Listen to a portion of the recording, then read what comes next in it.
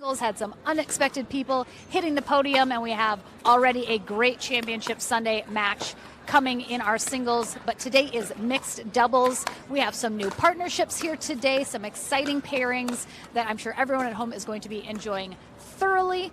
And as I mentioned, Championship Sunday is coming up here for this Tier 1 event in Houston. We're at Houston Memorial Park, and it has been absolutely a fantastic weekend. A little breezy, but beautiful weather here. We're getting ready to kick off almost into our quarterfinals here in mixed. Already some good results coming. But again, thank you for joining. If you have not already, hit subscribe, follow, like, all that good stuff on social media. Federico Staksrud right here. You're fine, Fed, you're fine. He's coming up next with Simone Jardim in their match. First of the day for them after they had a bye. We have Chad Edwards joining me in the booth today, so it's going to be a fantastic weekend. Again, thank you for joining us. We'll take a very short break, and then we're kicking off into our mixed pro doubles bracket right after this.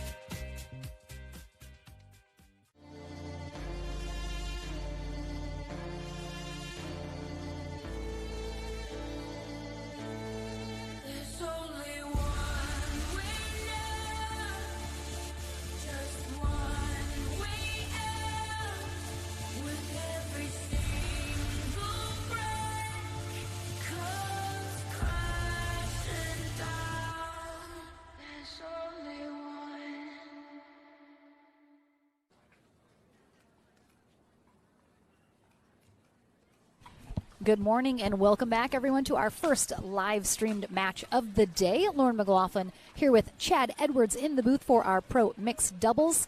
And I misspoke because the bracket had not updated yet. Thank you, Chad, for correcting me. This is not Simone and Federico's first match. It will be their second. They did defeat Bobby Fumi and Jason Mock in their first match of the day, and Martina Coakley and Amrik Donkena took down Tatiana Rule and Rob Davidson in their first match of the day. Again, we're almost into the quarters. Winner of this will take on Gabriel Tardio and Georgia Johnson in the quarterfinals as those start to get set. But, of course, Simone Jardim, Federico Staksrud, first time playing together, but they train together all the time now in the Fort Myers, Naples area of Florida. How do you think this pairing is going to play out today, Chad? Yeah, they like you said, they do train together. Federico actually works for us as well over at Valencia Trails. We have a couple of residents over here as well. But yeah, they played together in Chicago for the Chicago Open. Oh, I wasn't there. That's why I missed it. It's always tough for Federico coming into this mixed doubles after playing singles the day before. It's going to come down to his stamina today. How much he's going to move, stay active, and look for Jardim to set him up on the other side. Donkena, I watched him in Chicago as well. Very aggressive player with a lot of power. So it'll come down to how well the women set up the men for this one. Absolutely. And we have Jardim and Staksrud on the far end, Coakley and Donkena on the near end. Ron Ponder, our referee. Oh, little miscommunication.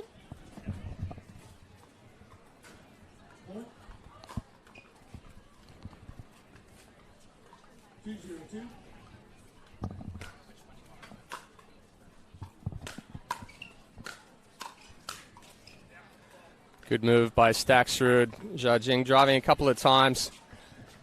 He almost looked like he got hung out to dry, but that ball popping up from Coakley.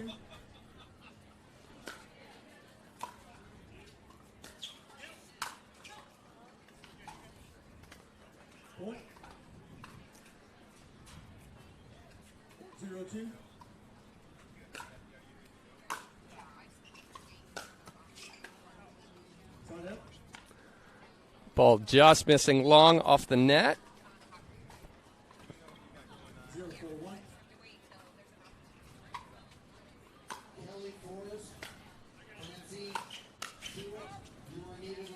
Since I missed Chicago, how did Simone and Federico end up in that first tournament together? They ended up getting beat by David and Johnson. Okay. Second round, I believe. And then a tough one to follow. And again, he had a tough day the day before in singles. So it was warmer than what anybody expected. So a lot of the men were struggling there with a little bit of heat exhaustion. Makes sense. He is in Championship Sunday after getting knocked down in the winner bracket final by Hunter Johnson, but he'll get a rematch on Sunday in that singles.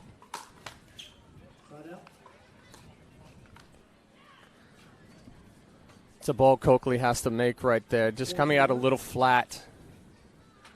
Get underneath that and rip it. Put some pressure on.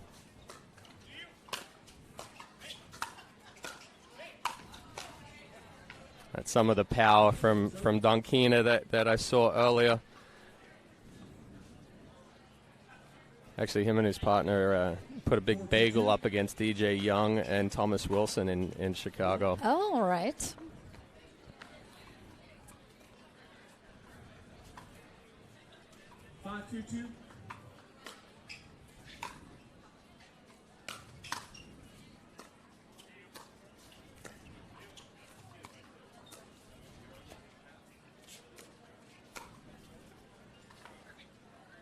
Just out. Martina Coakley, 41 years old, in Coconut Grove, Florida. Her and her husband run a lot of tournaments in Florida with their company. Amrik Donkena, 32, out of Chanhassen, Minnesota. Played D3 college tennis.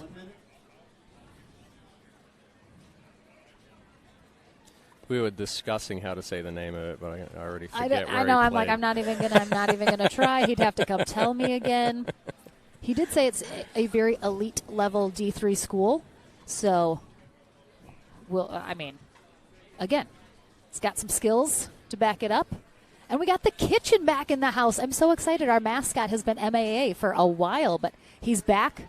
We got a good-sized crowd already here in Houston. Yesterday had one as well for most of the day. I expect we'll fill up those stands quickly here. It's a beautiful Friday.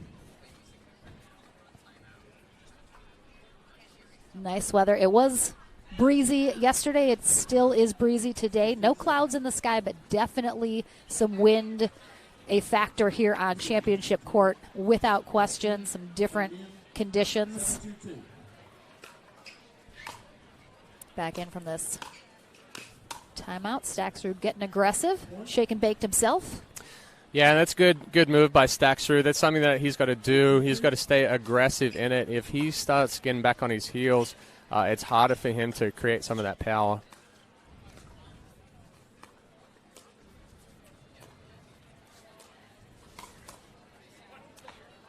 Good step in from Donkena, taking that ball nice and early, going in the body of Staksrud.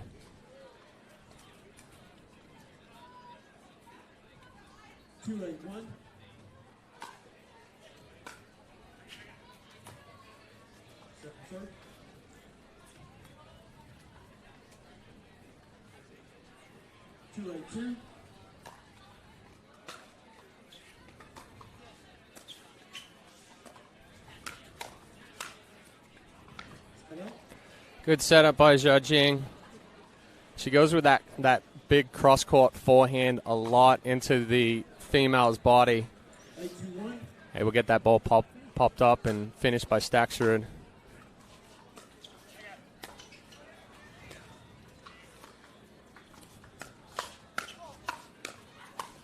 Oh, some nice hands. A little bit of a possibly risky speed up there from Jardim at Donkena, but still goes their way.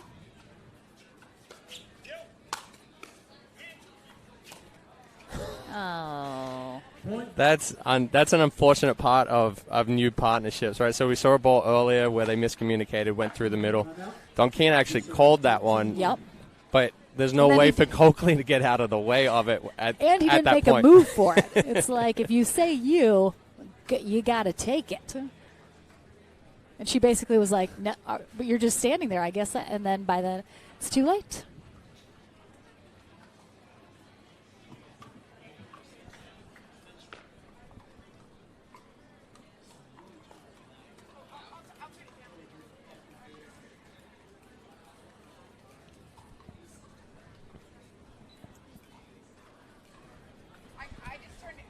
I mean, if you're Coakley and Donkena right now, it just seems obviously the miscommunication is something they need to work on going forward. But strategy-wise, are you seeing anything play out that they need to kind of reevaluate or mix up, or execution maybe just needs to be a little cleaner? Yeah, I mean, execution needs to be a little cleaner, but I would like to see them be a little bit more aggressive, especially on Donkena's side. Step in, take some of those balls, put a good drive on it. We've seen a couple of unforced errors from Coakley, similar to that last one going into the net. So it's always going to come down to the errors that you make, right? That's pickable. Whoever has the fewer errors typically ends up winning. But the pressure from Jardim and Staksrud wasn't a whole lot. Yep. So I think they've got to come out second game, be a little bit more aggressive, put the pressure on Jardim and Staksrud for this one. Absolutely. We'll see how that plays out after a short break and back into the action right after this.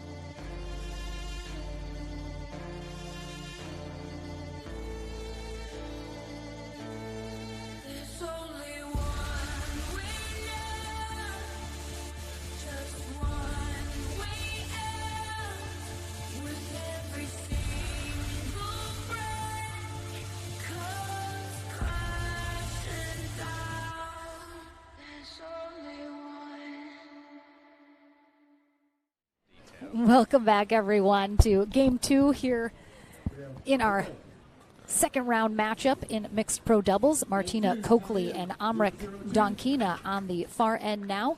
Simone Jardim and Federico Staksrud on the near end. Staksrud and Jardim taking game 1, 11-4. Jardim pulling that one a little wide, going for the body of Coakley, but she was one step more to the left. 1-0-2.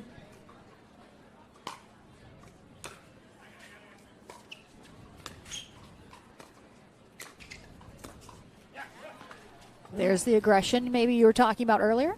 Yeah, and I would have liked to see. I think Coakley needs to give Donkena a little bit of room, especially on the third shot. He came across and took that drop and ended up hitting it well, but she kind of jammed him a little bit. He's got to play free and loose, so it was a very good speed up there to finish that point.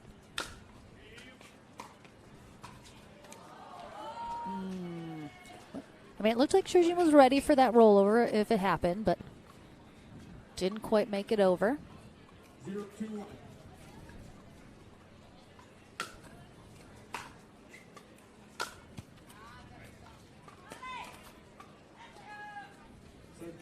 Judging a little late and flat on that drive.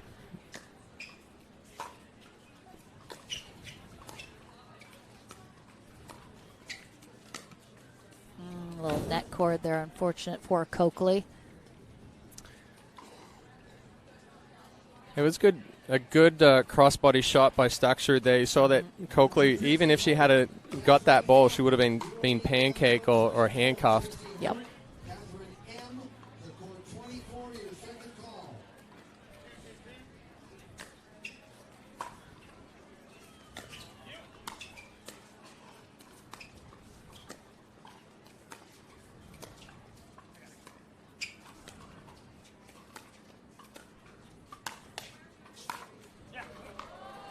Little body shot there, left up a little too high. Coakley able to start a little speed up there.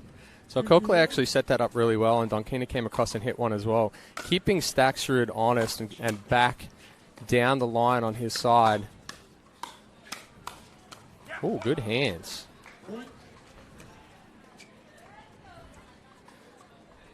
So we're seeing Donkena's already being more aggressive in this second one, and that's what they have to do. Ugh. Almost didn't come back on that first shot.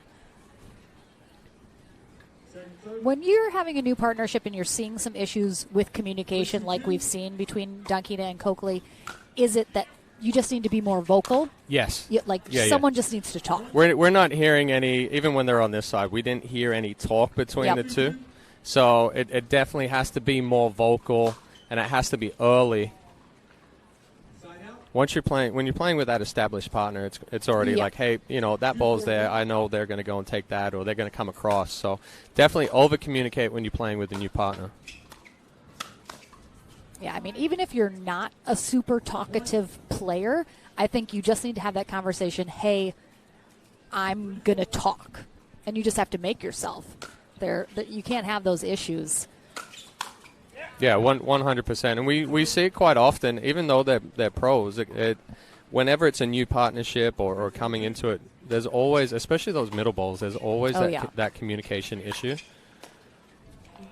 So we heard Donkena say something in that one. It doesn't matter what it is, as long as you let your partner know you're coming across. 4-3-1.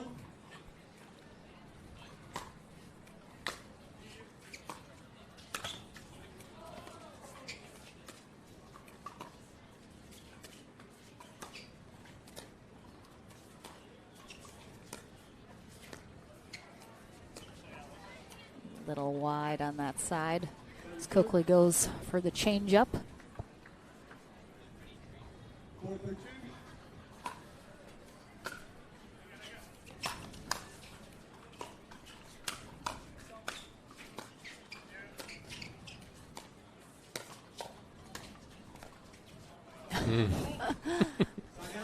I love when Jardim just takes a seat on the court. Not as many not as many people are going to get that low and get back up, that's for sure. Exactly.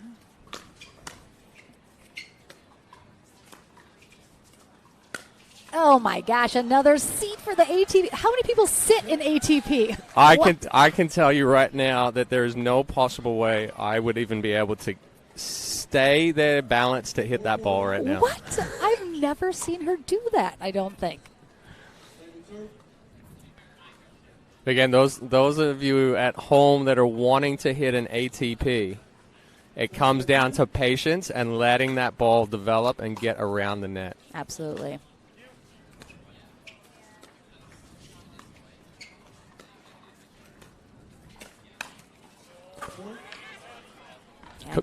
Coakley read that well. Yeah. It was just too big of a backswing. And sometimes when you read it so well, you're like, oh, I got this, and you get even bigger.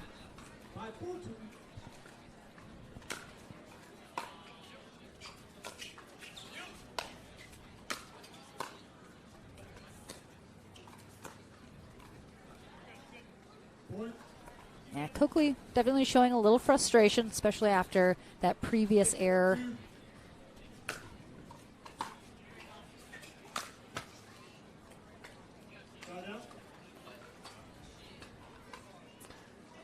Staksrud telling himself he should have gone down the line on that one. Take that ball a little bit earlier. It kind of drifted on him.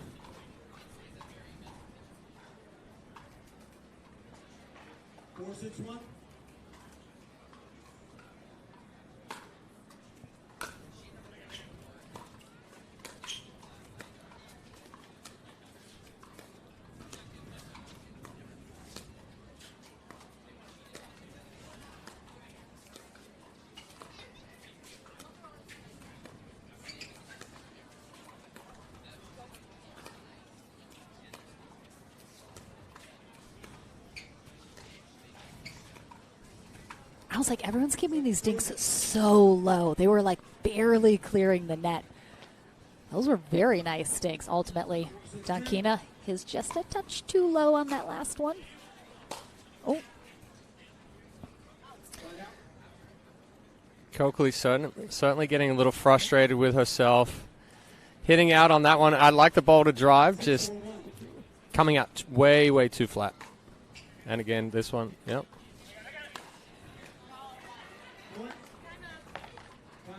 I heard the talking, though, from Donkena on that he was going to take it. So appreciate that, but he pushes it a little wide, and we have a timeout here from Coakley and Donkena. It does seem, I mean, Jardim and Staksrud pulling away a little bit again, but this game seems a little bit more like they've kept it a little bit more competitive. Yeah, absolutely. And Coakley and Donkena, they're setting up the points better. They're constructing it. They're moving Staksrud and judging around. The difference, again, in the second one is they've made a few more unforced errors. Mm-hmm.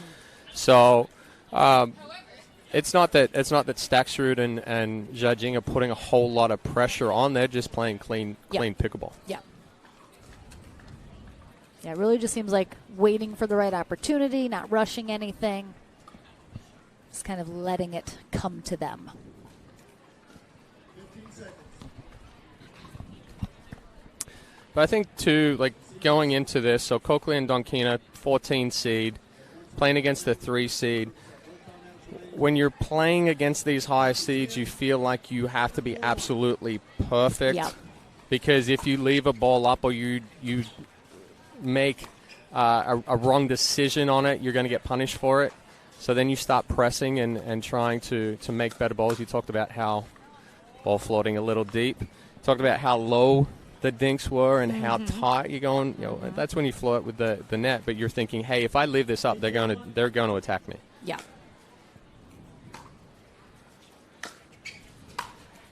Oh. It's the baseline lob, a tricky shot. But we talked about that specific thing yesterday in singles when we had a lower seed playing a higher seed. You wonder if the pressure of, this is a top player, I have to play perfect, can kind of, create some errors then because you're playing a little tight.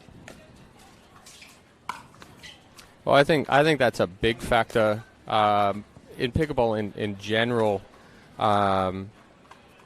When you try to play outside of your game and you put that pressure on yourself, now those errors on balls that you typically make, Nice around the post by Donkena. Jardim trying to defend it, just missing it deep.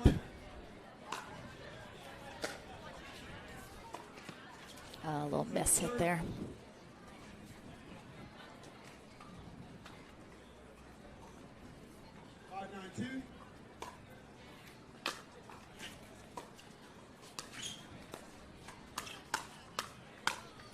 Oh, good hands by Coakley.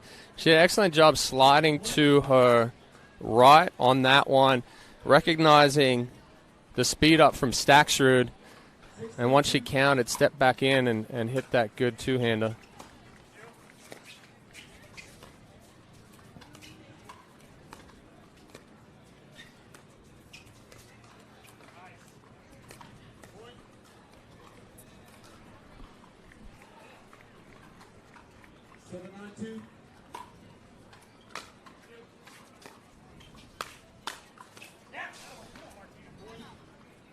Yeah, good run from Coakley and Donkena.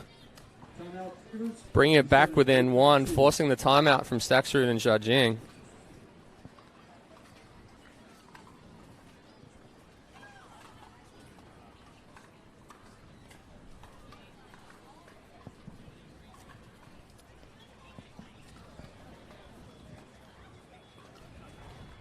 Has it been just Coakley and Donkena getting a little cleaner here these last few rallies, or have Jardim and Staksrud started to perhaps get a little loose, a combination of the two to get them back in here? Potentially a little bit of a combination, but Coakley and Donkena have been moving better in this last run of 4 points here. As far as Coakley's giving herself a little bit more room, she's recognizing the speed ups coming down the line. Donkena is stepping over, taking some more balls in the middle. So it comes down to that communication factor that we talked about earlier as well.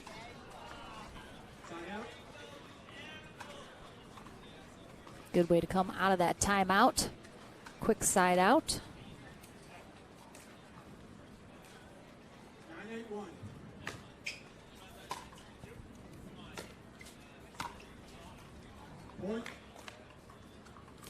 Ball coming out just a little flat from Donkena, not quite putting good spin on it, but didn't quite get that paddle head underneath it enough. Match point here. Oh. Very awkward spot there for Coakley. She got a little jammed over there. So it is Simone Jardim and Federico Staksrud heading to the quarterfinals, where they will take on Gabriel Tardio and Georgia Johnson. Coming up next, we'll have a quarterfinal match. Paris Todd and J.W. Johnson take on Lacey Schneemann and Rafa Hewitt. That's coming up next. Don't go anywhere. We're back into the action here at the APP Sunmed Houston Open right after this.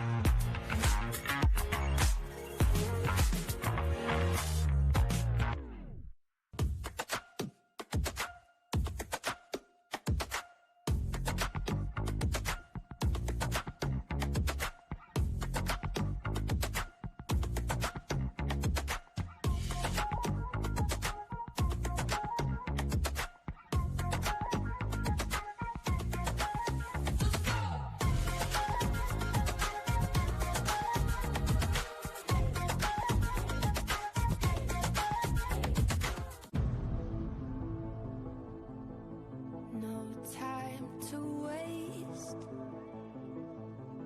under the setting sun, into our wildest dream. Follow me into our wildest dreams, our wildest dreams.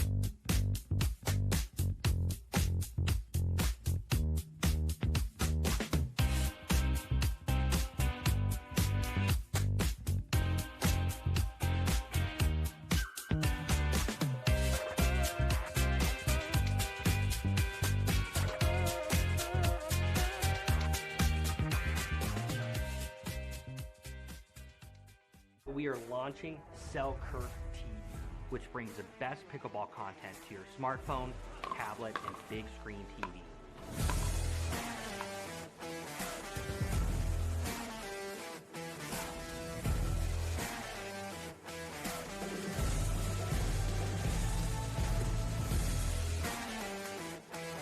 This is 24/7 Pickleball, proudly brought to you by Selkirk.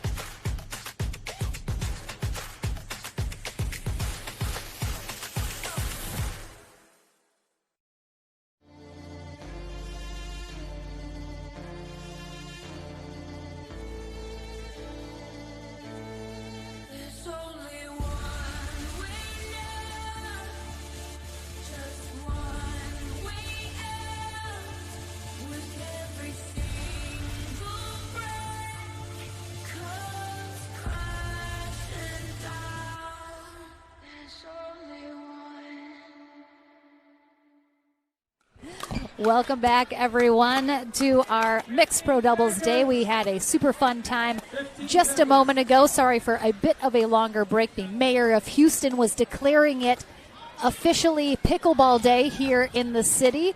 So very cool proclamation. Tons of people here in the stands from Houston that came out to watch amazing pickleball today. So very excited to be here at Houston Memorial Park for some amazing pickleball. And coming up here in our first quarterfinal match on center court, we're going to have J.W. Johnson and Paris Todd taking on Lacey Schneemann and Rafa Hewitt.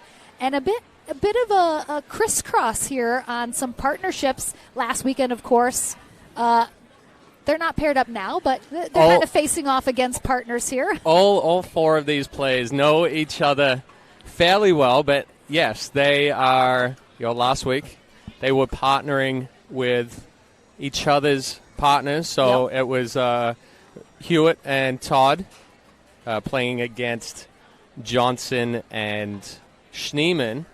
So we're seeing a little bit of a mashup here. New partnership for both, right? Yep. We haven't seen Johnson and Todd.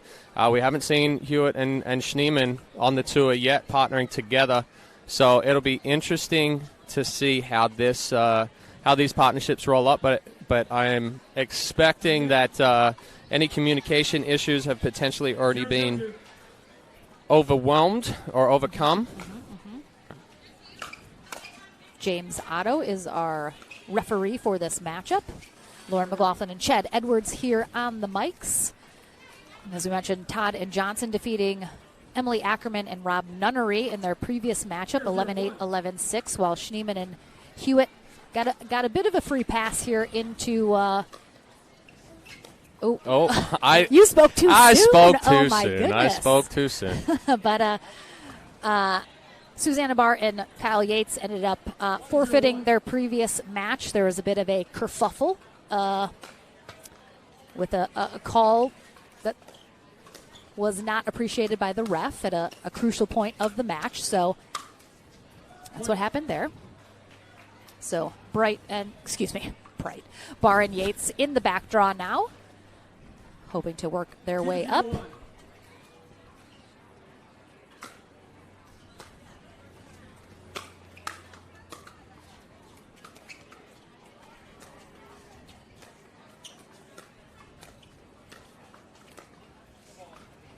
Good ball from Todd, going back behind Rafa Hewitt.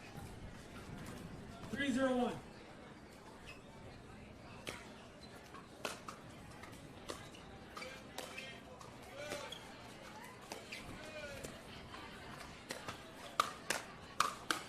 Wow. What?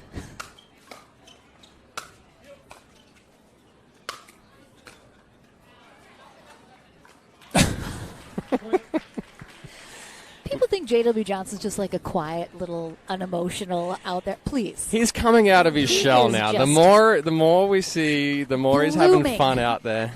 Blooming like an onion out there.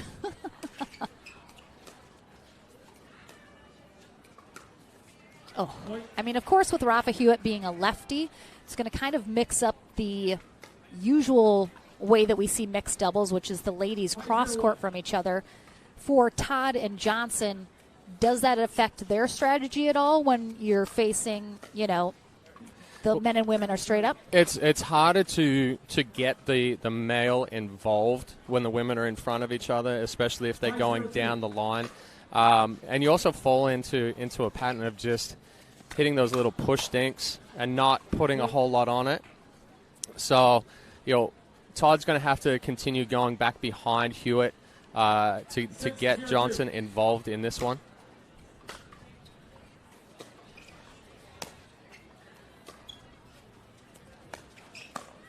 Good spot from Schneemann. There's also a good job from Schneemann. I think a lot of people our players on the amateur side, they end up saying, hey, I'm just going to isolate the female in mixed doubles. But you do have to go at the male, especially with a return. If you return to the male, it's keeping them back. It's forcing them to hit that third or that fifth. If you go to the female and you're playing against an aggressive male, they're just going straight up to the kitchen, establishing themselves.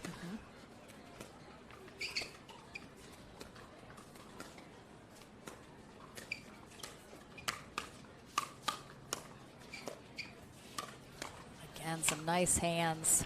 Such a good job from Johnson. He's able to put a lot of power and a lot of spin on such a short, compact swing. You see it's all hand and forearm out in front, not taking big swings, and he's able to change direction quickly as well.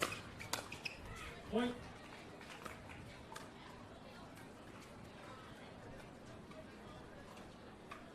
Seven zero one.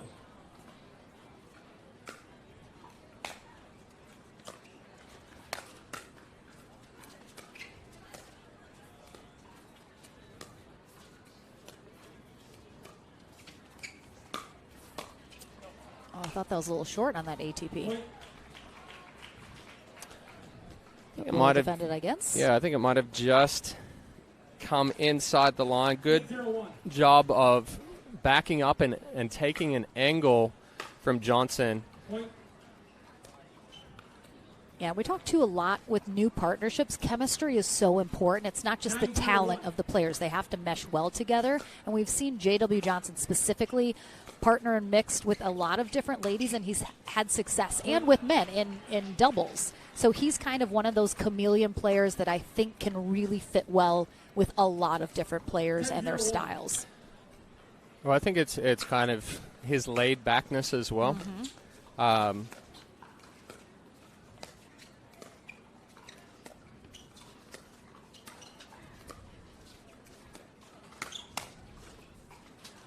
He's got the skill, but he's so calm and relaxed. Exactly. Yep. And I mean that calmness and the talent as well. If Paris Todd and J.W. Johnson get a quick 11-0 win here in Game 1 of this quarterfinal matchup, we'll see if Hewitt and Schneemann can make a couple adjustments here for Game 2 and try and make it a little bit more competitive. And we'll be back into the action here in Houston right after this.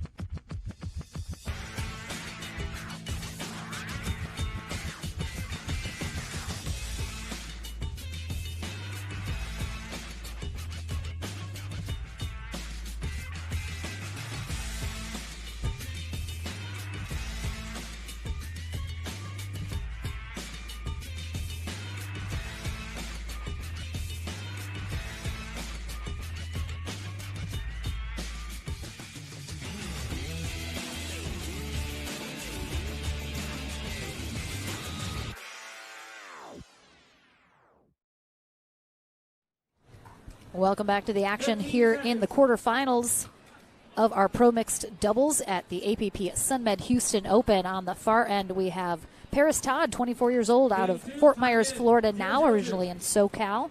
Recently made the move to Florida. And 19-year-old J.W. Johnson in Boynton Beach, Florida. Opposite coasts, but close enough that they can play together. A little confusion there. Yeah, Hewitt calling a double hit on that ball in the middle, coming off Johnson's paddle, and then Todd hitting it back over. Johnson's actually come over to the West Coast and trained with Todd a couple of times, judging, and Staksrud being involved with that one. We're getting a good Florida group. Getting a little more heavy in Florida. As far as the pro side of it.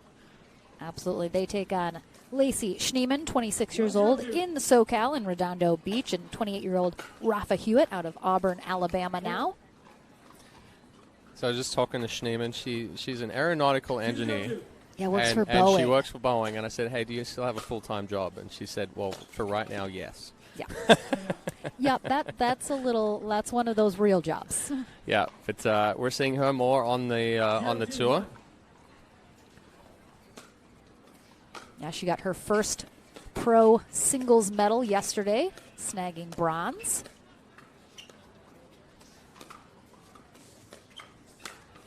Oh, right off the chest of Rafa Hewitt.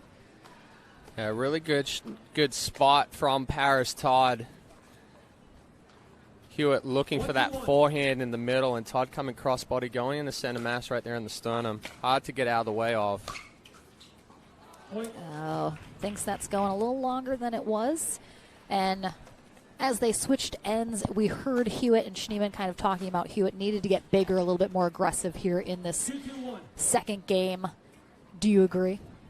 Oh, 100%. Hewitt's got to step up here. He's got to put some more pressure on Johnson and Todd.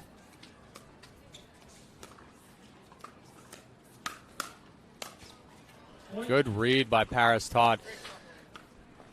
Hewitt read that speed up, but you see Todd hits the forehand, knows that Hewitt's going to go with the forehand back through the middle, and switches over to the two-hander.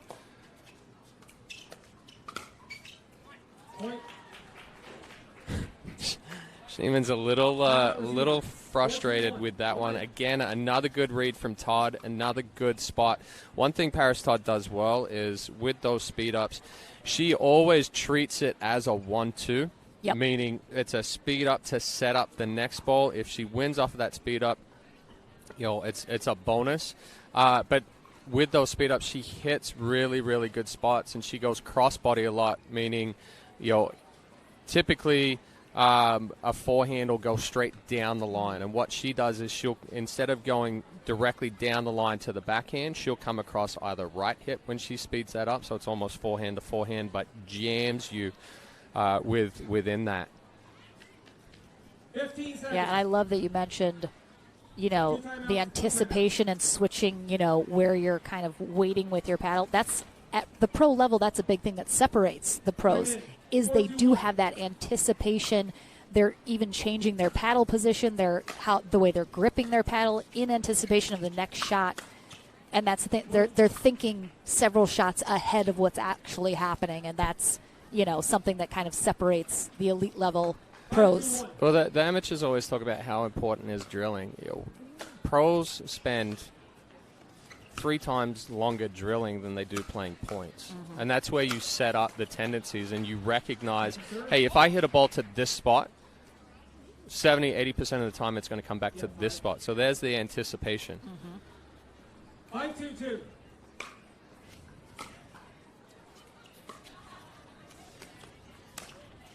Point. The big thing Johnson does, other than just being phenomenal player, is he disguises his shots really, really well. That comes from keeping that paddle out in front. We saw him there. He makes it look like he's going to go slow, the same motion as a dink, and then it's a quick drop the paddle head underneath, add spin, and come through the ball.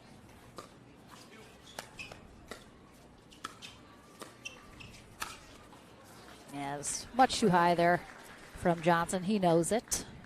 Yeah, that's a better job by Hewitt, stepping in, taking that ball, going back behind Johnson, getting another ball to pop up. Second serve. Schneemann's got to stop her feet on that one. It's the right ball to drive. She just can't run through it. 2-7-2.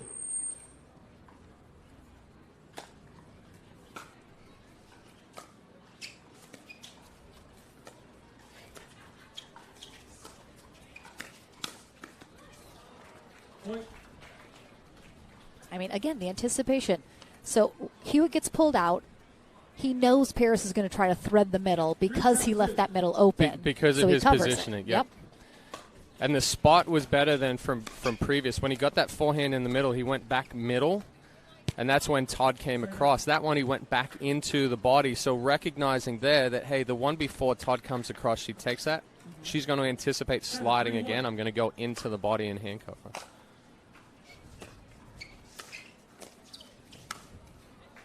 Second serve. Again, really coming over, getting aggressive. Hewitt making himself known.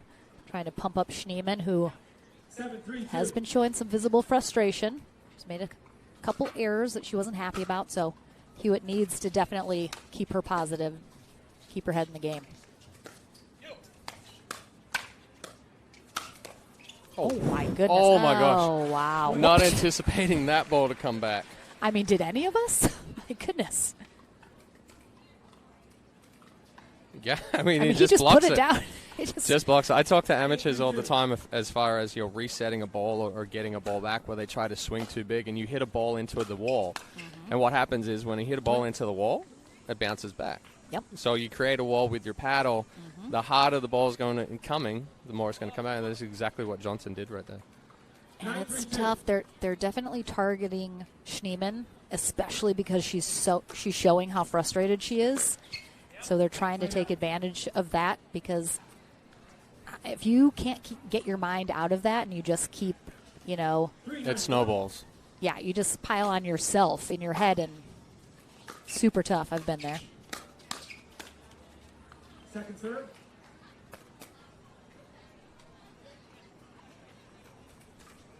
Three, 9-2.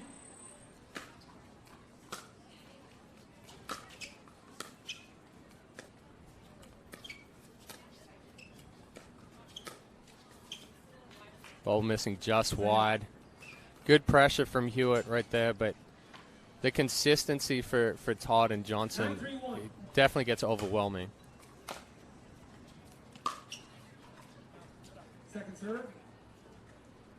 Even that ball looked like it was going to be 5 feet out, and it was only a couple of inches. 9-3-2.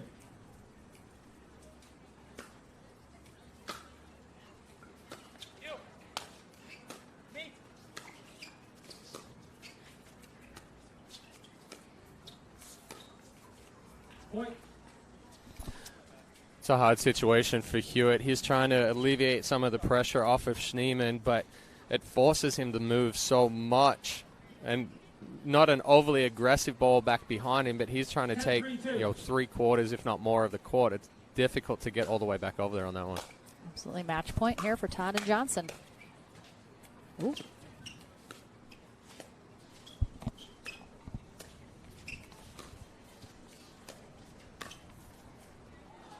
It's too good. The flick up the middle. J.W. Johnson special right there. And while Hewitt and Schneemann did put up a better fight here in game 2, ultimately Todd and Johnson just too much to handle, so they head to the semis. And we will head to the Franklin studio, and then coming up next, another mixed pro doubles match here in Houston. Don't go anywhere.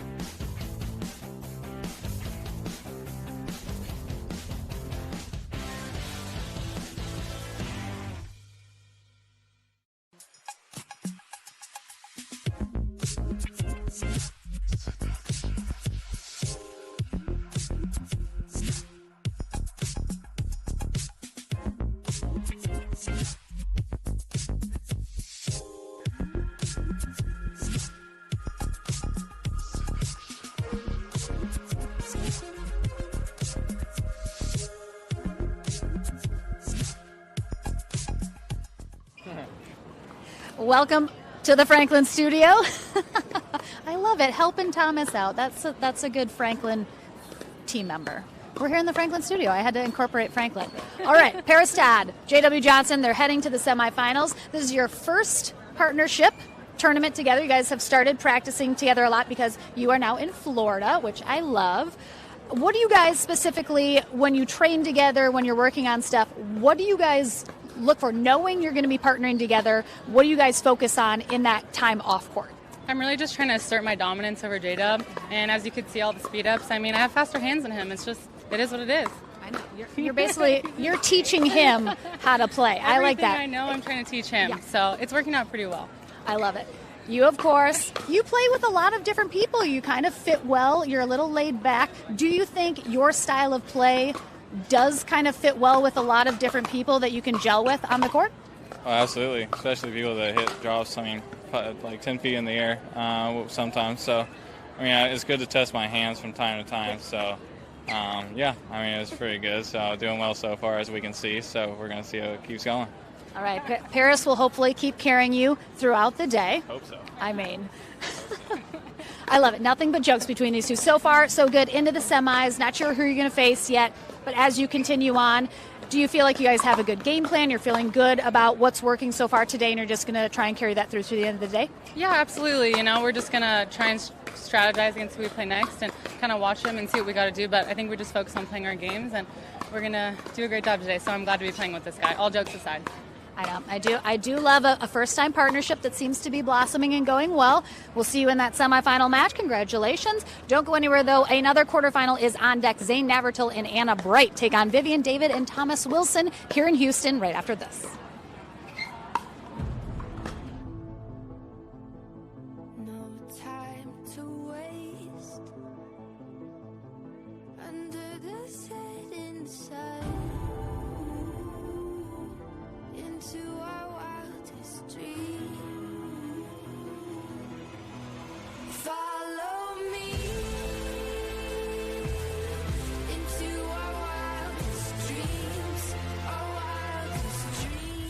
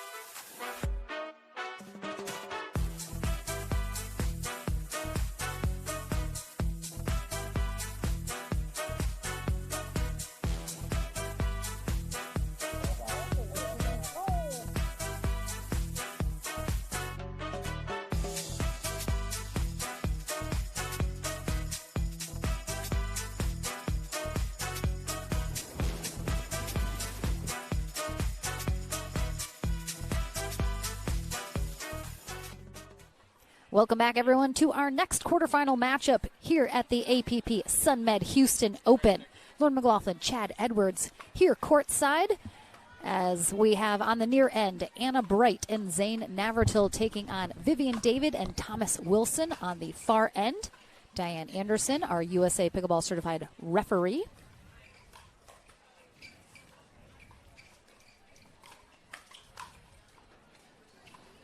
Vivian David and Thomas Wilson get to train and practice together all of the time, as David in Dripping Springs, Texas, the home of Dreamland, and Thomas Wilson in New Braunfels, Texas, just about an hour outside of Austin.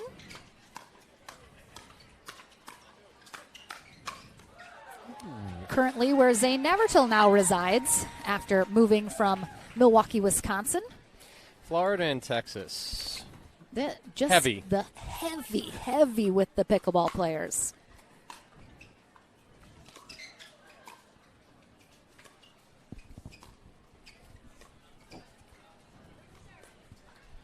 Anna Bright, the lone Floridian on the court. But still, again, Texas and Florida.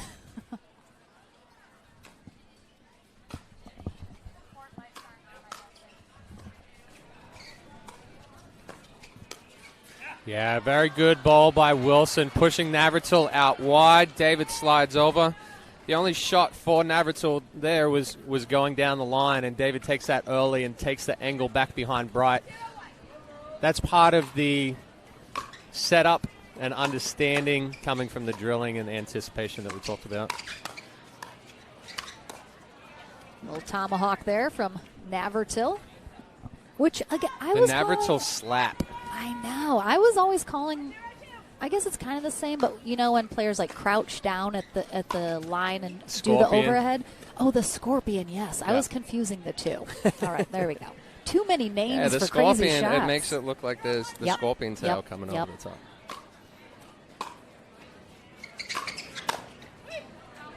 Good drive from Navratil, going right into the belt of Wilson.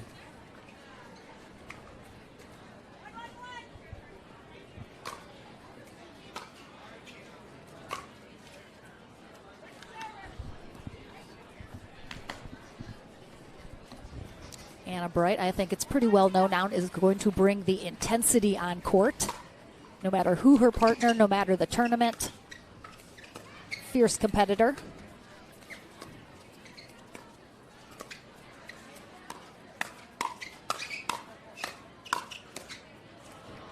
Good hands battle between Bright and Wilson. Wilson switching up positioning each ball that he hit, didn't hit the same spot twice.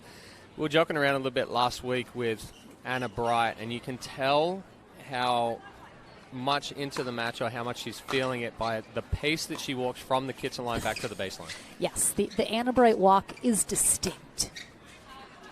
That's a little long on that floater from Wilson.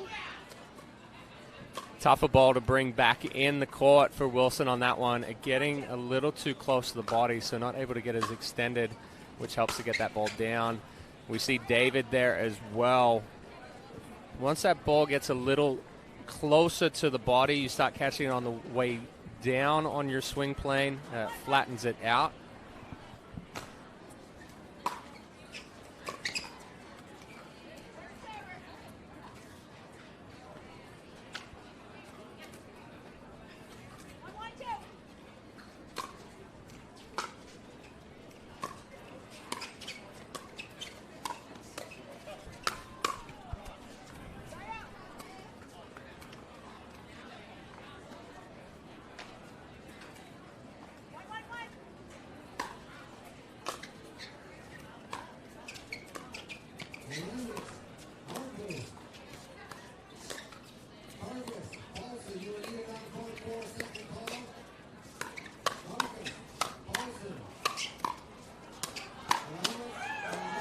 Oh my goodness, the crowd's loving this rally. Wow. Wilson stepping up there, showing the guns, giving a little bit of a smile. I mean, that pickup right there. What a great rally. Well done.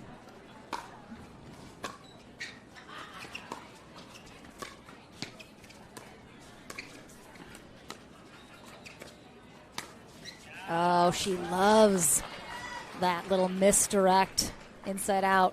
And I would say Vivian David is probably one of the best, if not the best, right side female players.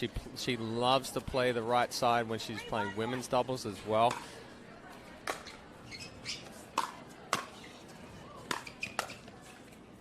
Good pressure from Wilson.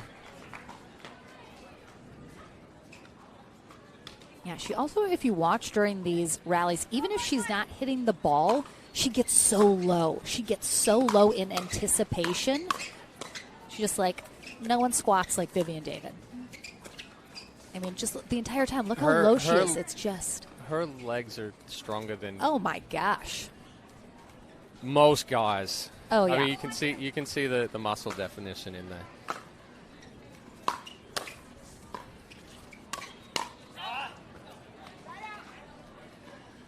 I like the move from Wilson, continuing to try to put the pressure on.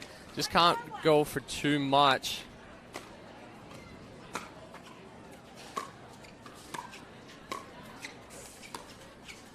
We see Bright and Navratil continuing with the switch here, putting Bright and David in front of each other.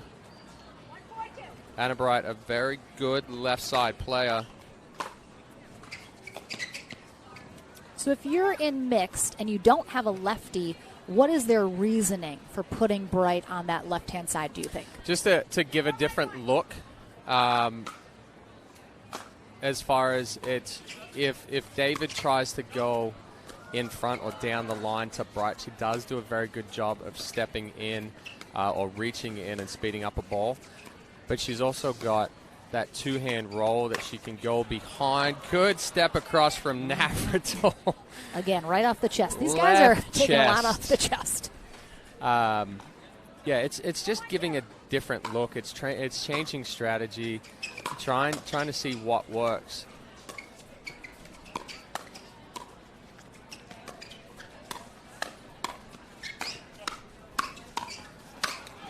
Ooh. Nice exchange there. Good power by Navratil. He shrugs. He's like, hey, I wasn't trying to hit her. It just happens. But the other thing, too, is you saw with Wilson speeding some of those balls up, he's going straight into Bright. So with switching her onto the other side, it puts Navratil in front of Wilson and changes the way he speeds up, giving a little more reaction time going cross-court. We do have a lot of college tennis players on the court right now. Navratil playing college tennis at the University of Wisconsin-Whitewater. Bright playing at the University of California, Berkeley. Thomas Wilson at Purdue University. And Vivian David, no college tennis, but doesn't matter. Doesn't need it. But she's got a heavy tennis background as exactly. well.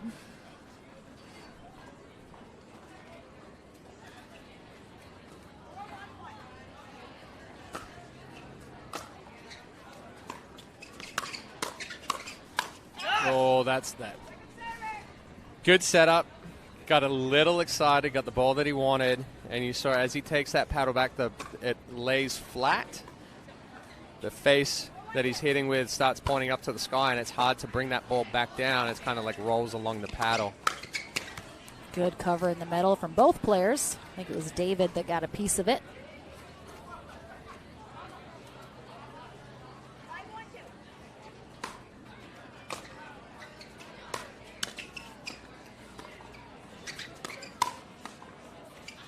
Yeah, jammed her up on that right hip. Yeah, and I don't like that speed up from Bright. Going toe-to-toe with Wilson when he's not already up at the kitchen yet. Still kind of in that one-step transition. So I wanted to ask, since we have a smidge more time now, you said Vivian David, one of the best right-sided players in the women's game. A lot of people, I think, hear us talk about right and left-sided players. What do you mean when you're calling her a right-sided player? What does that entail? So with the right side, like, obviously if you're standing at the baseline looking at the net right and left, she has an excellent ability of resetting balls that are being attacked at her. She's consistent. She plays almost not so much as a supportive role, but she sets up the left-sided player, who's typically the more aggressive player, is going to speed up balls with the forehand. She does a good job of setting up, but her foot movement, we talked about how low she gets and how well she uses her legs. She's got a very, very strong two-handed backhand. So when people are looking at speeding up at her, she can counter by using the footwork, using the leg slides to her right, and has just as much power in the backhand as most people do in the forehand. Wow, great defense from Bright and Navratil to keep him in it. Ooh, a bit of a miss hit there.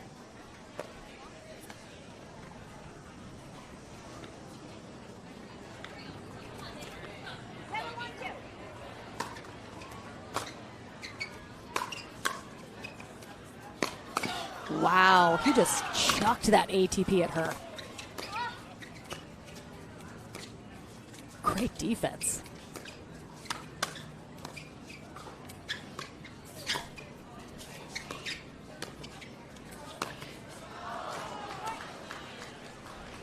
David and Wilson are doing an exceptional job of keeping Navratil and Bright off balance. They're moving the ball around.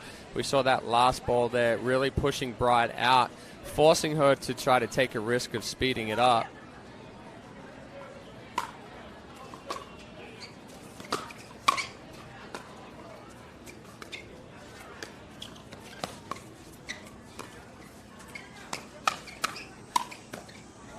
That's the right side player that I was talking about. There's the two-handed backhand cover. She slides to the right, anticipates that ball that would be coming at the body. She slides to the right, gives herself some room, and rips that two-hander. Wilson then comes across and is there to cover the middle.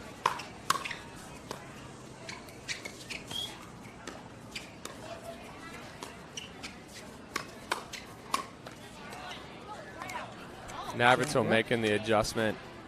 And I wasn't necessarily super paying attention to the score as I'm just watching the play, and then I look over the scoreboard. I'm shocked. It's quite a lead for David and Wilson. And I was just about to mention that they're playing really, really clean pickleball when Wilson misses one into the net. But that's where they're keeping. Bright and Navratil are playing well, but they're not getting the opportunity to win points on their serve. Right, it's even just a ball like that from Wilson, where he's recognizing it so early, not trying to do much. Good drive from Bright, but it's back on her before she can even react.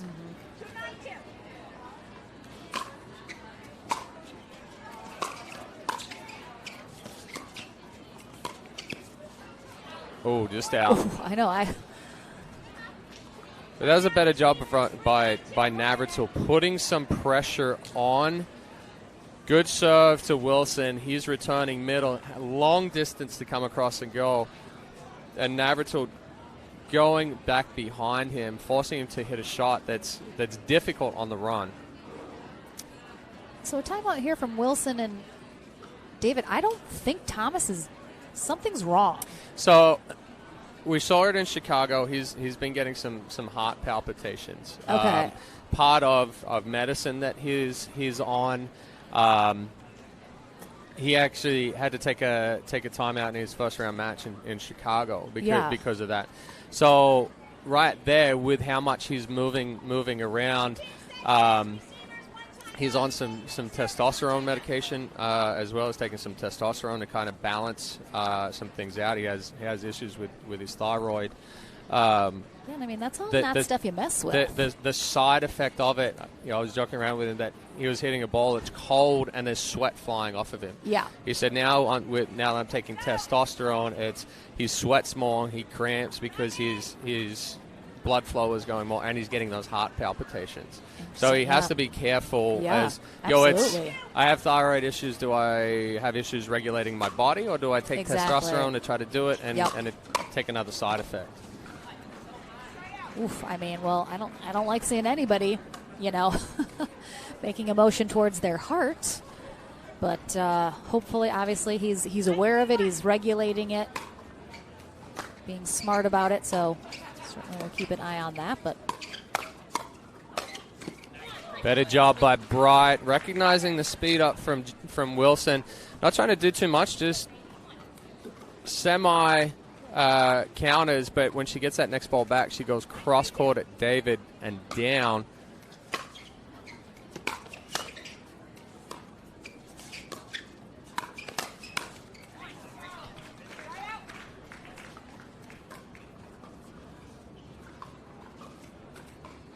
So another quick side out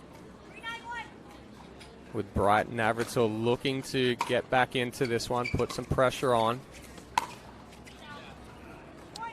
I mean, after that timeout, I do feel like there's a clear momentum shift that happened after that. And this could very well be Bright and Navratil's opportunity to get right back in this first game.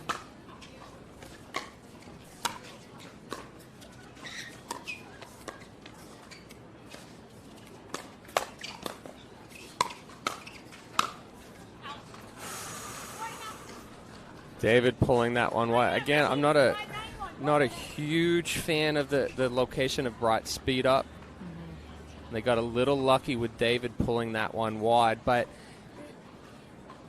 we got another timeout here from Wilson and David as he is still definitely trying to regulate what's going on. His wife Brittany over helping him out. Looks like we're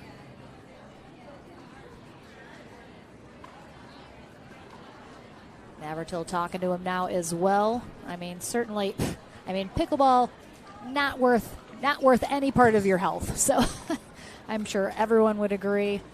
We'll see if it ultimately ends up being. And I wouldn't be surprised if he takes a medical timeout here. He does have that option. Yep. I mean, Brighton Navratil might take a timeout here for him, or it looks like a medical. All right, so we are going to have a medical timeout, it looks like. And we will go to a break as a result. He does have up to 15 minutes. We'll come back sooner if he is able to and ready to. So stay tuned, stay with us. Obviously, hoping whatever's going on, he can get it under control and regulated. But looks like we are going to have a medical timeout here. We'll take a short break and again keep you posted and get back into the action as soon as we can. Thank you so much for being patient. We'll see you in just a few minutes back here in Houston. The APP Sunmed Houston Open, brought to you by Pickleball Central, your pickleball superstore, catering from beginner to pro.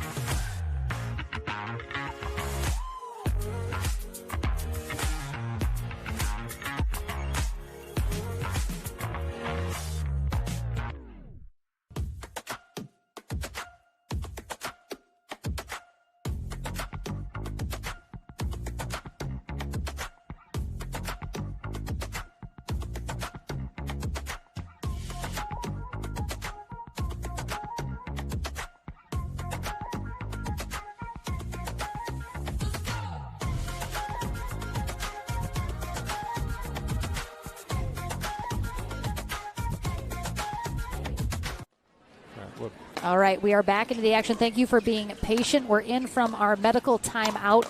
Thomas Wilson was having some heart palpitations that he needed to get under control, so he is feeling better now, hopefully able to finish out this match. But we're in game 1 right now. Bright and Navratil on the near end, mounting a comeback here. Yeah, the ball dropping in. Yep.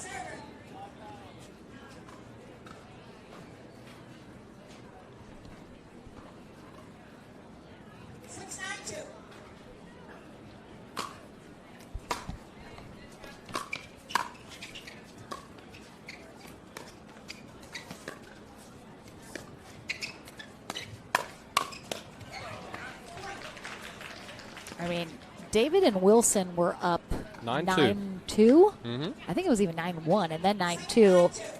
It'll be interesting to see.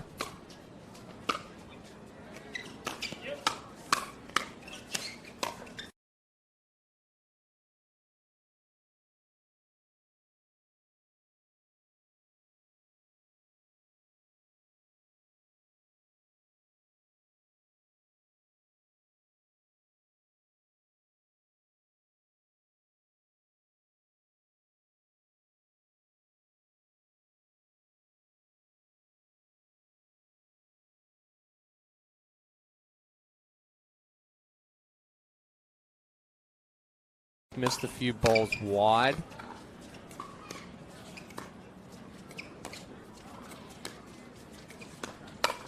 Yeah, that's not the spot. Yeah, nope. I think she's 0 for 4 on that speed up. You could hear her say it's so stupid. I mean, she I says wouldn't call that, it stupid. but you got to actually stop doing it. It's just got to go to a different spot. This is a game point, and so David and Wilson able to hang on after Bright and Navratil mounting a pretty decent comeback here, but after that big break, tough to come out and play strong. So we'll take a very short break this time now. Don't worry, just a couple minutes, and we're back in for game 2 here in this quarterfinal matchup right after this.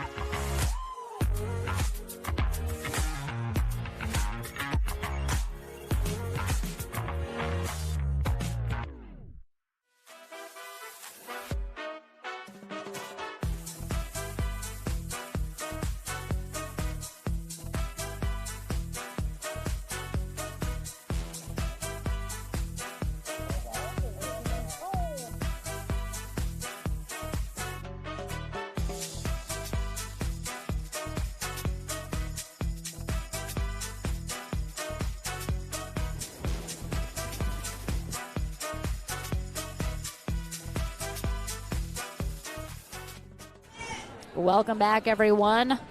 We got the crowd in Houston. We got the pickleball. We got the great weather. It is just all around a nice little Friday here at the APP Sunmed Houston Open. Game number 2 kicking off. Zane Navratil and Anna Bright on the far end. Vivian David, Thomas Wilson on the near end. Wilson and David got out really quickly to a big lead in game 1. Ultimately, didn't keep quite as big of a lead, but were able to close it out after a medical timeout from Wilson. We'll see if Navratil and Bright can push this to a third game. And we do have an upset alert. Chad, you want to? Yeah, Avern and Padiga Maite taking down number 2 seed Coop and Barr 11-7, 7-11, 11-4. So that was a big win. Big win for them right there. I know Coop was a little frustrated earlier for how long they were sitting around waiting for their first match.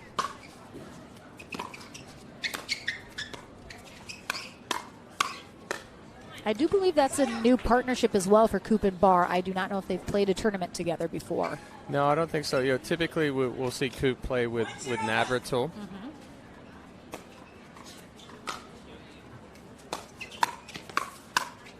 Oh, love it.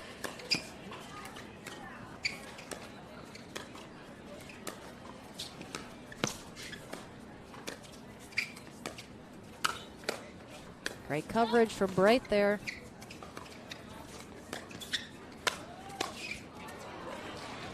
I mean, I will say in the middle of that point there where Navratil came across, sped a ball up, it was a big trust. Yeah, this one right here, that's a way to trust that your partner's going to be there. Excellent job from Bright.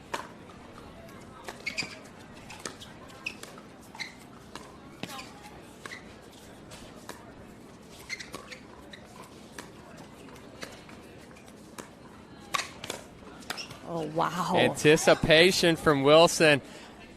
He just said it's intentional to us. And I will say, there are along. times, I will say this, that pros will float a ball to get their opponents to speed a ball up through the middle. That one, not so much. But good anticipation, knowing that that ball is going to come back through the hole. Oh, she was taking a page out of the Jardim book. They're getting low for that ATP. Just misses it, though. 0-1-2.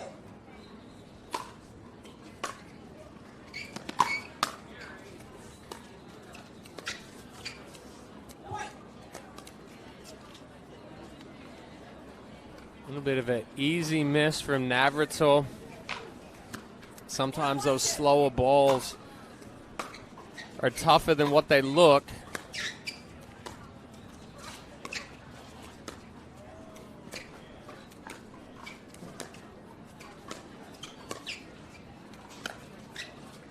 Oh, she had it.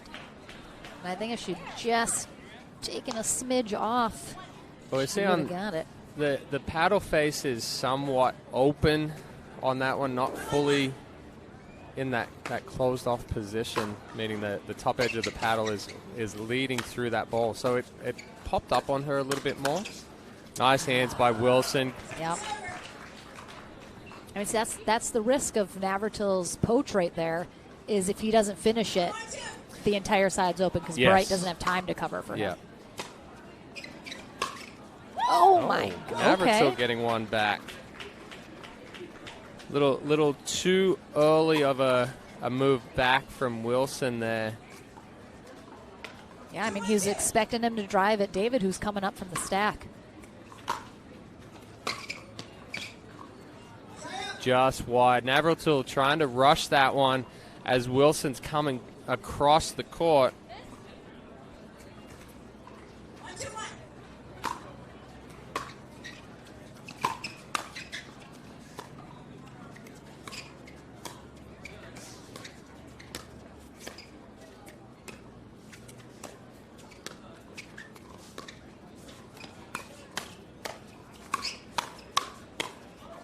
Wow, that was a nice slide from Bright.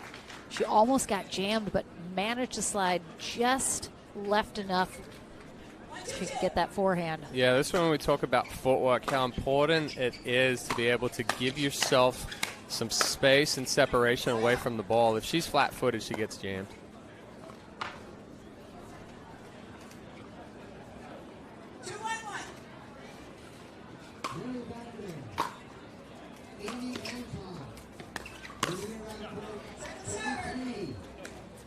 Hold it. And a little bit of misdirect from David. Throws Navratil off his speed up.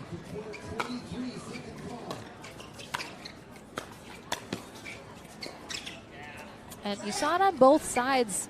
David's was successful, Bright's was not, but you mentioned that it's important that the ladies keep the guys honest. They have to go behind them a little bit, whether it's a dink, whether it's a speed up, just to show that they can. Try and keep them a little bit less active in the middle. Yeah, and Bright's been a little flat in this match compared to what we're used to seeing with her being more vocal. Good job from Wilson. I will say one thing that he's done exceptionally well in this matchup so far is when he gets into that fast hands exchange, he's not letting up.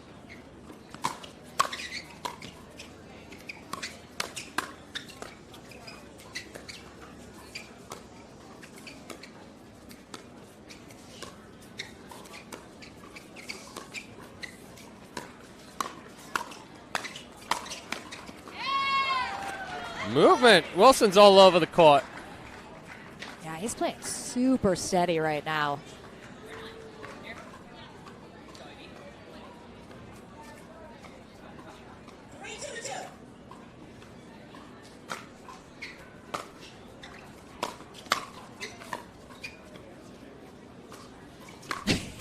He almost ran into that. He didn't know one. where it was.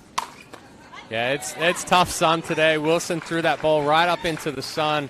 We saw Navratil look up and kind of lose it and almost landed on his back. And yet I bet he won't complain about it. Are you taking a shot there? I would never. Better speed up by Navratil. Usually he takes that two-hander and goes down the line. But recognizing Wilson being out of position, goes back behind David.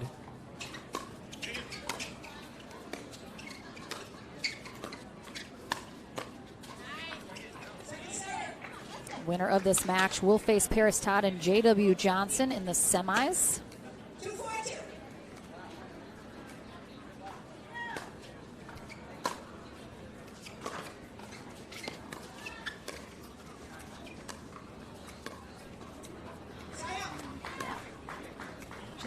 I mean, to me, if you look at the end of this match at the unforced errors, it's just going to be more on the side of Navratil and Bright.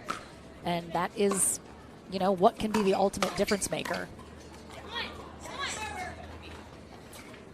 Let's see Bright getting fired up a little bit more on that one. Getting a little vocal. Oh, boy. Oh, good adjustment. Just look how low she is. Just continually. It's so tough. We have another quarterfinal match coming up next here on center court. Lina Pedigamete, Wonder Woman herself, and Stefan Auvergne take on Megan Fudge and John Sincola. It's coming up next. There we go, Anna Bright. That two-hand, backhand roll. Getting nice and vocal afterwards. She held it well, disguised the direction she was going in.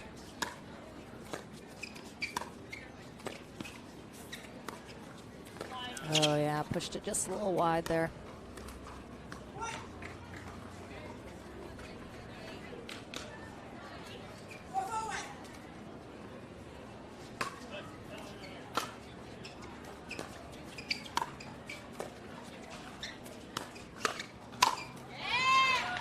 Good finishing power there. So on that serve, you're watching Wilson up at the kitchen line. Directing and what he's, traffic. yeah, he's letting his partner know which direction Navratil's serve is going to spin or which direction it's going to go after the bounce.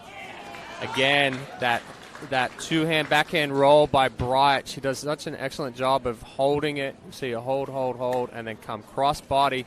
Wilson has to press a little bit more to the middle on that one. The only risk is she can now roll that backhand dink a little more aggressively. Yep. So I think they need to go more into the body of her if she's going to be on that side to get away from that roll. Yeah, she's got a lot of good options on that backhand side. I mean, you just can't have that. You just can't have, Not when you've just had a three-point run and you're gaining some momentum.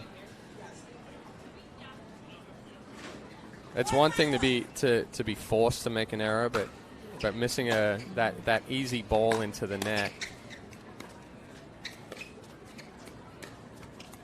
Well, and then David doing one on the way back.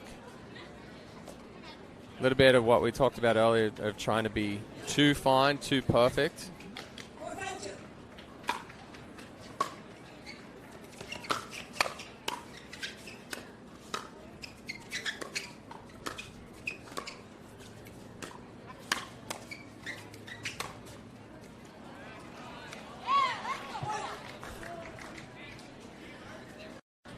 David trying to get Wilson fired up a little bit here as well. A couple of really nice resets in that point by David and Wilson. Bright's ball just missing long.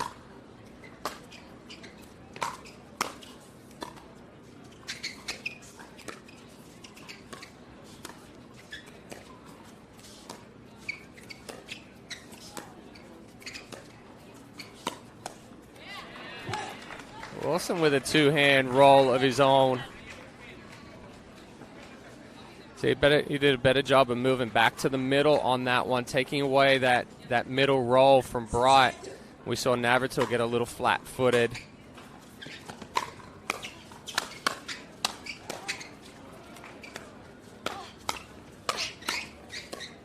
Wow. I mean, they're just... A really good job from Bright of staying in that, resetting a couple of poles from David. Goes back onto the attack herself, and then Wilson reset that.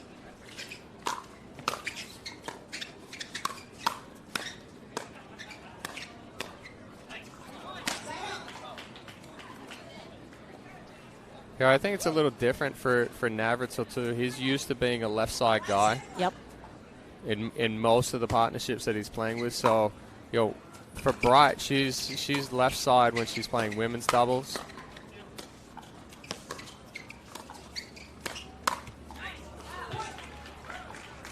One of the rare hands battles Wilson has not come out on top of.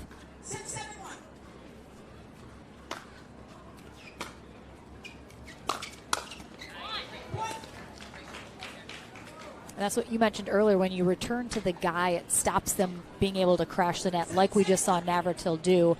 And that puts the pressure on them, to not let him poach that next shot. Wilson missing that one just wide. Couple of errors creeping in. We're going to have a timeout from Wilson and David as a result. So again, in game one, the play seemed much more even, but the scoreboard didn't reflect that. And in this one, it really doesn't seem as even. It does seem like Wilson and David have been more in control, but the scoreboard doesn't reflect that. Yeah, timing of when Navratil and Bright have stepped up the intensity and played that better point. Like I said, in game one, they were playing relatively well, but the times that they were making their best shots were when they were on the return. 15 seconds. Receivers, grab one timeout. Remaining servers, grab 2 timeouts remaining. Yes, you are.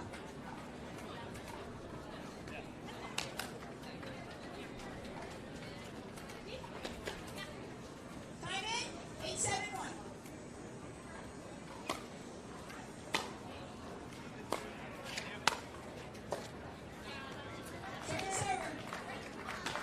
David giving a little shrug after that one. Probably not the cleanest ball that she's hit, but it worked out well. Nice and deep. I mean, perhaps that's why Bright misses it. It wasn't as clean as she was expecting it to come. So better job from David there, recognizing Bright's speed up. She slid to the right. Wilson slid over, was able to counterattack that roll. 7-8-1.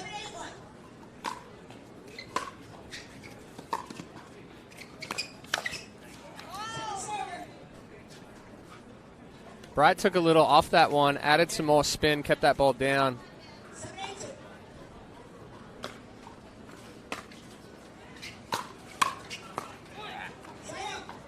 That's too high from Wilson. Easy job for Navratil putting that at David's feet. Yeah, good side out for Bright and Navratil on 2 aggressive points.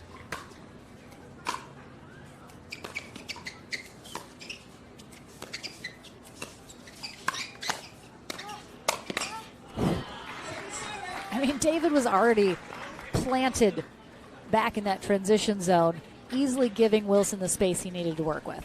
Yeah, and I thought Navratil and Bright had that one. Bright had set it up so well. Wilson doing an excellent job getting him back into the point. Little help from the net on that one.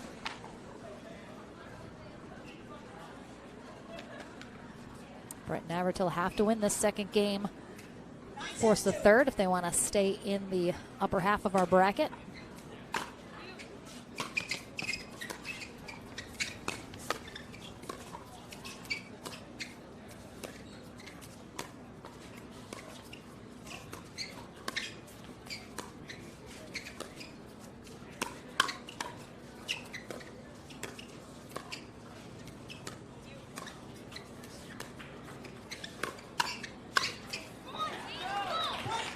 I'm surprised, kind of like in that situation there, that David or Wilson aren't throwing up an offensive lob after we already saw that Zane couldn't see it. I mean, change it up a little bit. You've now trying to hold on to come back into this one.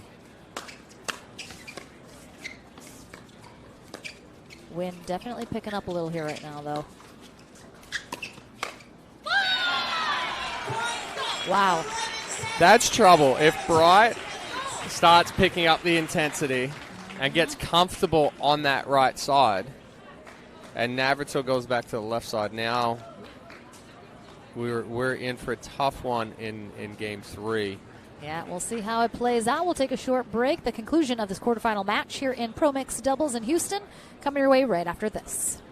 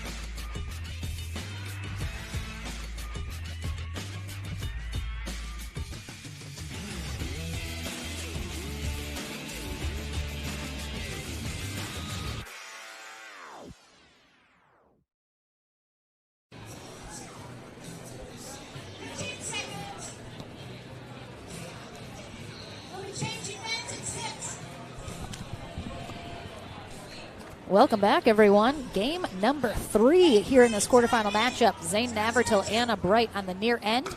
Thomas Wilson, Vivian David on the far end. They'll switch ends at 6 here in this third game. One of these players moving on to the semis. Oh boy. That's part of the wind. Playing a little... An early trick or treat, and that was a trick? Yes, that was a trick. I'm going to make it look like I'm going to sit up there and then just make the ball drop straight down in the kitchen. Navratil trying to catch up to it before it dropped too much. That's the movement by Wilson that we saw in game 1.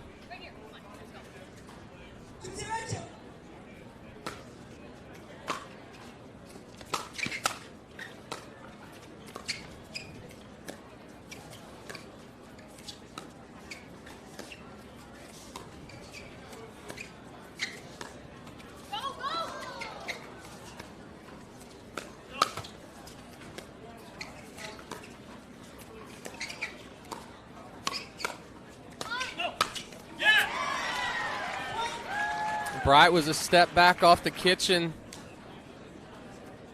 giving Navratil a little room. And unfortunately, he's having to reach a little too much for that ball that was down.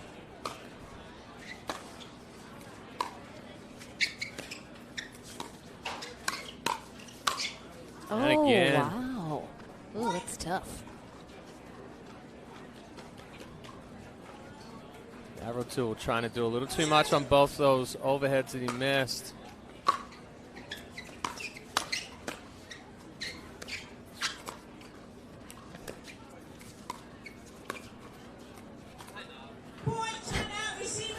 Ooh, I almost thought I thought he was really going to throw it. Rated just a little bit.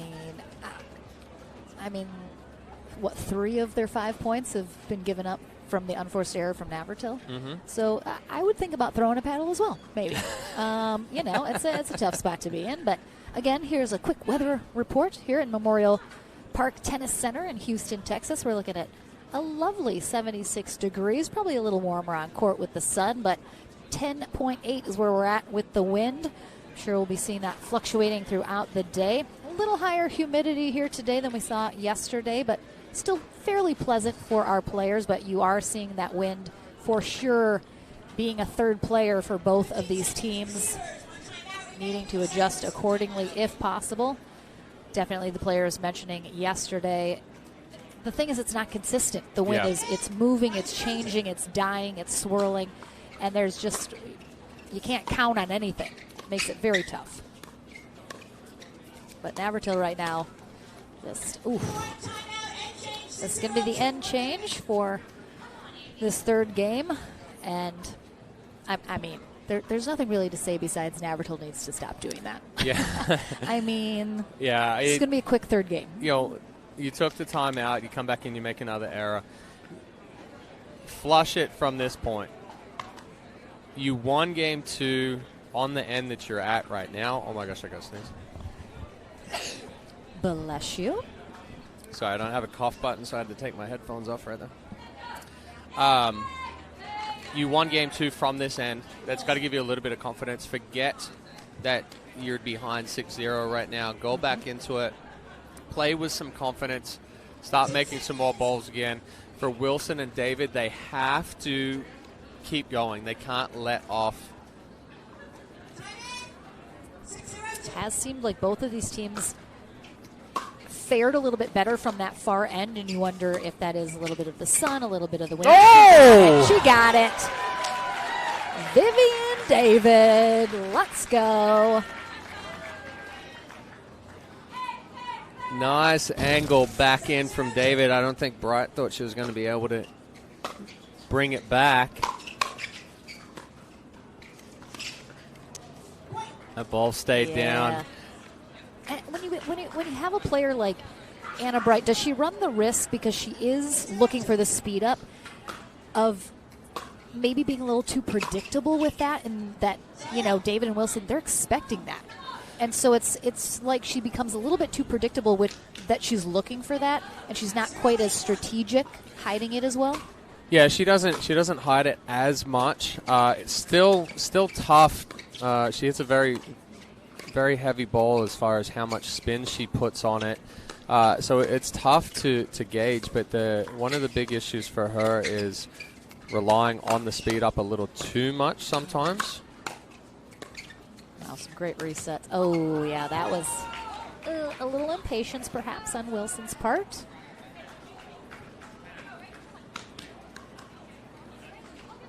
But, I mean, they're still looking at a 7-point lead here.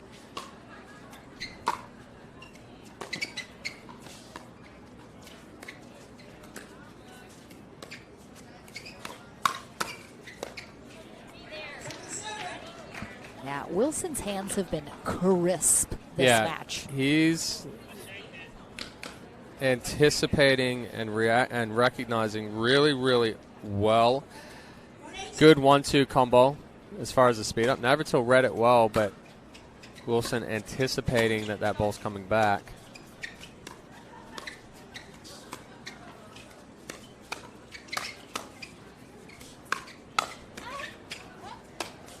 Oh, kitchen violation. Oh, it was the double footer got her. Jumped it. Oh, she lost her balance. She says, shoot.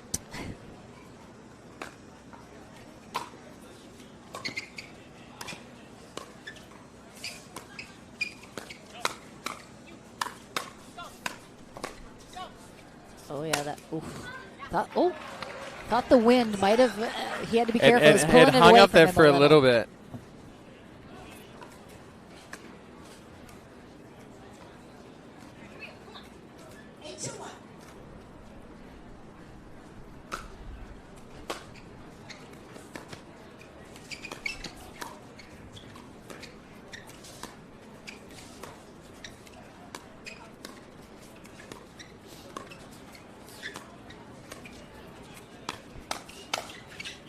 Oh, David with a speed up of her own. And she gets so low, though. She's putting herself in such a good position to attack from a low spot because her whole body is that low. Mm-hmm. And Wilson did a good job of hitting a few middle balls there to keep Navratil and Bright into the middle of the court, allowing David to hit that speed up behind Bright and get the finishing ball. Wind gusting right now into the face of David and Wilson.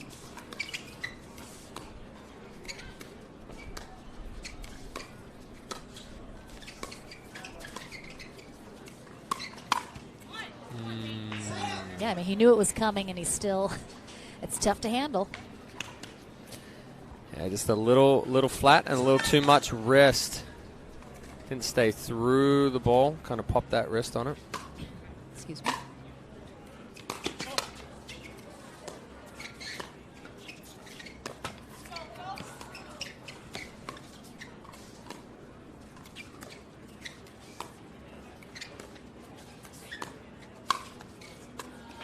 Good catch. Jinx. Navratil with an excellent reach in, just holds it. We see the paddle lay back a little bit, and he crosses body on Thomas.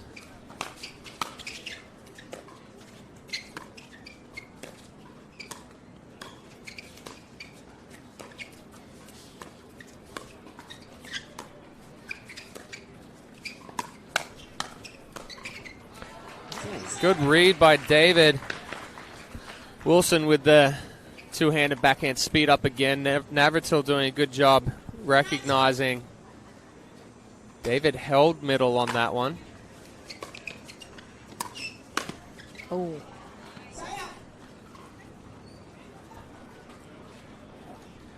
He just got delivered lunch.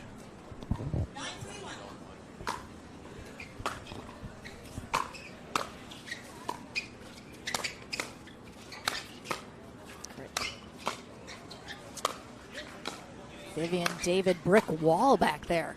Oh, and in the boy. sun again. And some wind.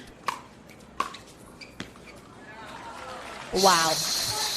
We talk about this quite often as far as when that ball is up and you're trying to put it away, but you're going hard back through the court, hard back through the court, hard back through the court. We saw David and Wilson just putting a paddle on it each time. Oh, my goodness. Nice What a get. And there's the sun. Just a tough match for Navratil and Bright. Just didn't go their way. Wilson and David played so much cleaner than Navratil and Bright did. Yeah. So they are moving on to the semis. Navratil and Bright looking to fight through the back draw in hopes of making it back to the bronze medal match. We head to the Franklin studio and then back on court, as I mentioned, with that next quarterfinal matchup. Megan Fudge, John Sincola take on Lina Padigamete and Stefan Auvergne coming up next here in Houston.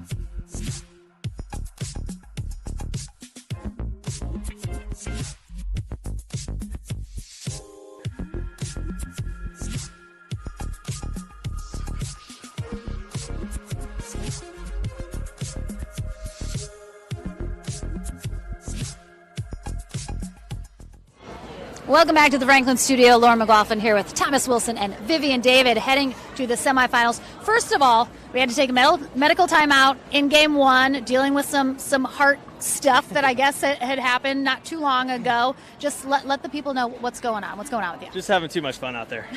No, I have some thyroid issues, and if my medicine's not perfect, my body freaks out. So just had to let it calm down a bit, but ended up fine, thankfully. Yes. I mean, you guys know each other very well. You get to play together a lot, have a good time out here. It seems like, first of all, let's talk about the wind. The third player on court for everyone on in this match.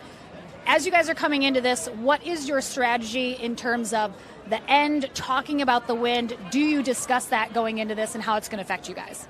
I mean, you obviously do discuss the win because on one side you're with the win, the other one you're against. So depending on what the players prefer, that's the side you might want to start on. But honestly, at this point, it's kind of like we all have the win factor. You kind of don't want to think and dwell on that too much. You just kind of go out there. Those are the conditions, and you just try to try to mentally make that not a problem and just play the game.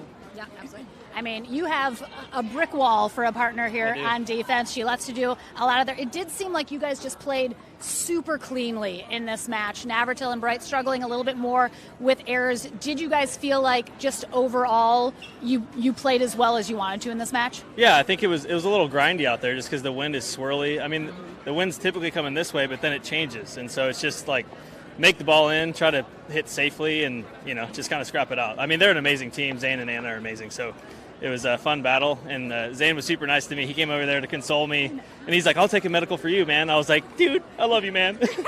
Hug it out, guys. All right, well, congratulations. You're into the semifinals as you continue your journey here. We'll see you in that. Another quarterfinal match on deck here in Houston. Don't go anywhere. The APP Sunmed Houston Open, brought to you by Yola for the champion in you, and Pickleball Central, your pickleball superstore, catering from beginner to pro.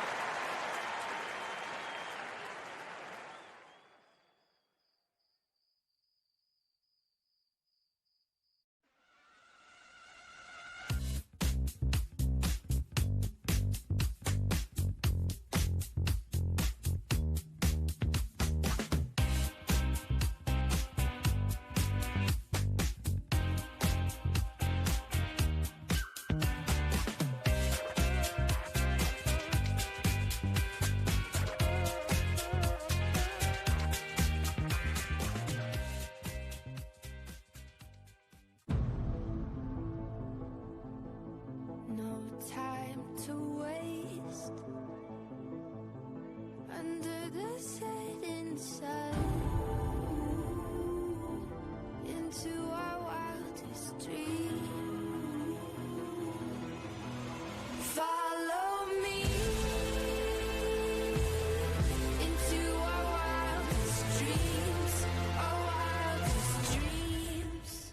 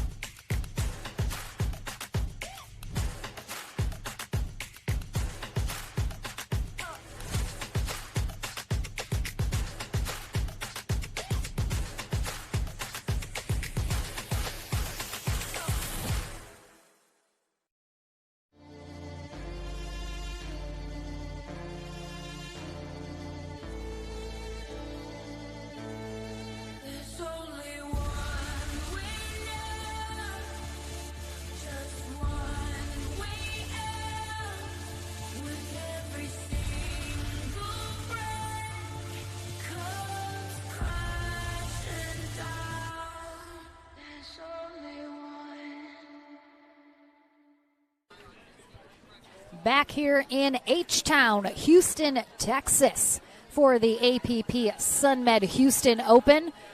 Coming up next here on court, a quarterfinal matchup. Megan Fudge and John Sincola take on Lina Pedigamete and Stefan Auvergne here at the beautiful Memorial Park Tennis Center.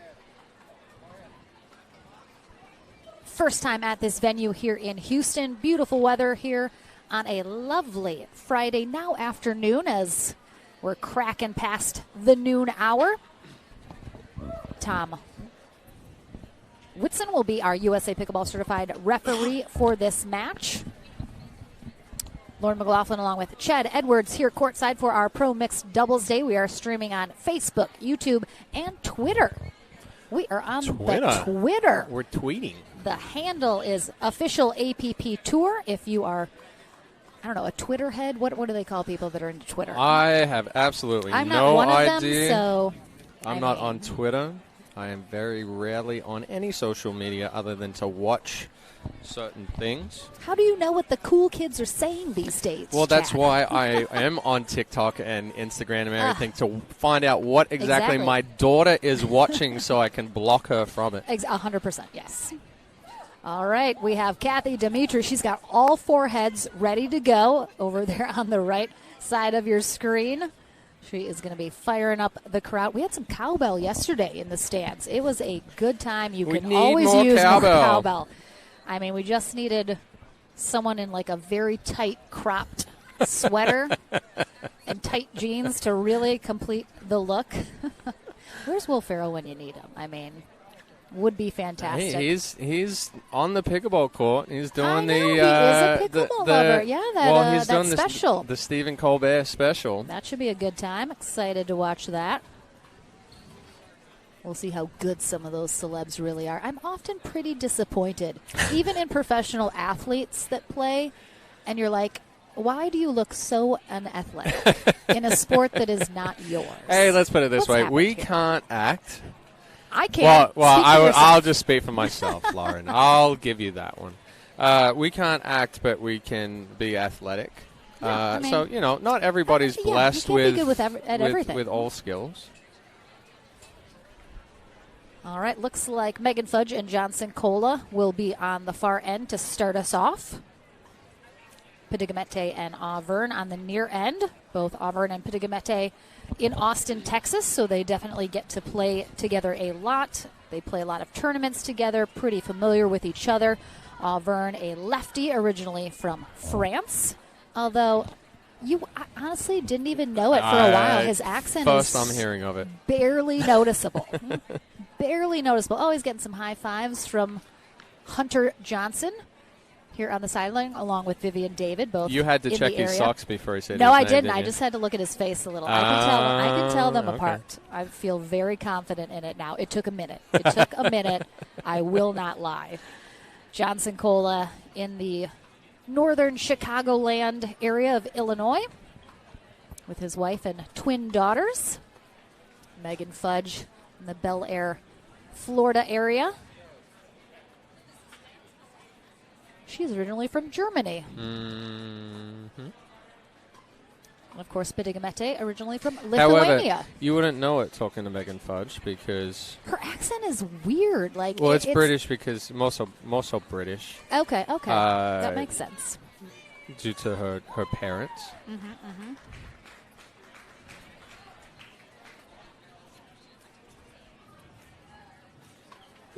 Holy crap.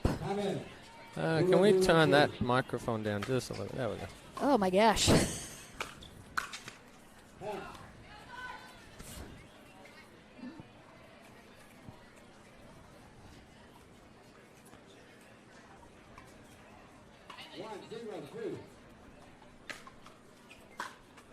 Now that I'm awake. Woo.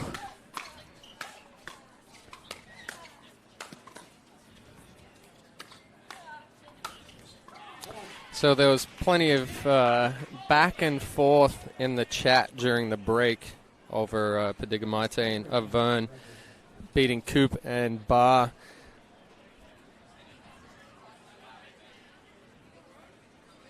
trying to figure out what's going on the court.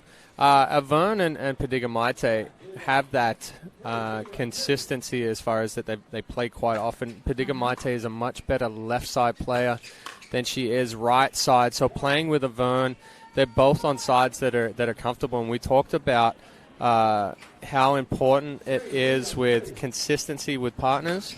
Coop and Barr, we have not seen them playing together. Oh, was that good? I thought it looked like it was going to be good. Looks like it just caught the line. Yeah, just on that outside edge.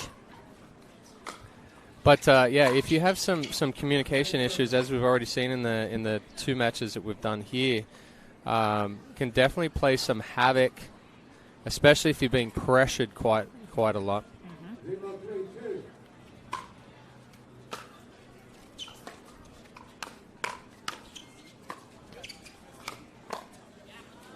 Good movement, good balls from Avern. Putting plenty of pressure on, getting those balls down. That final one at the feet of Sincola. Avern and Padiga-Maite both very tall as well. Padiga-Maite, I think, the tallest female on tour. Like, I'm not short, and we went out to dinner as a group last week, and she had heels on, and I was like, can you not wear heels? Because with heels on, she was like 6'4". Yeah, they got a lot of reach. Got a lot of reach and length in that duo.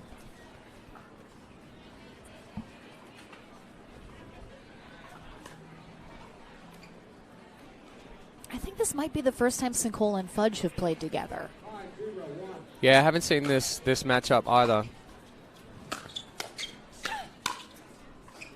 Oh, did it? Yeah, it clipped him. Thought it did. Almost got out of the way of that.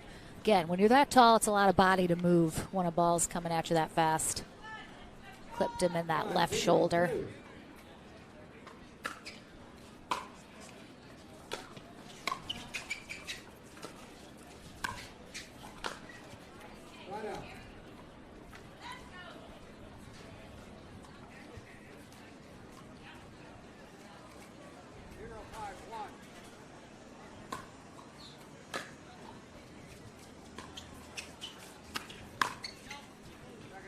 Good read by Avern.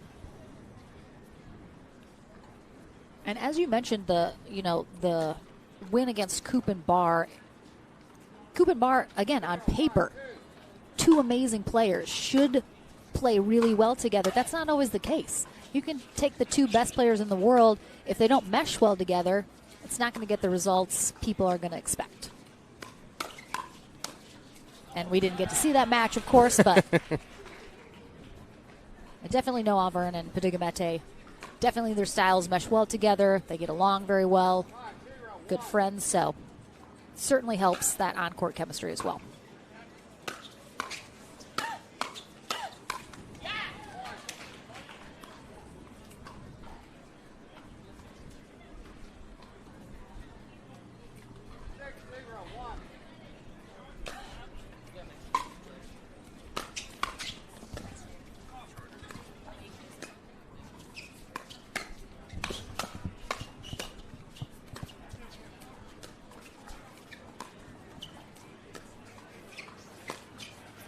Ooh, just wide. Yes, misses it.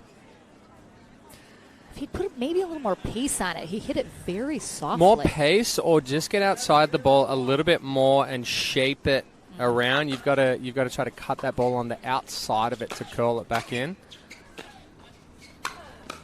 Oh, an attempt at the tweener.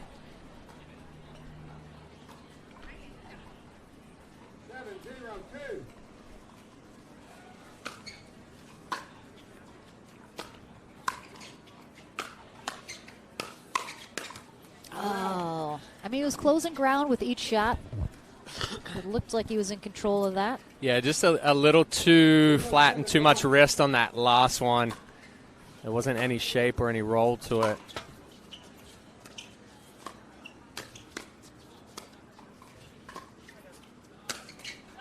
I do think if there's one thing maybe about Auburn's game is he is a little flat.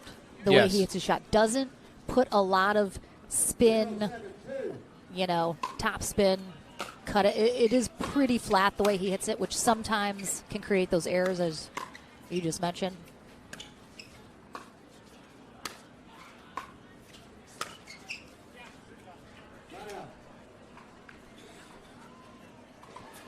Ball. Oop. It's always interesting when you ask your opponent if that ball was out after they hit it. 17-1.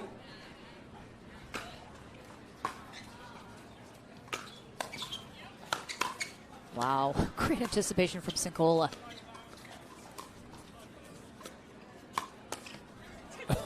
Yep, got caught on the Ernie. Little late of a movement there. Padigamite trying to hide that as long as she could, but Fudge speeding that ball up at her.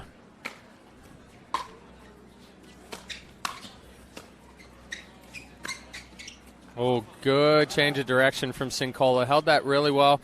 See, that's the shape he should have done on the ATP. He took that ball, hit the outside part of the ball, brought it back across Auvergne's body. He wasn't able to adjust.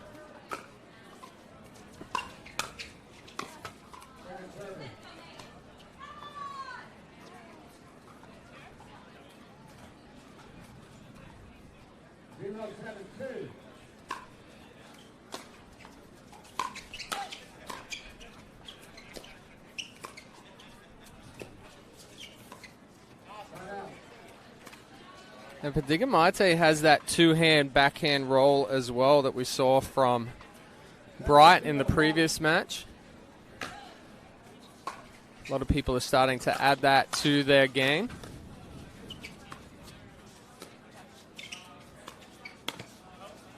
Ooh. Yeah, it's tough to hit an Ernie when you're beneath the net with your paddle with the face down. Beneath the net, flat swing. Yeah, the only thing he could do there was come up and hope that he was going to hit Sincola's body.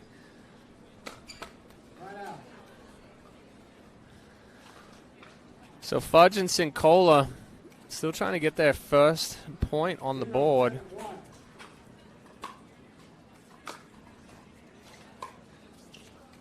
It'll be interesting to see in game 2 with the end change and the different wind conditions, sun conditions, if that makes a difference here after this first game concludes. I think, absolutely it's gonna be interesting to see, but I also think that Fudge and Sincola are choosing the wrong time. Like that last ball is not the time to speed up when you're in transition. The ball's down at your feet and you're trying to hit a winner off of that. I think they need to construct a point a little bit more, but Padigamite and Auvergne are definitely being more aggressive. So Fudge and Sincola need to reset some of these balls into a better position, and instead of allowing Auvergne to really step forward and into it.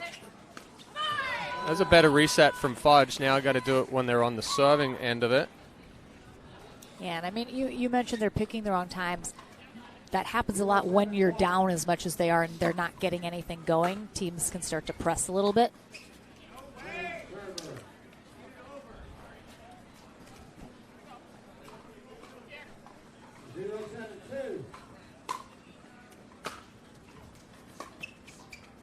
Oh, tipping toe. Get out. Come no on. way. I'm watching Auvergne freaking trying to avoid getting into the kitchen. Somehow he hits an amazing angle. Fudge gets it, comes back around. Yeah, okay. I mean.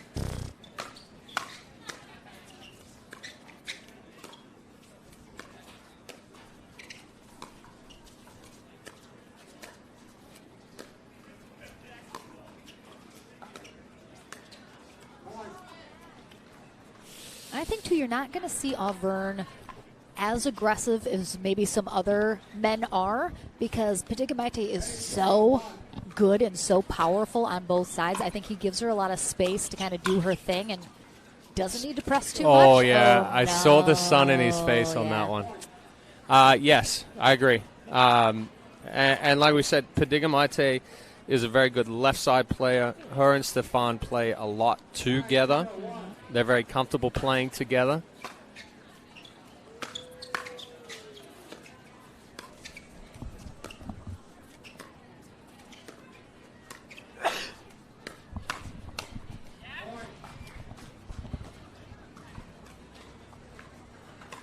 we're going to have a game point here for Padigamete and Auvergne, up 10-0 on Fudgens and goal. We've seen a couple bagels here today. Oh. Whoop. Yeah, Auvergne thought Padigamete was going to take that one.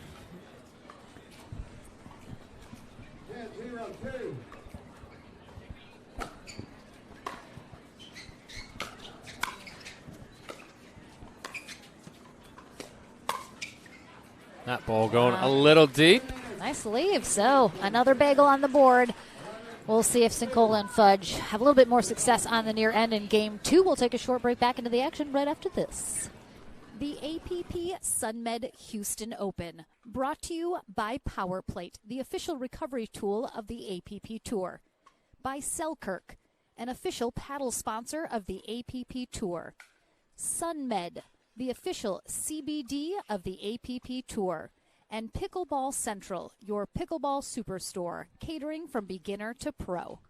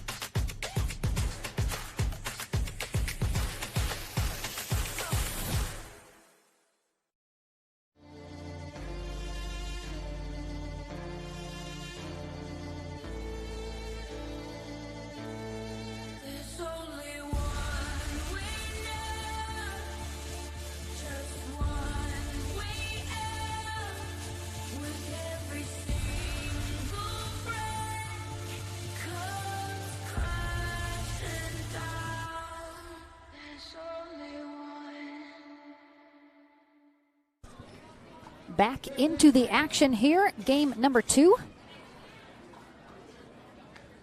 In this quarterfinal matchup, Megan Fudge and John Sincola on the near end will start us off serving, hoping to get on the board, which they did not do in game 1 against Stefan Auvergne and Lina Padigamete on the far end.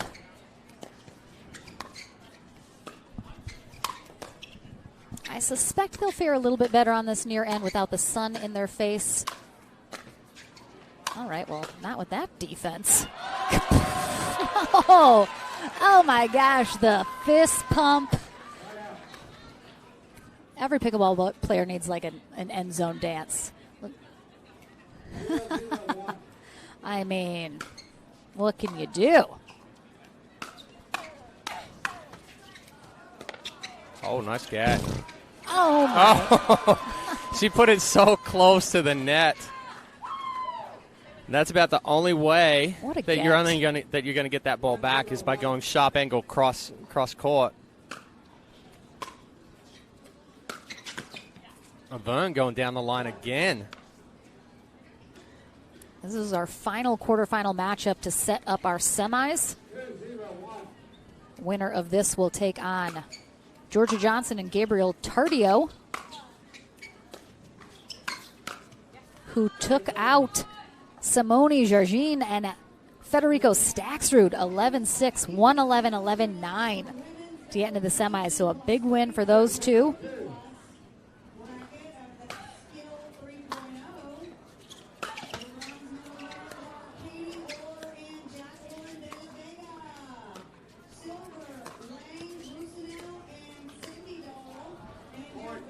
Our other semifinal is Vivian David and Thomas Wilson versus Paris Todd and J.W. Johnson, which I am suspecting we will have next on court. Or keep you posted.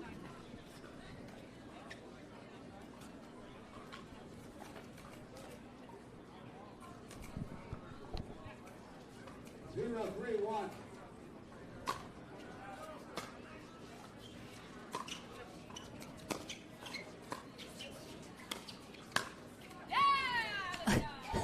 Megan Fudge very excited for that first point on the board, as she should be.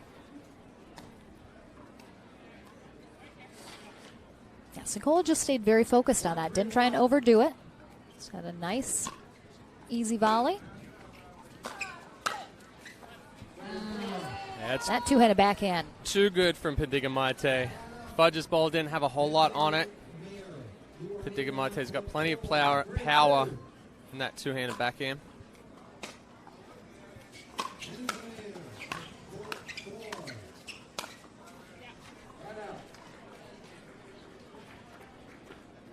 Yeah, we talked about Yvonne giving Padiga-Maite some space. She does the same there too when she recognizes the ball is up, and he's going to have that better opportunity to finish with the forehand.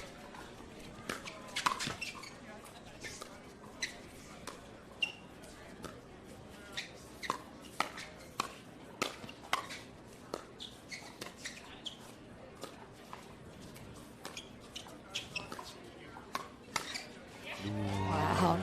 Again, just great movement together as they just kind of ebbed and flowed back, covering for each other. Yeah, movement and reach. And Yvonne actually sold that a little bit. Let Fudge think there was a hole going back behind Padiga-Maite. I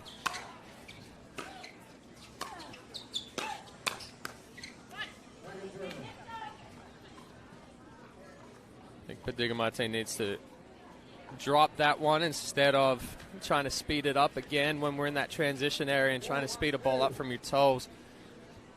Tough thing to do.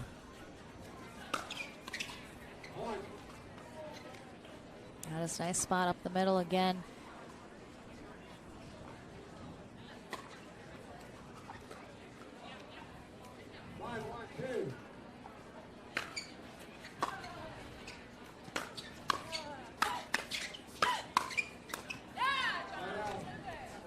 Good hands from Sincola. Padiga-Maite on the attack. Sincola's just blocking to reset.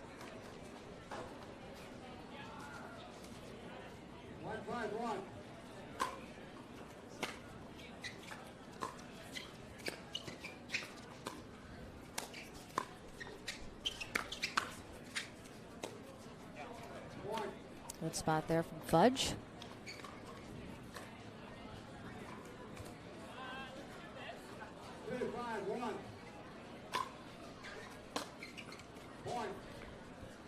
So from Sincola catching the line.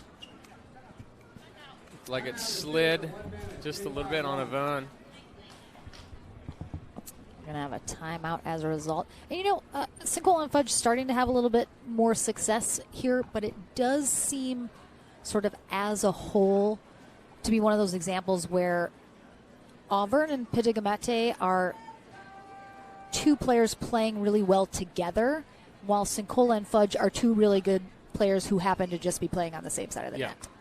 And perhaps that gets a little bit better as they move on through the day. The comfortability gets a little bit better, but there really is no substitute for a player that you've played with and know really well on court. Yeah, and you talked about it with Yvonne and Padiga-Maite as far as the movement goes and the flow of the game. When either one is pulled out wide, you know, they're moving together. They know where the coverage is going to be, and you can rely and anticipate that your partner is going to be there. So you're allowed to you can go for more balls, and it's just already known. They give each other space when need to be, and they cover holes when they need to be.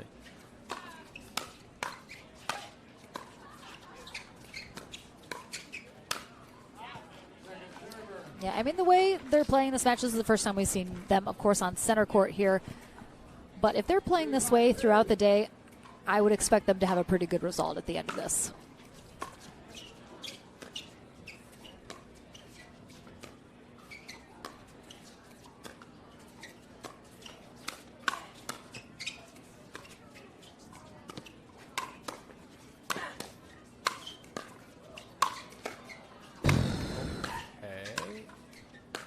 Oh, no. Wow. Done all of that hard work staying in the point, and then probably the easiest ball or the softest ball out of all that one. You try to take too big of a risk and dump it in the net. It's a good step in from Sincola. Padigamate needs to do more with that ball rather than just pushing it forward. Sincola kind of baiting her into thinking she can take it deeper than she could.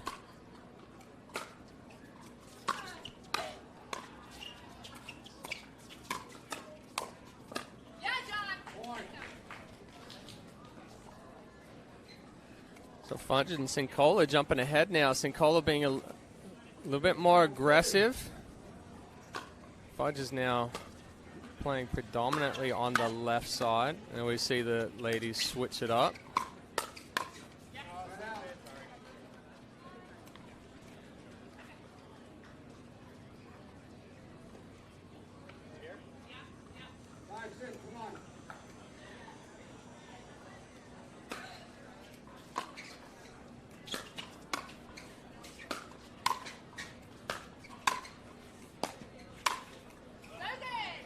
Nice job keeping them back. Yeah, Vern's got to try to drop one of those. Slapping from the baseline isn't going to put much pressure on Sincola.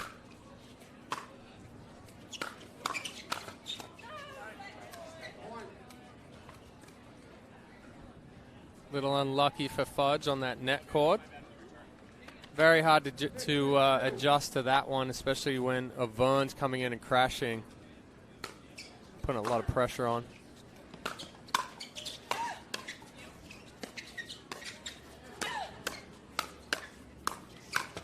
Ooh. Tough. Again, some good shots on both sides of the net. And Sincola just tried to rush that last ball. You saw the left hand take over a little too early and brought that ball down.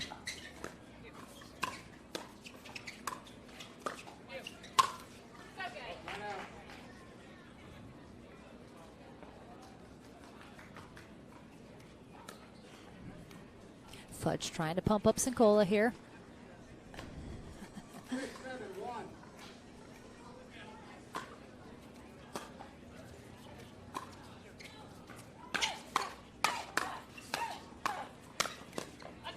Again, great sliding from Padigamate. Just let her get in there. Her strong side right there is the two-handed backhand. But as she was sliding across, trying to give herself one a little bit more room, and then Vern was able to step in for the finish.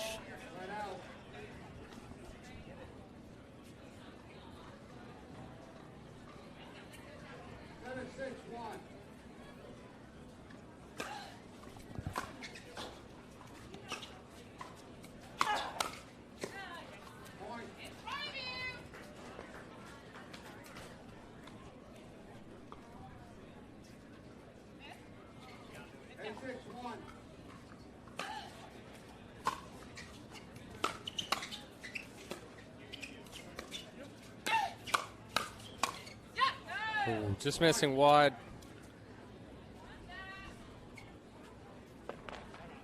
Oh, we're going to have a timeout here from Sincola and Fudge as Auvergne and Padigamate 2 points away from heading to the semifinals.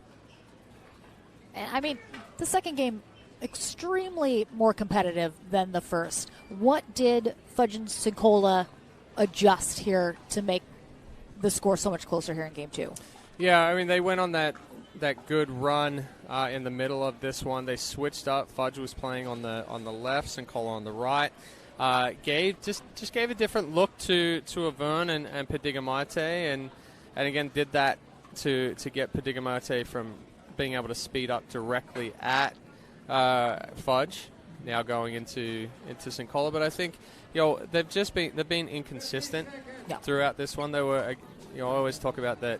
Playing clean at pickleball, they weren't making errors. They were being aggressive. They were putting good swings on the ball when they went on that. Now we've seen a couple of errors creep back into their game. which has allowed Avern and Pedigamite to jump back ahead in front. Yeah, they're looking to close this out here in 2. Trying to stay out in front. Still on first server.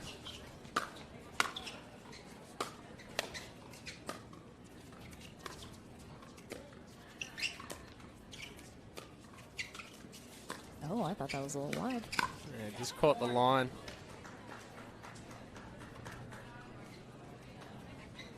All right, match point here for Pedigamite and Auvergne.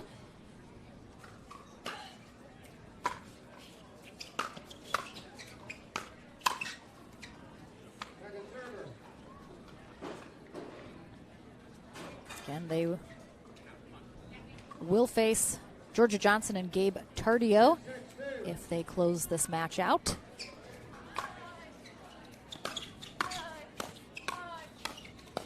And they will, as Sincola blocks Fudge's shot there in the middle. So Fudge and Sincola, still some things to figure out with a new partnership, as we talked about, but they will drop to our consolation bracket and hope to still gel a little bit better to make some more progress. We will take a short break. Back here with more mixed doubles action here at the Sunmed Houston Open right after this.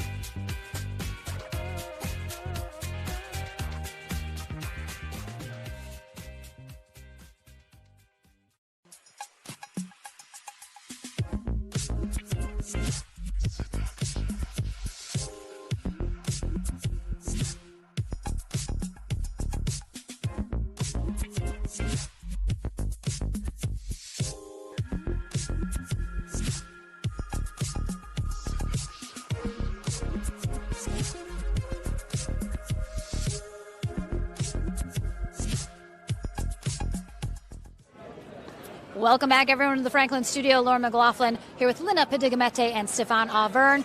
Definitely just wanted to feel extra small out here, so I had to come talk to you guys. You guys know each other so well. You play together all the time, good friends on and off the court. How much does that familiarity just help the chemistry on court during these matches? I mean, I think it's awesome. I love it. She knows exactly what I'm going to do. I know what she's going to do, so it's just super easy to create plays and just be aggressive, and yeah, it's awesome. I mean, you guys have played several tournaments together.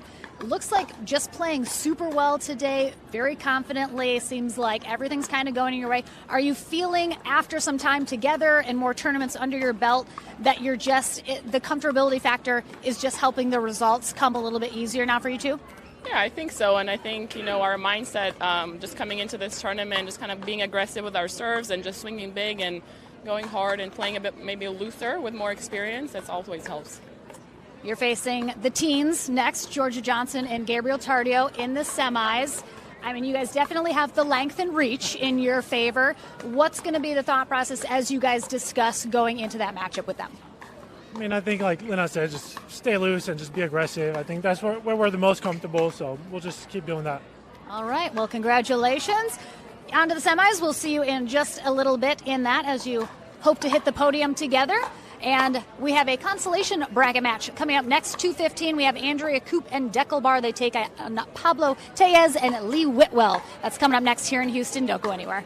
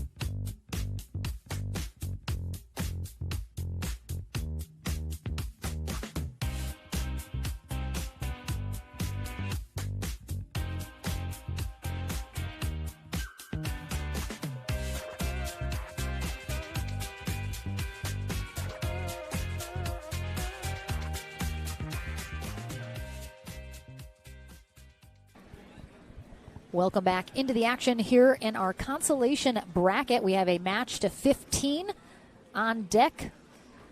Andrea Coop and Deckel Barr face Lee Whitwell and Pablo Tellez. Whitwell and Tellez drop down into the consolation bracket by Megan Fudge and Johnson Cola. Lee Whitwell reminding me to say hello to her mom. Absolutely a must in every match that Lee Whitwell plays in. As we mentioned, Coop and Barr upset by Padigamate and Auvergne in their first match of the day after a bye their first round. Ron Ponder, our USA Pickleball certified referee, will switch ends at 8. The wind is has gotten gusting. stronger. Oh my goodness. I mean, look at Whitwell's like, yep, it's knuckleballing. She's like, what about, there's nothing to do. Hey, just swing, Lee. Just swing. 1-0-1.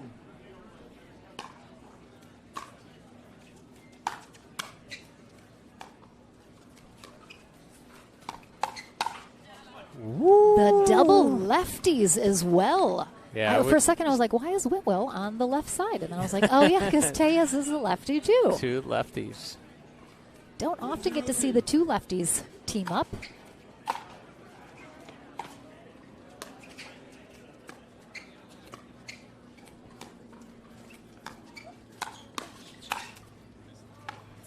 Better job by Barr being a little bit more composed after he missed that speed up the point before. 3-0-2.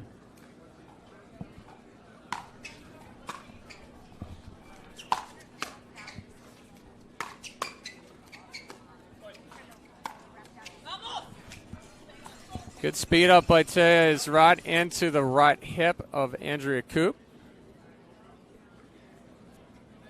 It's one thing Tellez has is a good forehand, good roll, good deception. Backhand, little debatable. Yeah. You'll see him run around that backhand a lot. Oh. All right, I mean, Yeah, that one looked okay. That was okay, but that's a ball Barr can't miss. Yeah. One of the issues that we see with Barr is that he stands upright and stands completely flat-footed sometimes, making him late on the ball.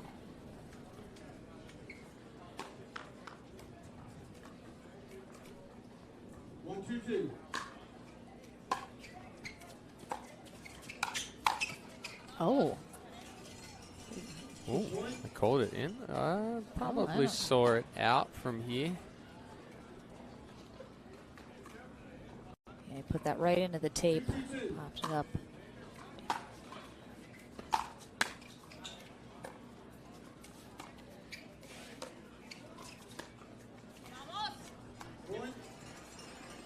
Good sliding ball from Tellez.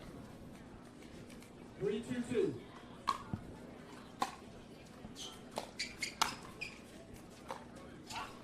Side out.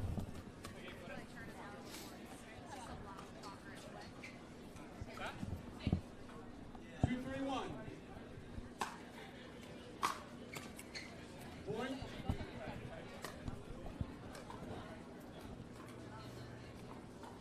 Three, 3-1.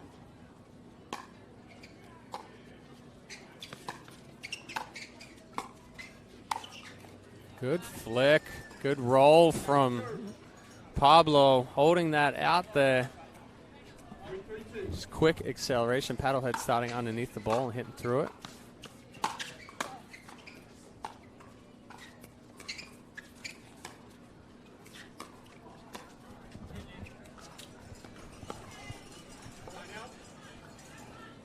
Coop and Barr playing a little flat right now. Tellez and Whitwell, not the most vocal of teams, but have a little bit more intensity.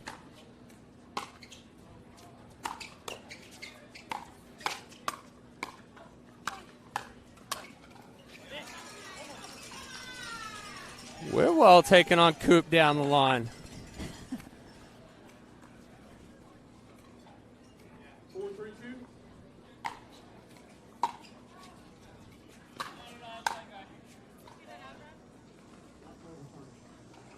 second. That ball called out from Whitwell.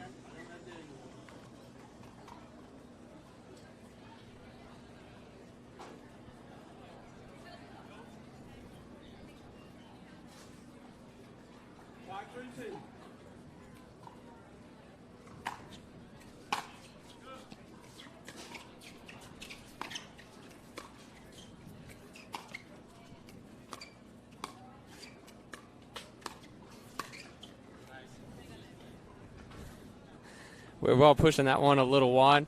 She has done a better job in this one as far as movement from the baseline to the kitchen. She's not running through the ball too much. She's just taking her time. Good solid base.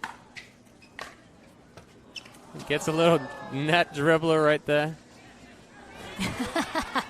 She says, sorry, the fake apology, and then the fist pump go. to the crowd.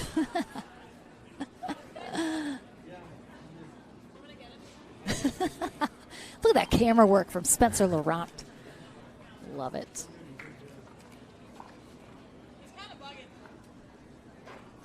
There's a dragonfly that's flying around the court. And it's there have been not quite getting up high enough to get past the it was a low foot and a half sides that we have here.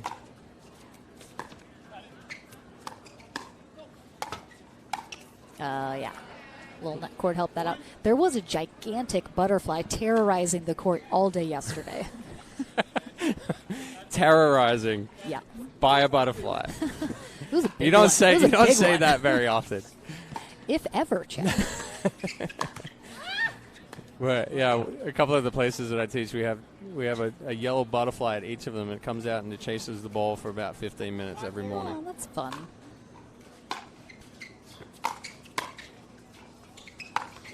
Oh, yeah, Tellez just rocket shipped that one straight to that back corner of the fence.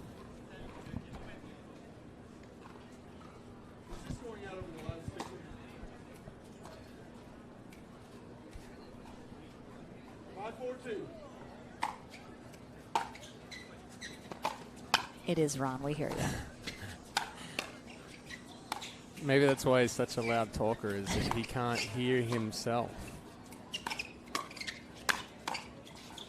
Some good resets.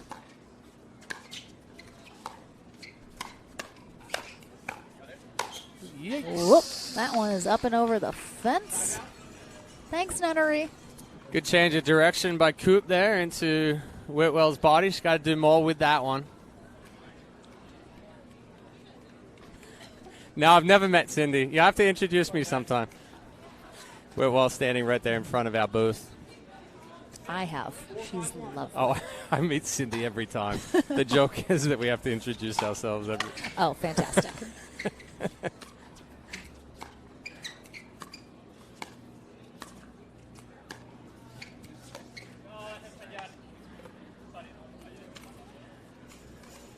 We saw that little bit of vulnerability on Tellez's backhand dink. 5-5-1. Right there with that ball.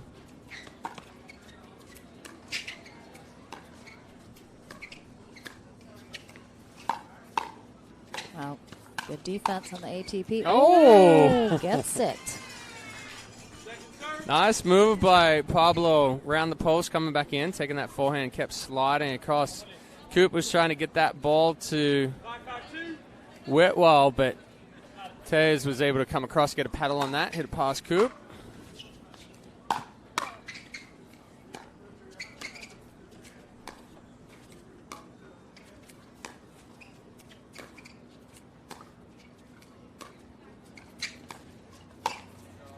Oh, that's a little too big of a miss on an easy pop-up there from Tellez, or for Tellez. I don't know if you guys can sense it at home, but a little flat with the intensity on the court right now. Yes, sir. 6-5-2.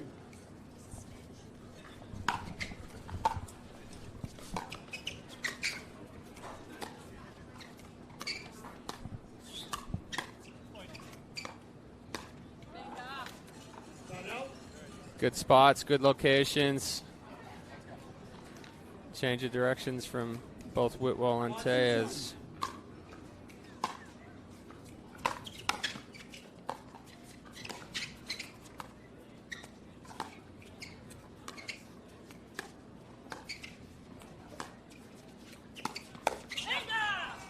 Good spot. We saw Deckel kind of hovering a little bit more in the middle there, and that's kind of what he has to do is get big and be aggressive, but not recognizing that ball coming across Tellez's body and leaving that line open a little too much.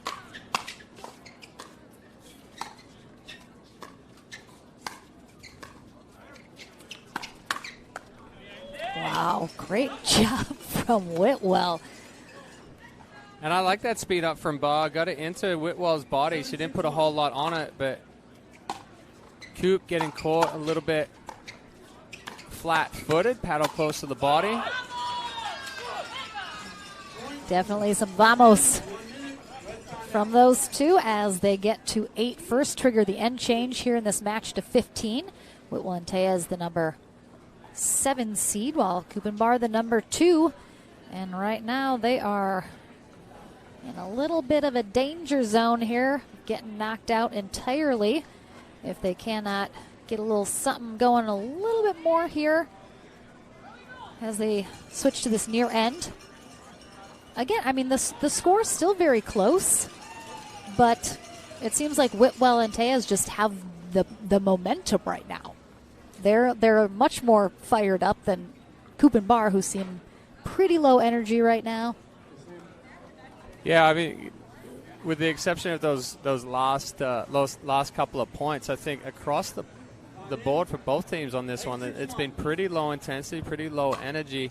I think it's going to be the first team that picks up this intensity and gets fired up a little bit more.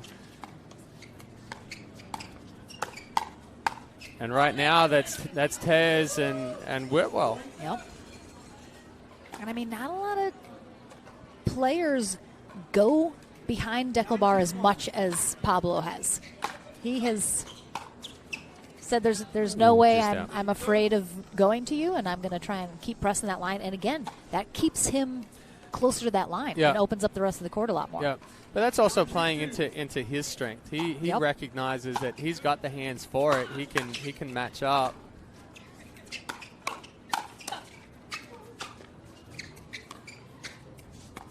Whitwell wall. Yeah, Barr's going to let Coop take that one. He had done a good job of setting it up and moving, but Whitwell had spread him out too much. And then with him trying to take that last ball in front of Coop, put him out of position even further.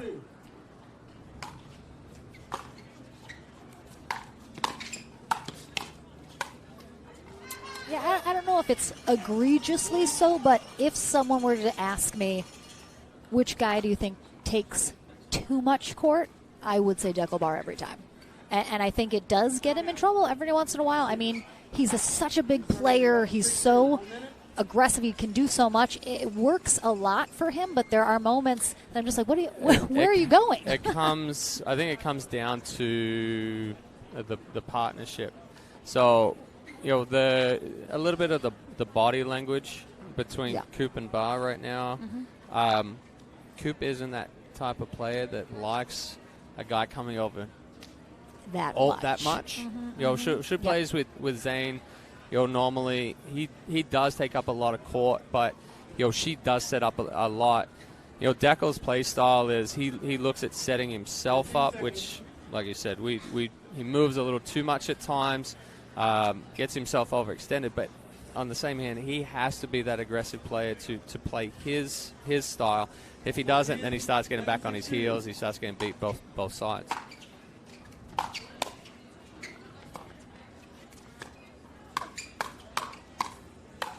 Wow. And again, I said earlier, J.W. Johnson to me, because he is so laid back, he's that chameleon player that fits so well with a lot of different people, where Barr is maybe the opposite of that. He needs someone that can play his style and fit into what he wants to do, because there's not a lot of room for him to adjust. Yeah, well, even in that point there, if Tellez had made that ball and it went to Coop, Coop would have got caught off guard because she drops her paddle when Barr steps over, and then he doesn't hit a perfect ball, and the next ball sped up at her. She gets caught.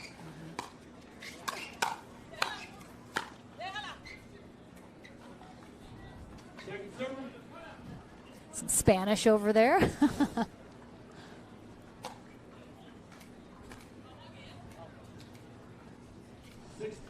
Of course, Whitwell originally from Gibraltar, and Tellez originally from Colombia.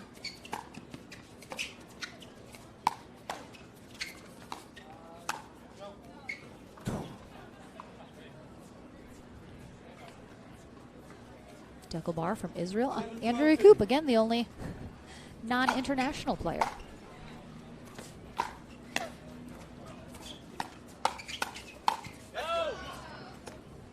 Better job from Barr there, staying more compact, putting the pressure on Tellez.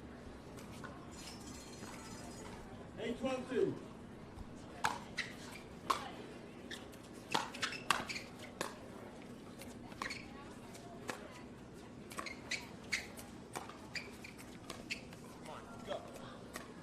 Point.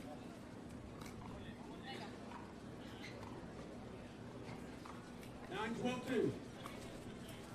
Oh boy, one picking up.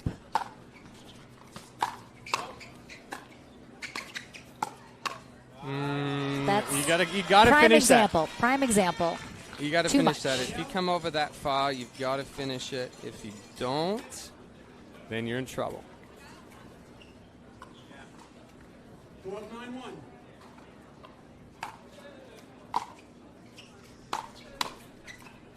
And we got the switch. Barr on the right side in that stack. We'll see if they stick to it. They are going to, as Barr gives. Oh, nope, we switched it. We switched it.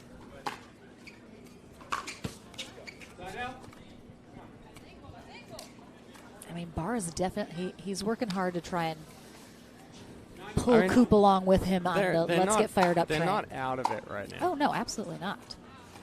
And even more so with that giveaway there. 10-12-1.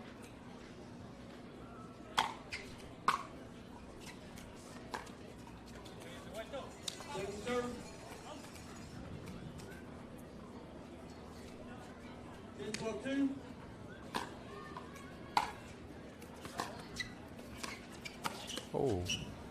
Oh. Put it away, but Barr certainly hitting an out ball off of Whitwell's paddle there. 11-12-2.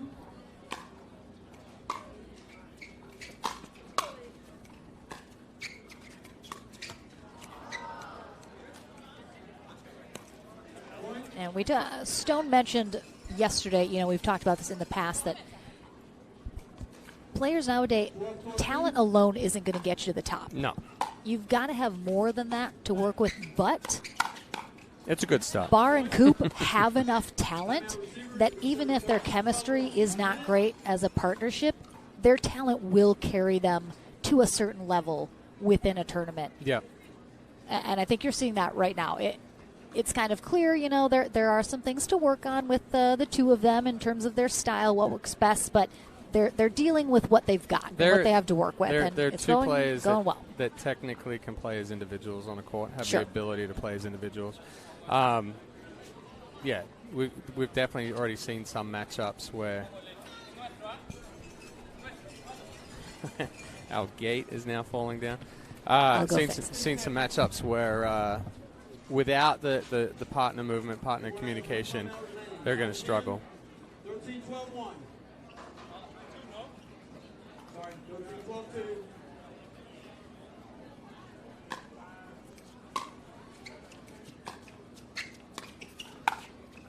Oh, just deep from Barr.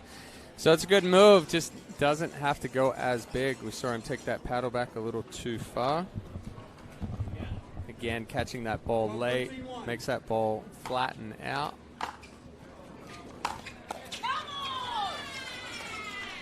Heavy topspin from Tellez right there. Good forehand drive, dipping below the net.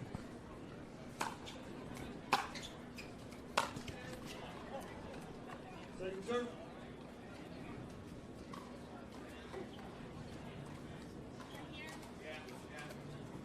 13-2.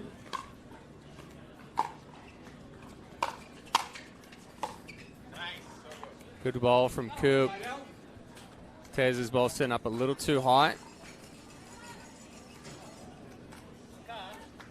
13-1.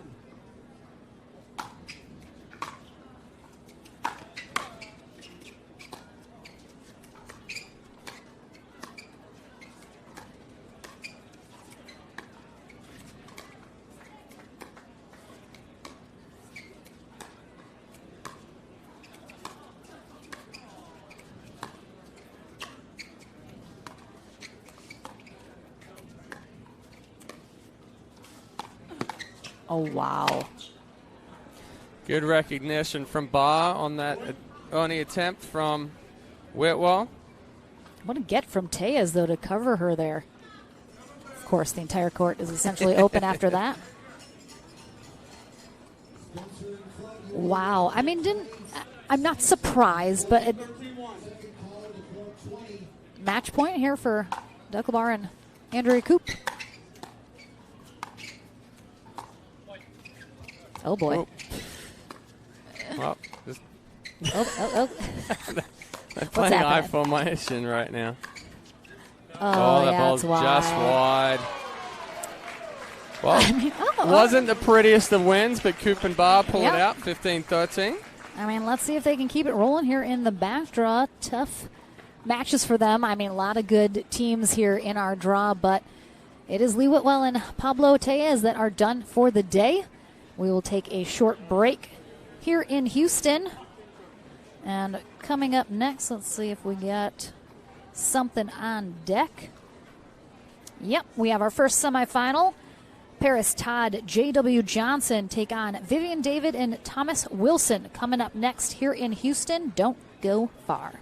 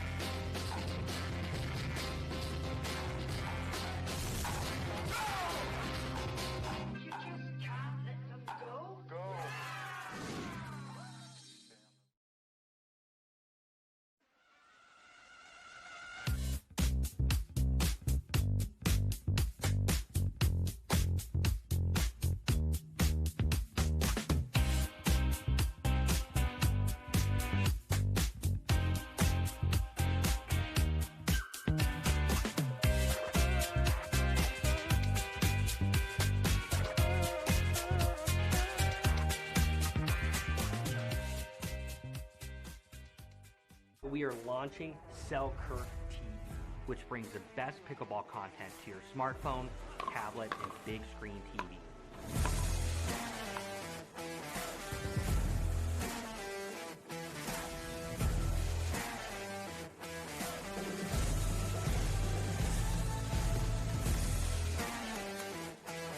This is 24/7 Pickleball, proudly brought to you by Selkirk.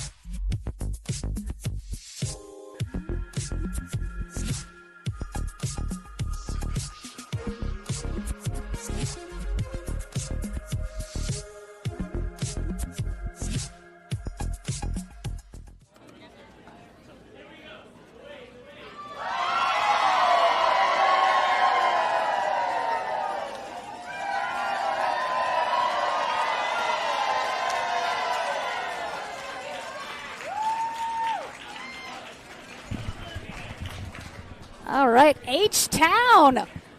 Look at that crowd getting into the wave. I love it. I love a good crowd participation. All right. We have on deck our first semifinal match. Ron Ponder, our referee. Vivian David, Thomas Wilson on the far end. Paris Todd and J.W. Johnson on the near end here for our mixed pro doubles. Memorial Park Tennis Center in Houston, Texas. Laura McLaughlin, Chad Edwards here courtside. And this should be a good matchup. What are you expecting? I think if Thomas Wilson can play like we saw him play against Navratil and Bright a little earlier, he's definitely going to put some pressure on JW and Todd and Paris.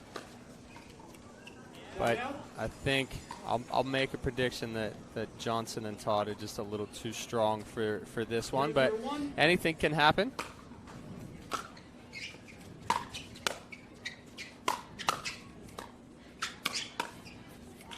Yeah, I do think you're right.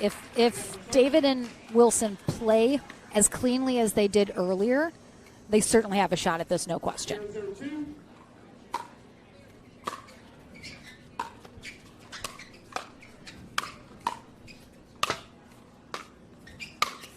Great pickup from David. Oh.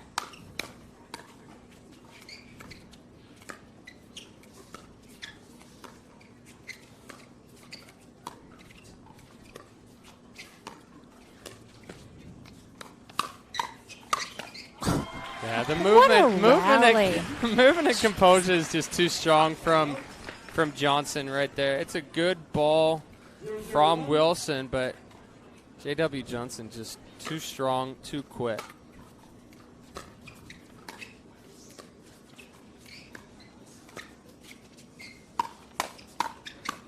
All I thought during that previous rally when David hit the deck multiple times was, how low can she go? How low can she go? How low can she go? It's like she should think about entering like a limbo competition.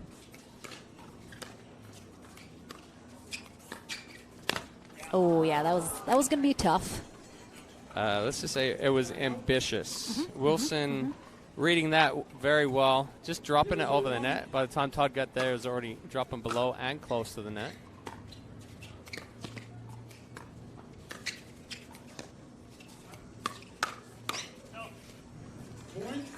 Good hands by David, recognizing the speed up from Johnson. So you set her paddle early and out in front. Just uses Johnson's power to counter attack.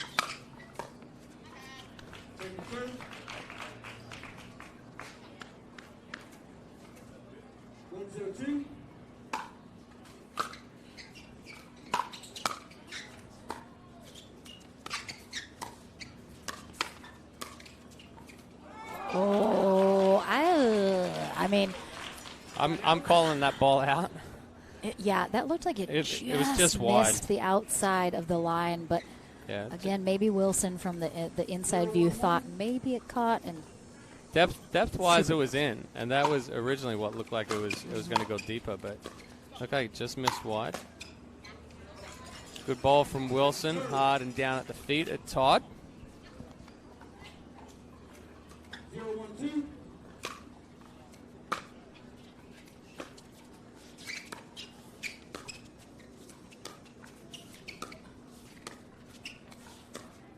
Yeah, a little wide on that side as David tries to switch the movement of those dinks.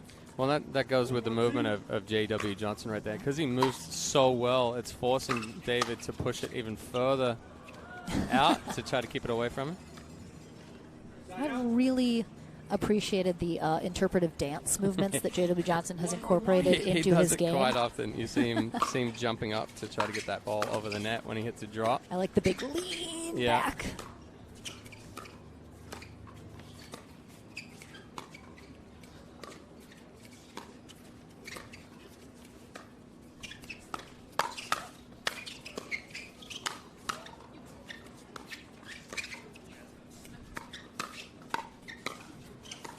Okay, get it, Paris Todd. Oh.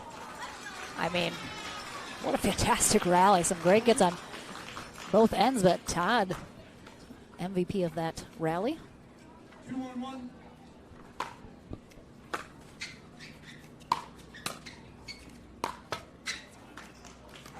Serve.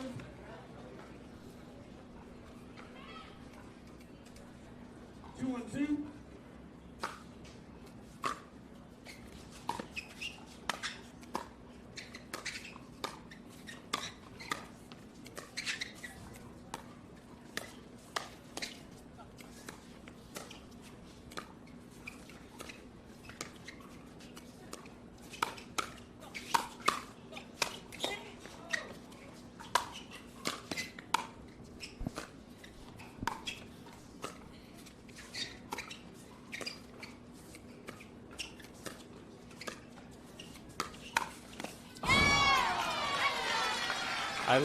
I like the construction at that point from Wilson, being aggressive and anticipating where that ball is going to go each time he hits based off what ball he hits, and then Todd and Johnson getting back into it. I just question that last speed up from Todd. 3-1-2. Trying to go through the middle to Wilson's forehand. Go.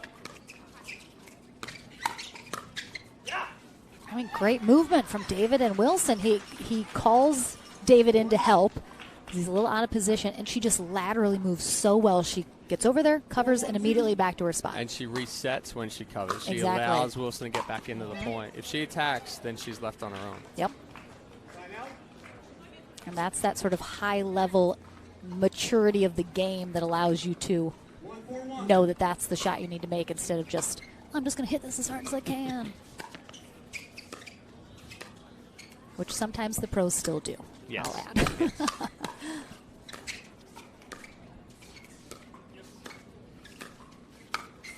Nice misdirection from David. We've seen her do that a couple of times now. She holds that really well, and then just as she's coming forward, she lets the paddle head lay back. Same swing, same motion. Just lets that paddle lag. And again, down the line. Catching Johnson. Closing middle a little too much.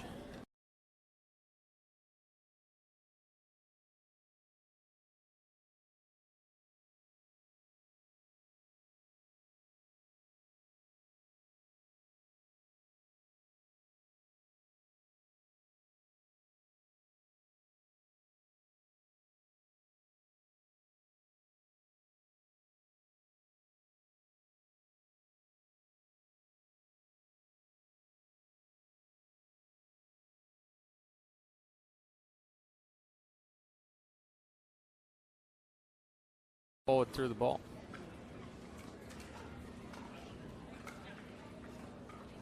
Five, 1-1.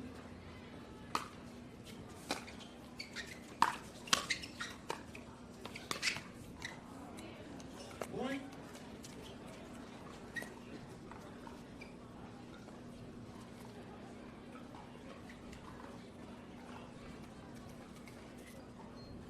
Wasn't expecting a 6-1 lead for Wilson and David.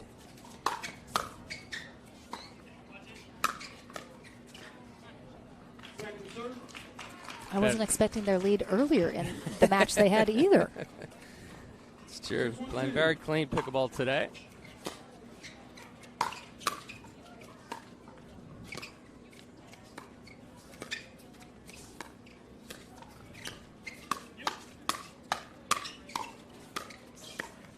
Oh, right idea. Excellent job by Vivian David sliding to her right.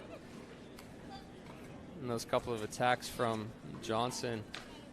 And then Todd, half-pace ball, getting below the net. Wilson unable to bring it back up.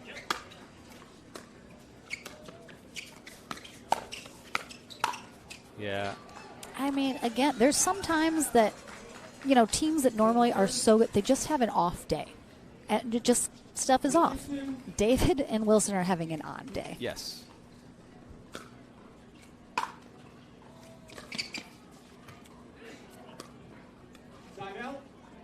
Good deep return, putting the pressure on for the drop. 6-1-1.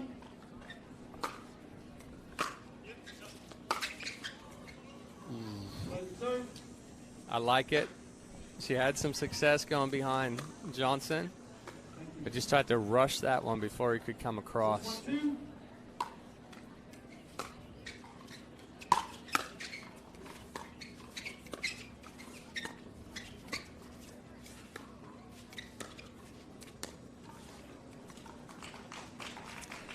Looked like that ball stayed down a little more than David thought, catching that bottom of the paddle on the edge guard. 6-1.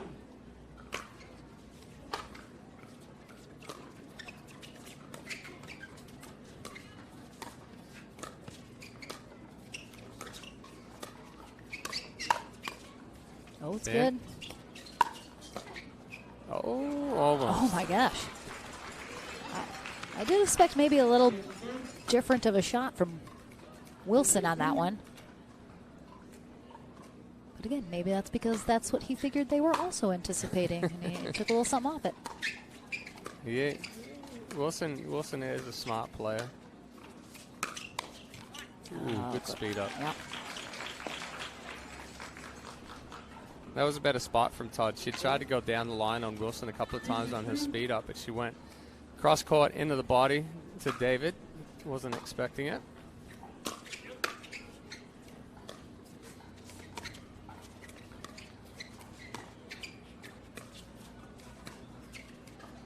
Do you think there's any sort of, if you were going to look at the statistics, that the majority of speed ups happen straight up versus cross court, or do you think it's pretty even depending? The majority of speed ups happen straight ahead. Right? The cross court speed up is good to use sometimes, but typically when you speed a ball up cross court, you're giving your opponent a little bit more reaction time because that ball's traveling further. And then the person that gets counterattacked is going to be your partner in front, and they're not always expecting that speed up. So typically, we'll go with that speed up in front, either down the line or cross body, and you anticipate that ball is coming back. But it is good to switch it up occasionally, but usually we get in trouble when we go with a cross-court speed up. And some great D from David and Wilson. Good finish by Johnson there at the end. But, yeah, the hands on all four of these players are spot on right now. I think there are times where Johnson's deceptive with the pace that he's coming with as well, because he keeps everything so similar. One ball jumps on you because it's really got some pace behind it, then the next one looks the same, but he's added more spin by adding more wrist.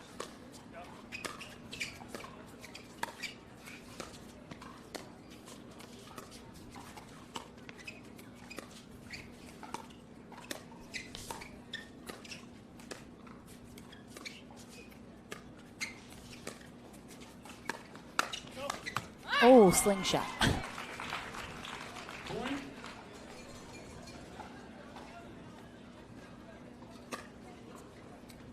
right, so after Wilson and David had perhaps even a little unexpectedly large lead, that's diminishing quickly here.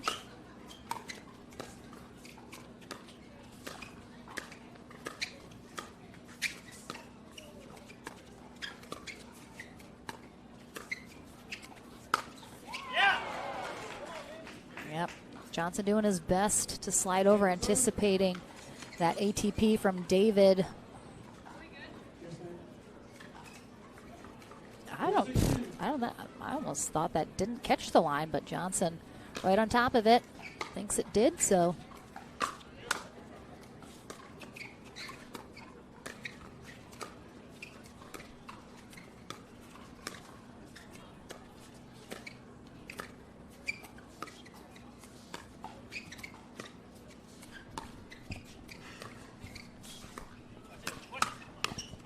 The Scorpion. There's the Scorpion right there. David gets low, sets up on that forehand early, and then she's able to adjust depending on the ball positioning. 6-1-1.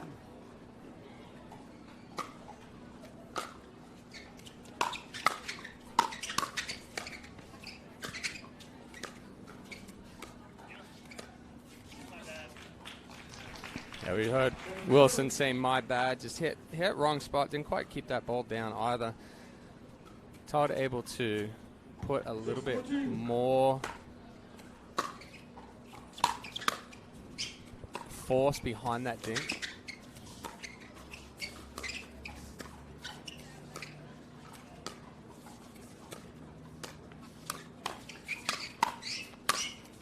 Yeah, too good from Johnson. Good read, good adjustment.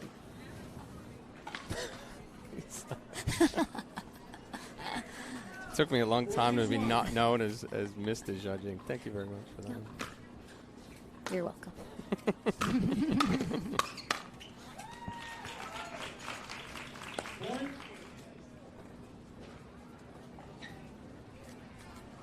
Five, 6, 1.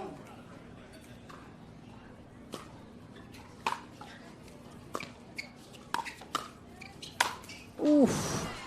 That one's not coming back. Oh, yeah. Can't give him too much to work with there. Again, winner of this heads to the winner bracket final and a guaranteed spot on the podium. Oh, we might have a cracked ball. With how hard Wilson hit that one, doesn't surprise me. Not at all surprised. But Todd and Johnson have gradually just taken little chunks out of David and Wilson's lead. They're constructing points a lot better, moving that ball around. I always talk about moving the ball around. You don't want to continue hitting to a same spot, allowing them to get into that rhythm.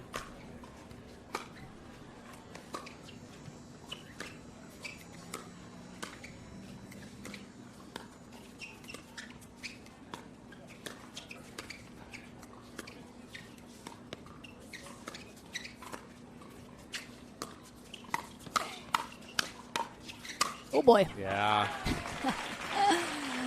Big smiles there as Todd almost gets bulldozed, but nice move there. Again, this is the very first time that Todd and Johnson have played in a tournament together. They have got to practice a lot now with Todd in Florida, but again, there's no replication for tournament play. No, not at all. So that ball right there doesn't look like it's overly difficult from Todd, but it's all about the depth.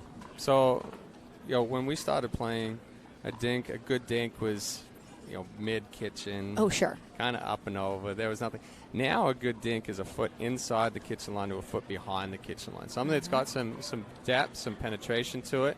So, for those of you that are looking to get those dinks that are just up and down, we call those push dinks now where there's nothing on it. Start working on extending through the ball and making some depth, some indecision. Absolutely. And coming up to conclude our year here for the APP Tour next weekend, we are in Hilton Head, South Carolina, one of my favorite spots at beautiful Palmetto Dunes Resort, where Sarah Ansberry is the head pro.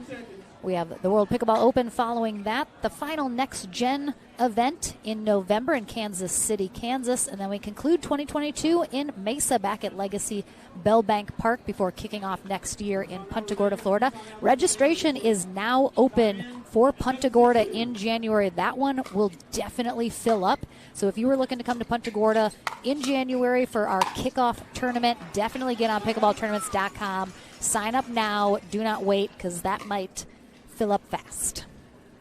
Wilson cranking on that one as well.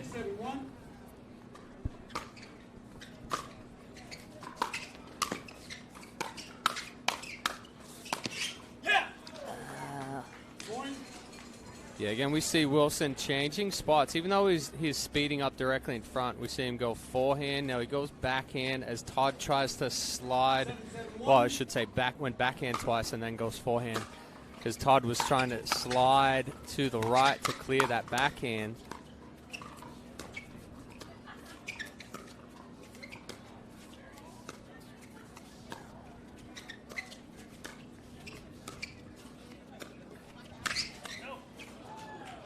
It's like David knew that was coming, but again, the spot surprises her. Yep. As Todd pulls it a little higher than she certainly was expecting it.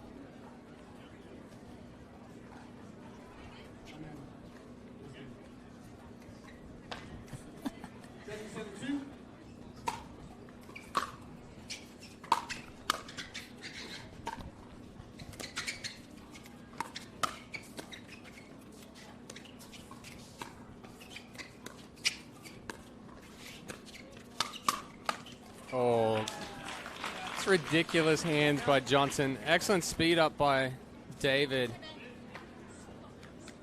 But Johnson's so quick, and before David can react, the ball's back on her.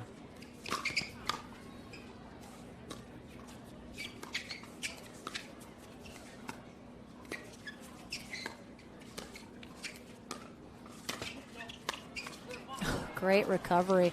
That popped up really high. I was going to say, usually we see a deflection that just sits up a little bit.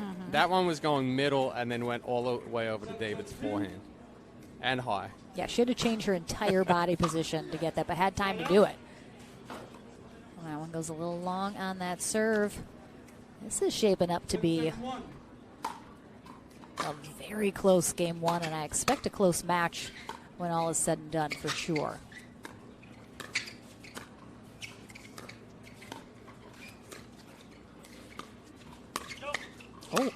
Oh, okay. Was that like a backhand scorpion almost there? That was a half Mary Brasher. A half Hail Mary? Yeah. I think that's what we named it. Yeah, the Hail Mary. Yeah, the Hail Mary, yep.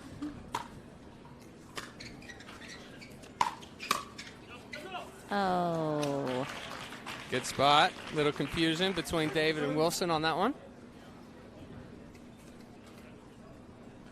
8-7-2.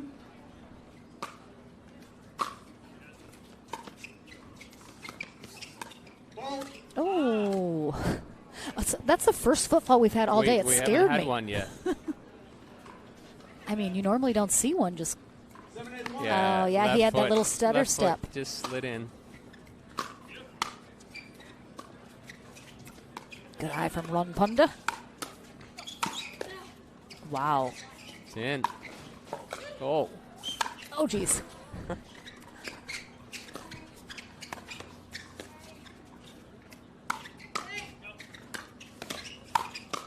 Come on, Todd. Yeah. Wilson all over the place. He almost laid out. He took out some of the signs over there. Sliding on the court. Comes back in. 7-8-2. All that just to get a second serve.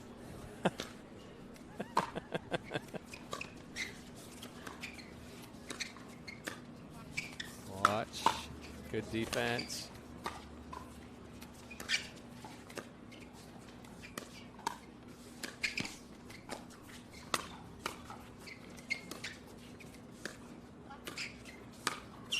Oh, it's in. Look at it. What's the paddle head get all the way underneath this one, and she just cranks up on it. Not the paddle, the top edge is leading. Just pulls up underneath. Johnson thought it was going way deep, but the spin bringing it back down. 8-7-1. Excellent ball.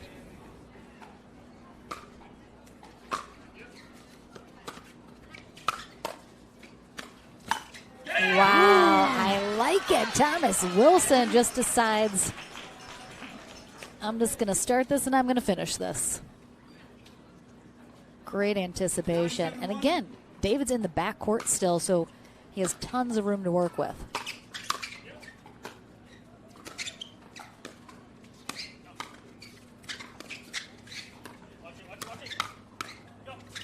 One knee. Go.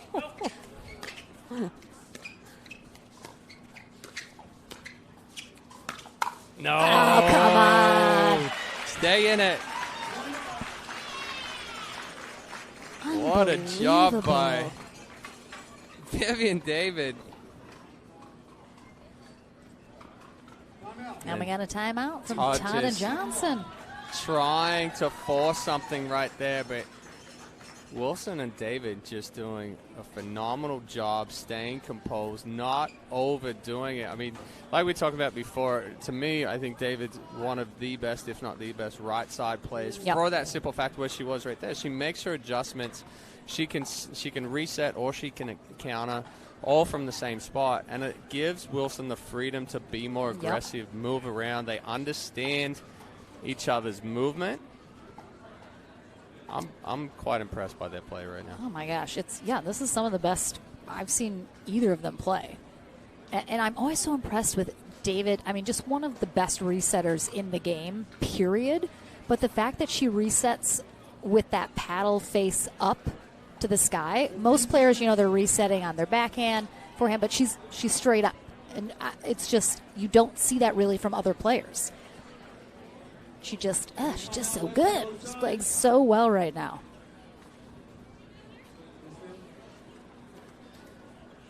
We're going to have a game point here for Vivian David and Thomas Wilson in game 1 of the semifinal match.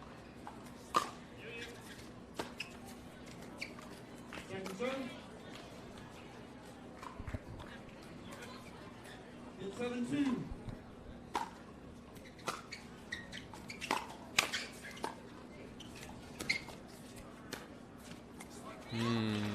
All right, big hold. Couple of unforced errors from Vivian David. 2 balls into the net. 7-2-1.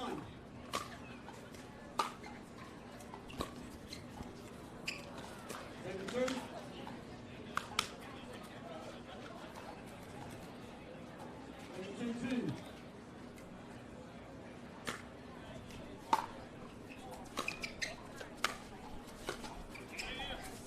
Yeah, wind picking up pretty significantly here as well. Holding up some of Todd and Johnson's shots. They're not able to make any movement there on their serve. 2 more game point opportunities for David and Wilson.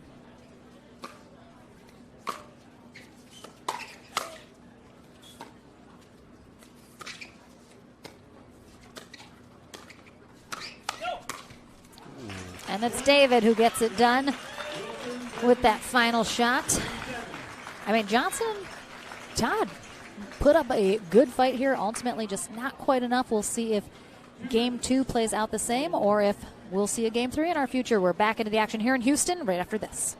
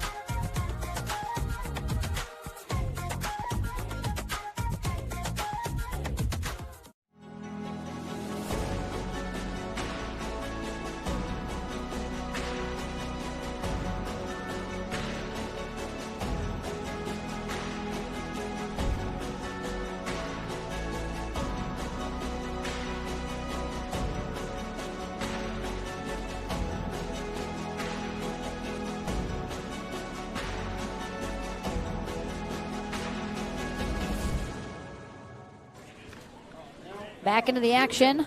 Game number 2. Here as one of these teams looking to hit the winner bracket final, Vivian David and Thomas Wilson on the near end, taking on Paris Todd and J.W. Johnson on the far end now. Lauren McLaughlin and Chad Edwards here on the mic, enjoying this spectacular pickleball here on this lovely Friday in Houston. Paris Todd and J.W. Johnson need to win the second game to force a third.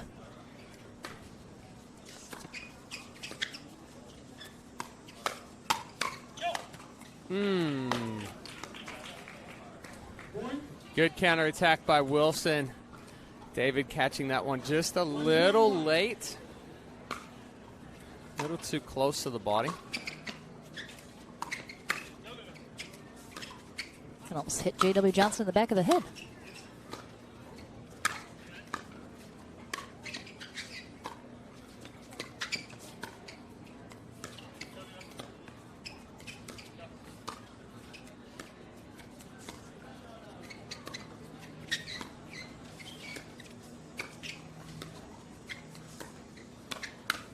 There's the Scorpion again. I mean, we might have to like combine the Scorpion and Vivian David's name into some sort of a mix, because she is. Well, with how low she gets, that's why she's able to stay in there. I mean, it's hit me in the freaking throat. Yeah, absolutely. Even if I get low. I'm breaking a knee in half if I'm doing that. What's going on? Nope. I mean, wait, we played against each other for the first time in Michigan like 7 years ago. Me and you? Oh, yeah, we beat you. Me and my brother beat. I forgot that. I was playing with CJ. Oh, my gosh, CJ. I love CJ. Indoor pickleball. Hitting as hard as we could, and it didn't go anywhere. I know, because what was it, like a mush ball? I don't even want to name names. But the game has changed so much since then. Oh, my gosh.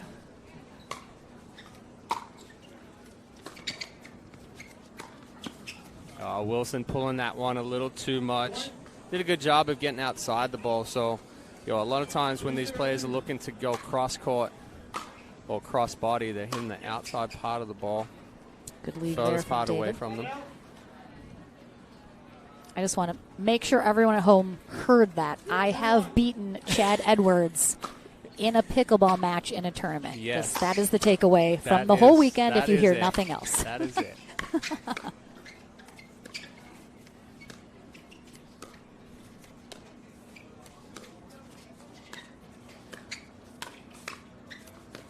Oh, that ball stayed down. Little uncoordinated, well, not uncoordinated, but unorthodox get from J.W. Johnson.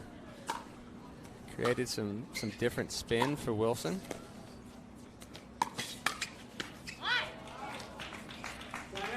Wilson trying to catch Todd off guard right there.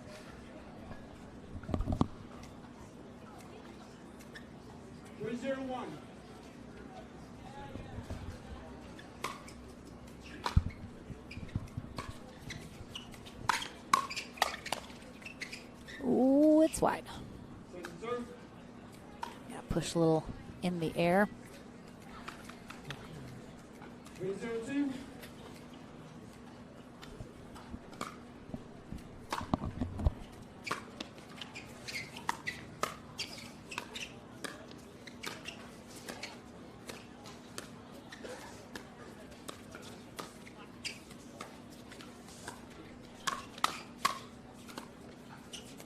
Again, Vivian David just so low. Her base is so solid, so strong.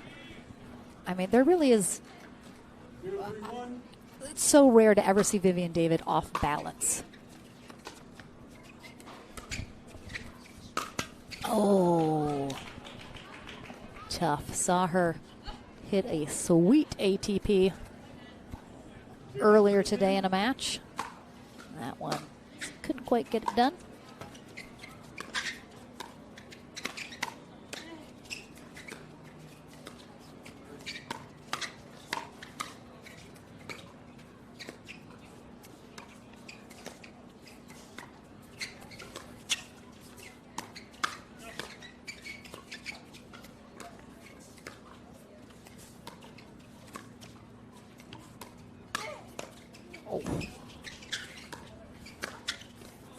Oh, Johnson changing the position there, but what a job by Todd.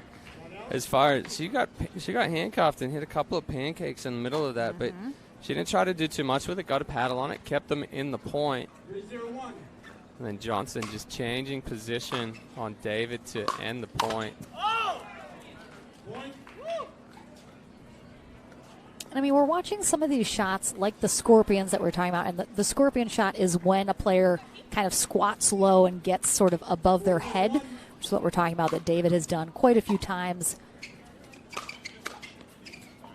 Do you think there are shots in pickleball? Do you think everything can be drilled? Is there everything that you can work on court, or are there some shots that are just a little too instinctual? Some are reactionary, but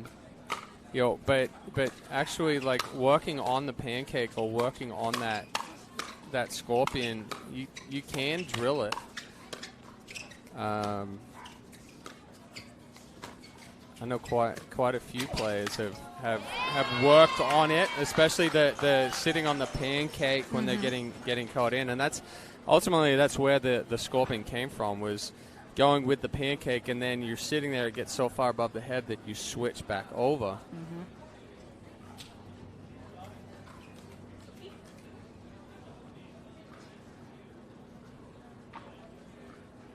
0-4-1.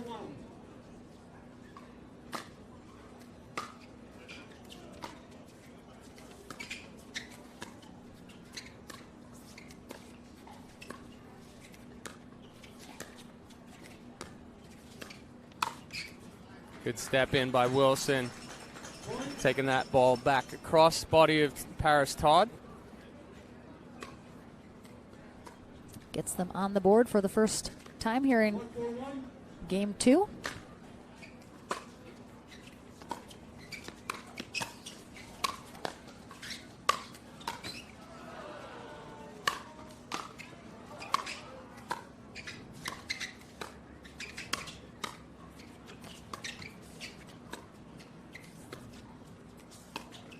Oh, great job by Todd.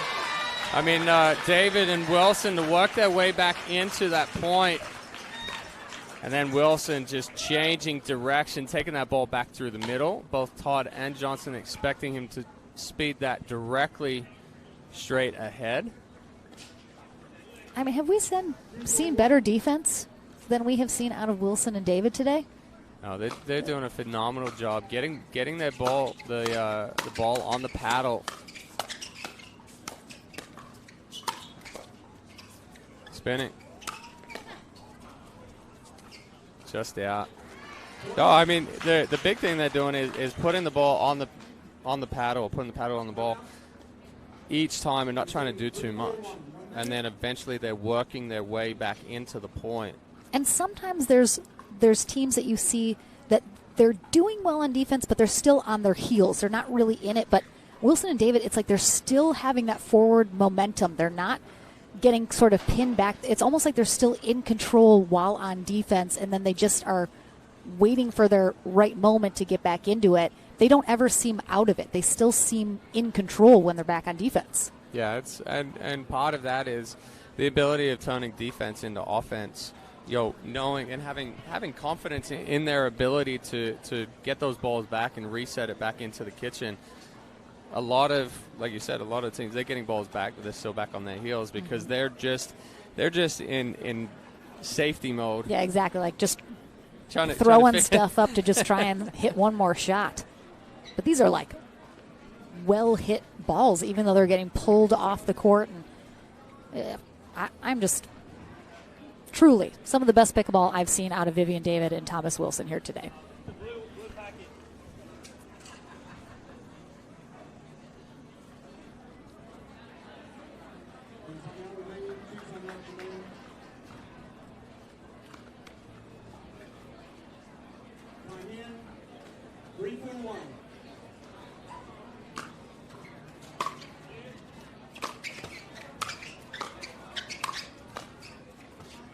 Oh. The whole crowd.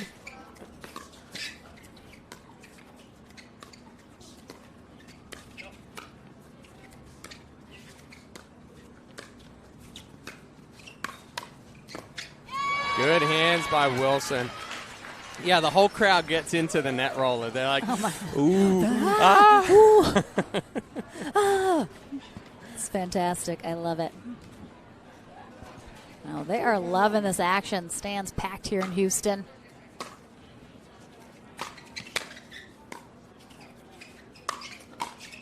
Ooh, I mean, he's there. And again, you mentioned it earlier, we haven't seen a ton of lobs from this near end, even though it is into the sun, and we've seen them be effective in earlier matches.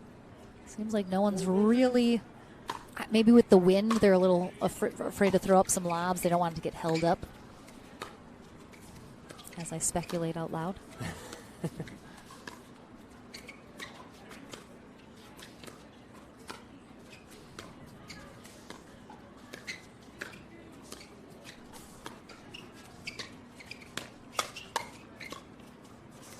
Great pickup from Johnson. Oh! I was just about to say, look, check out the movement by Wilson. I know. Just tiptoeing along the kitchen line, moving and controlling it, and just pulling that one wide as he was coming across. Oh, almost had an incorrect server.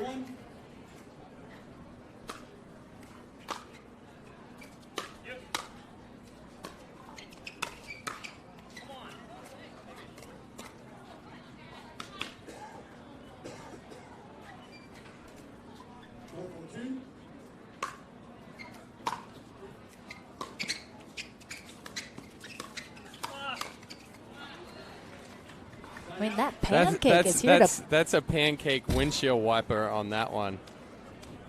That was switching from forehand to backhand by coming over.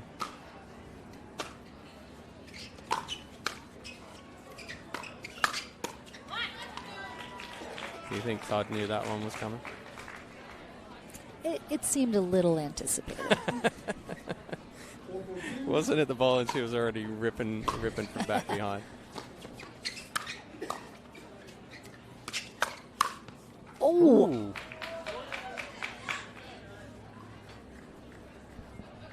Johnson putting a big swing on that one. Wilson going for it, but luckily missing that one, and so it was a couple of inches deep.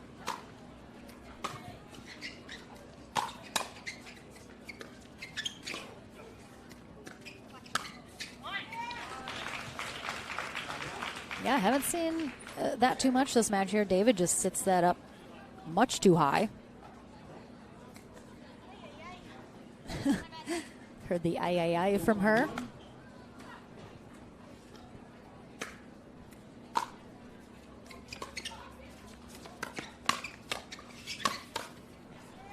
Yeah, Johnson getting a little more aggressive here. And I don't like that speed up from Wilson on that one. Johnson was coming up being aggressive. Wilson gave him exactly what he wanted.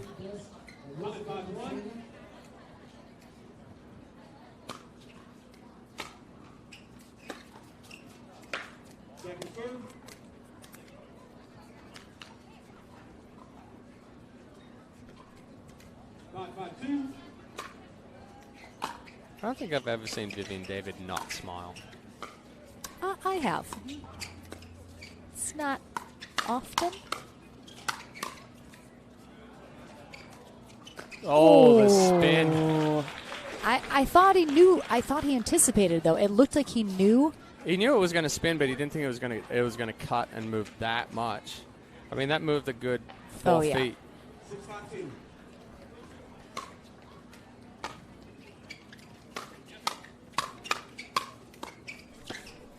Yeah, good pressure from Johnson. Well, you called it for game 3. However, we were in the same situation in game 1. Yep. Johnson and Todd made a comeback.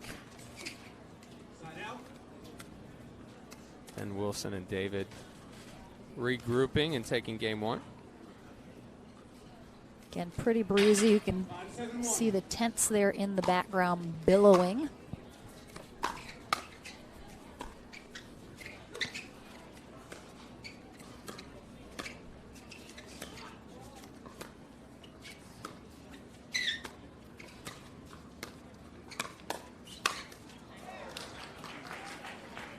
Scorpion didn't work on that one.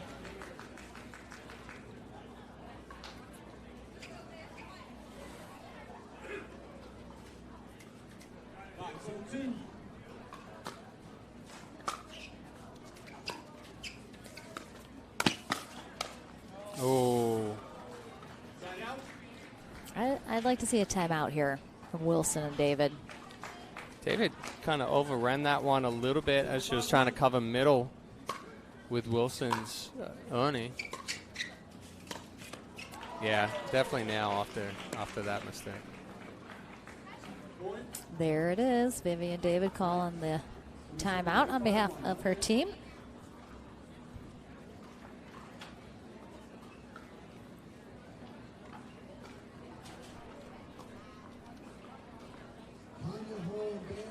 I mean, this has been such a close match. It just really seems like it's the errors. Who's making them and who's not. And David and Wilson have been so clean, but these last few rallies, they've pushed some wide, haven't been in the right spot, and that's been the difference. I think both teams' strategy is very set. I don't think much adjustments need to be made. Simply who's executing better is going to come out on top of this. Yeah, and Todd's done a pretty good job of weathering the storm of Wilson's attacks. So earlier on, he was getting her. He was getting into the hip. Yep. He was handcuffing her. Now she's recognizing, she's taken a step back just to give her a fraction of a second more reaction time, and anticipating better on reading the balls that he's going to speed up, whether it's reading the height of her ball or Johnson's ball, or reading his paddle when he takes it just a little bit further behind his back for the speed up. All right, and from the timeout. Oh, all right. That ball is a little too high. All right, David and Wilson looking to get 2 stops in the side out here without letting Todd and Johnson get any closer to taking the second game. Oh boy. Yeah, good reach in. His movement, he recognizes the ball is going to float, and he is 2 quick shuffles and paddles out in front, pulls the trigger. Almost no time to react when JW moves on that one. Mm-hmm. And the thing too is it does seem like JW Johnson, he has levels. He's been playing at a certain level, and he just went to the next level. He kicked it into 5th gear. And you wonder, why doesn't he just do that earlier? It's like, JW, if you had an extra layer, go up. But again, it comes down, you only got so much gas in your tank. I mean, yeah, right? You want to reserve so a little. If you're going at 100 miles an hour, you're not going to get as far. You might get there quickly, but there might be some squirrely moments in there. Yeah, that's true. Might lose control for a second. Game point. Oh, excuse me.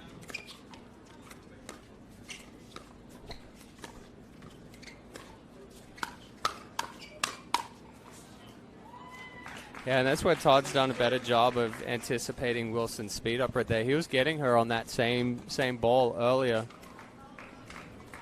Now she's counterattacking, and then Johnson stepping in.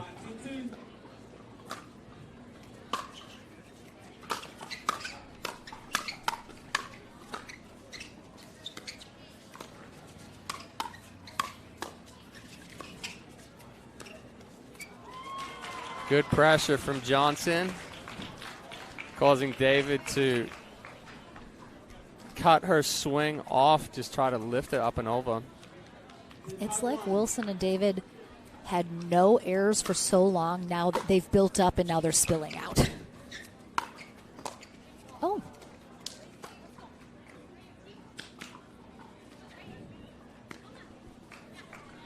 All right, another game point opportunity here for Todd and Johnson. Oh, we almost had the interpretive dance. Yep, it was a little. Lift. The nice up and over. The wingspan was out. I mean, again, the serve long, it doesn't give up any points. But again, when you're facing a game point, you have to make every opportunity.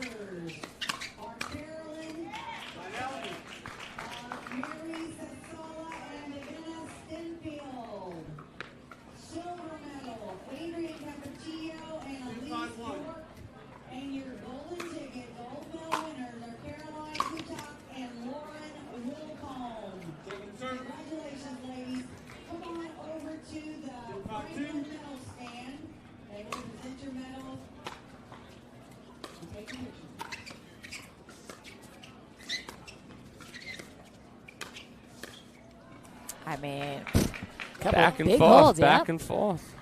Excellent ball from Vivian David, taking that ball early, putting some pressure on Paris Todd. All right, good. I like the offensive timeout here from David and Wilson. It'll be their second final. As again, I mean, you have to, you can get the stop, but if you don't do anything on your serve, it's just a matter of time. You're just delaying the inevitable, but you got to make something happen here. And I like the timeout for them to regroup, just sort of refocus, and obviously hope to get back to what was working so well for them earlier in this match and even earlier in this game that has been lost a little here in the second half. 15 seconds.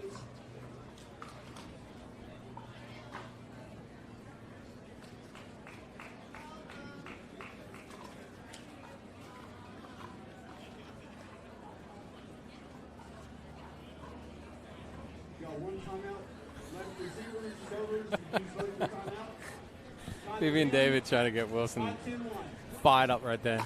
She's like, here we go, let's go. Rawr.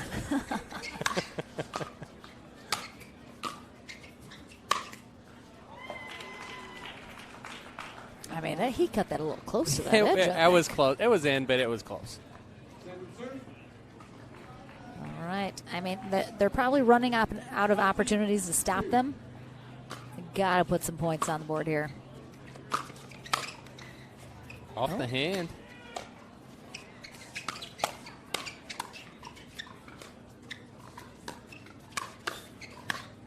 Yeah, too good. Funny thing is, Johnson looks like he's like so nonchalant when he's doing those fast hands as well. Body's so relaxed, hands relaxed. Yeah, you can't teach that.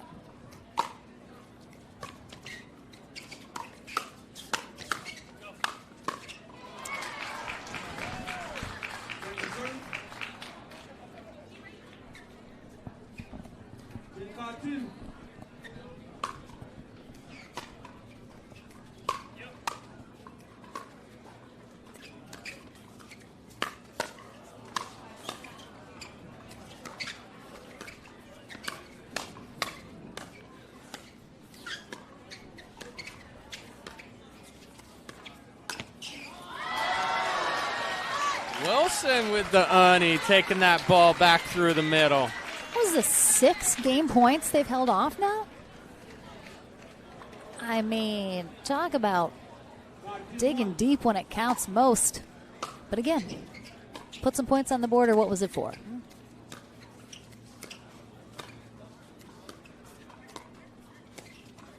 Oh.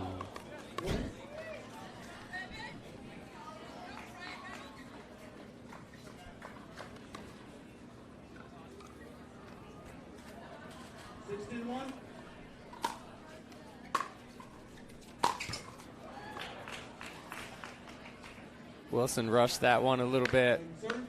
Low ball, really difficult to get underneath, but rushed through it, flattened it out, came over the top.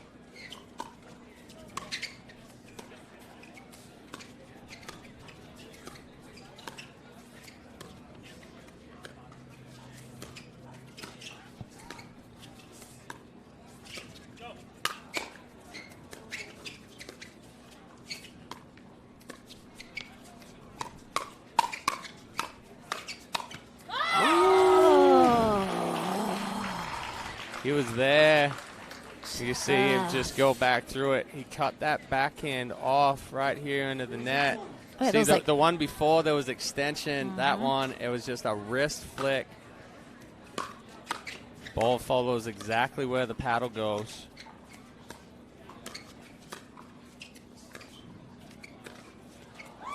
All right, luck finally runs out here for Vivian David and Thomas Wilson. Game 3 indeed coming your way. Who's going to take it and head to the winner bracket final? Your guess is as good as mine. Let's find out right after this.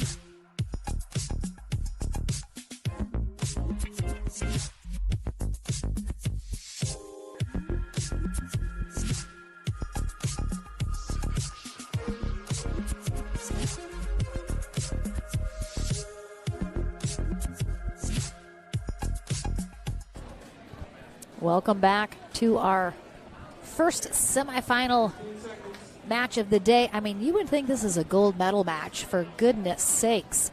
Vivian David and Thomas Wilson playing some of the best pickleball I have seen them play.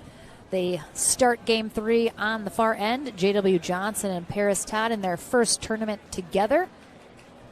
Take game 2, forcing this third game. It wouldn't surprise me if, regardless of the outcome of this one, if this doesn't become our Sunday final. Yeah, I wouldn't be shocked because we've seen the other teams playing, and these are by far the two toughest teams, the two teams that are on top right now. Game 3, 0-0-2. And other semifinal, Georgia Johnson and Gabriel Tardio take on Lina Pedigamete and Stefan Auvergne, who also are playing very well together. Have not got to see Georgia Johnson and Gabe Tardio here on center court yet today. 0-0-1.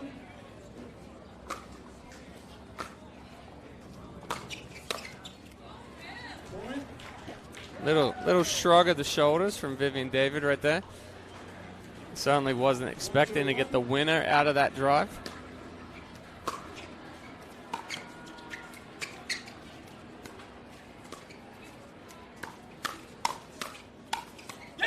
Oh boy, right into the crowd. Saw some flinching. Good job from Thomas Wilson going into the body of Paris Todd. And then once he pulled that trigger, he's going to stay with that. Anticipate every ball is going to come back and look to attack again. That other semifinal is coming up next following the conclusion of this. See Georgia Johnson and Gabe Tardio sitting in the shade to the left of our court, getting mentally prepared.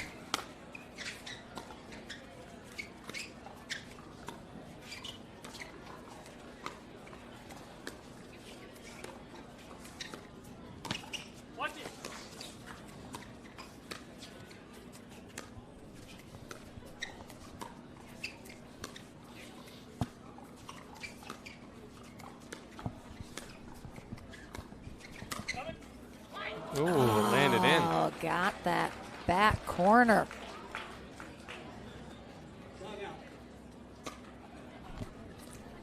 Yeah, the thing that saves Todd right there, or that she did really well, is that she went to the deepest part of the court.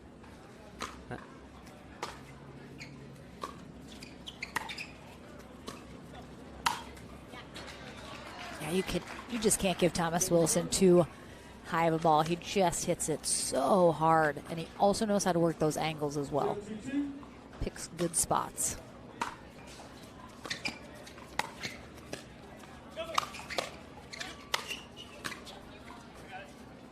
In the sun. Oh, that was wide. I don't know. Yeah, Vivian's calling it out. Vivian's calling it out. What? What Not after he hits it. She was calling it as he was hitting it.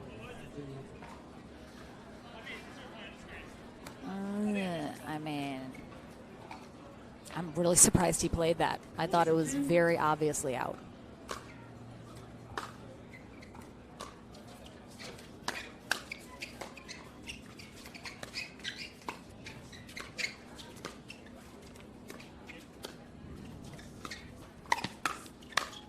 Yeah, good move by Wilson into the body of Todd again, and David slides over, ready to finish with that big two-hand backhand.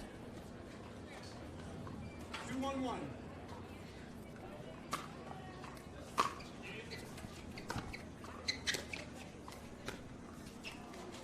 Serve.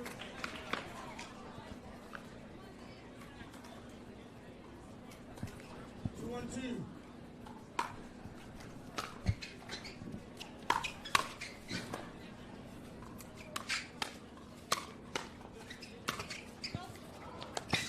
Oh. Tried to do too little with it, though. It was there.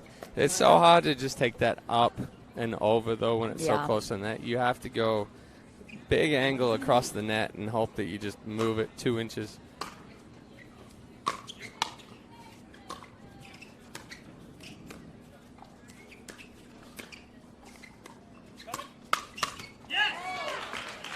Good hands. Yeah, and we heard Wilson say coming right before Johnson was about to hit that. He read the reach in from Johnson, and David set up super early and counterattacked that well.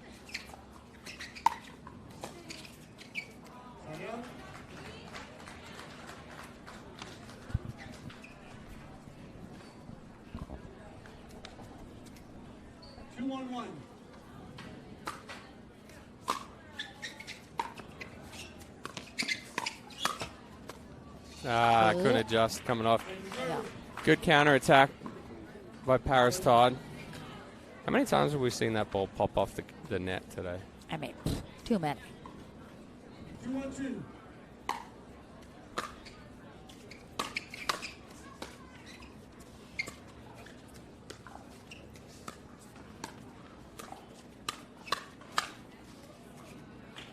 Just missing it.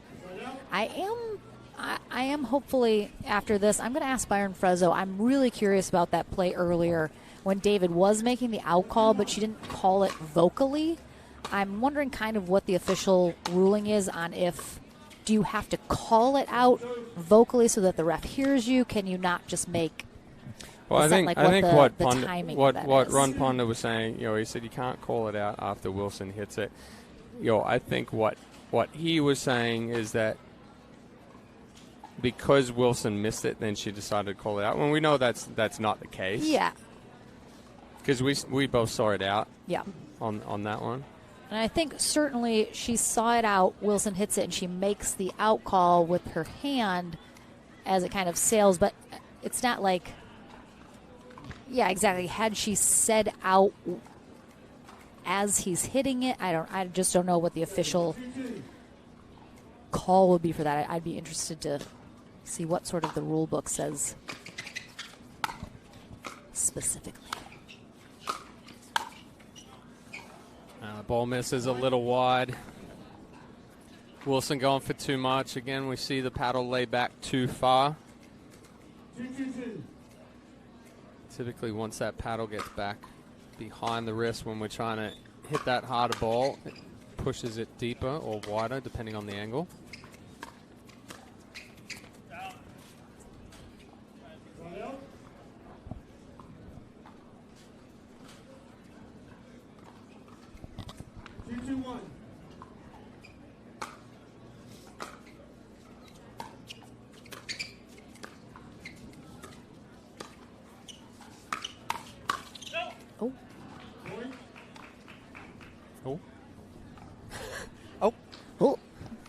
Tell you what, there seems to have been a lot of pickleball played here in this third game for only it to be 3-2.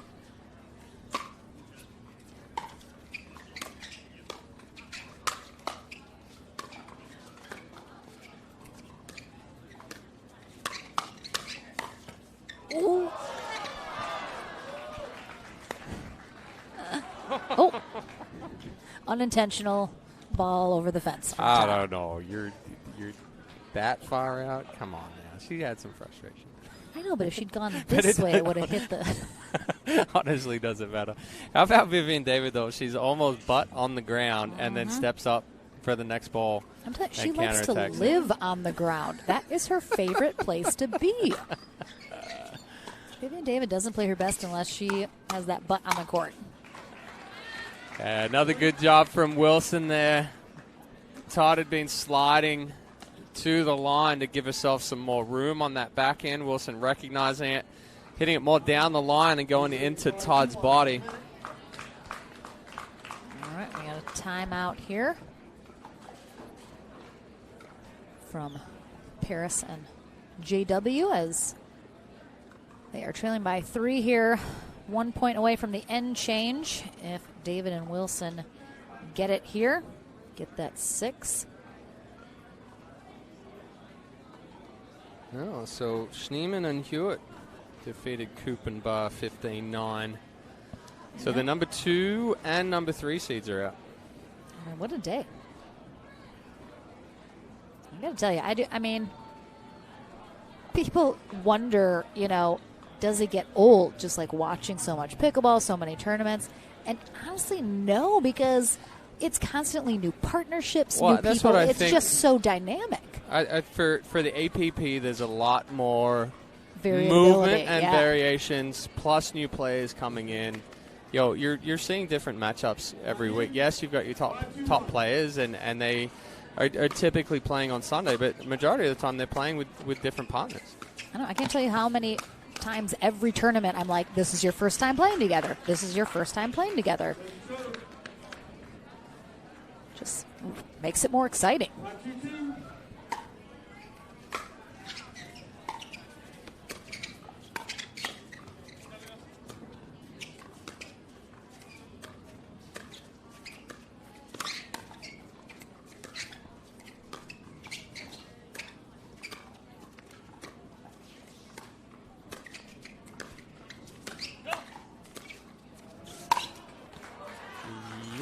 All right, Wilson back to doing Thomas Wilson things here.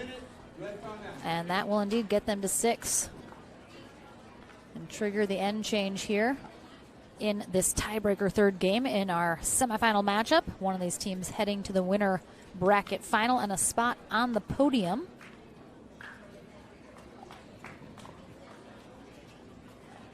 I'm going to shoot a text to Byron Frezzo and see if I can get him over here to ask.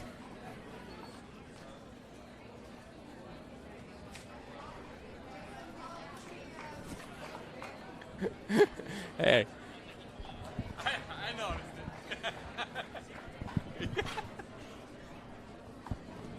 Hey, but no, I gave you a shout out that you recognized it and started doing it. All right, J.W. Johnson, Paris Todd will conclude this semifinal match on the far end. Thomas Wilson and Vivian David feeling good here. Getting that end change up by 4. Can they keep it rolling here on the near end all the way into that winter bracket final? Oh, yeah, jammed her up there good. Looks like it hit off of her wrists. 6-1.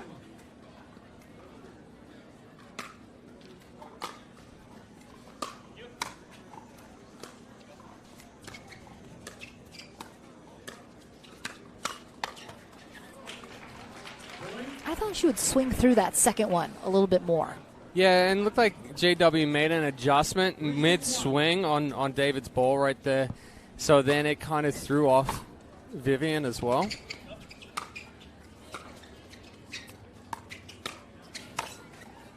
Yeah, good movement by Wilson again.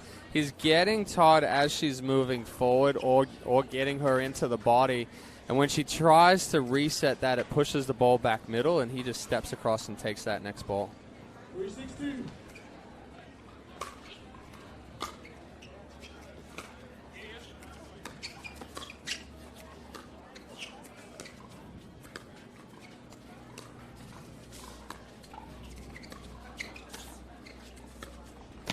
Oh, yeah. That was ambitious.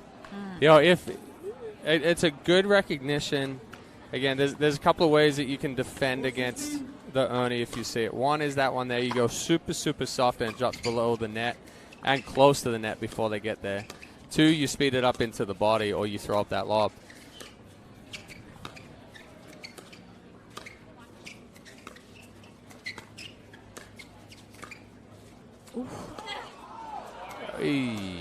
Yep, just snuck that over. Not a lot of options for Todd there to try and get that back up and over. It'll be interesting to see here if we do see J.W. Johnson sort of level up again, as he tends to do near the end of matches if things are not quite going their way. They are only trailing by 2. Certainly still in this without question.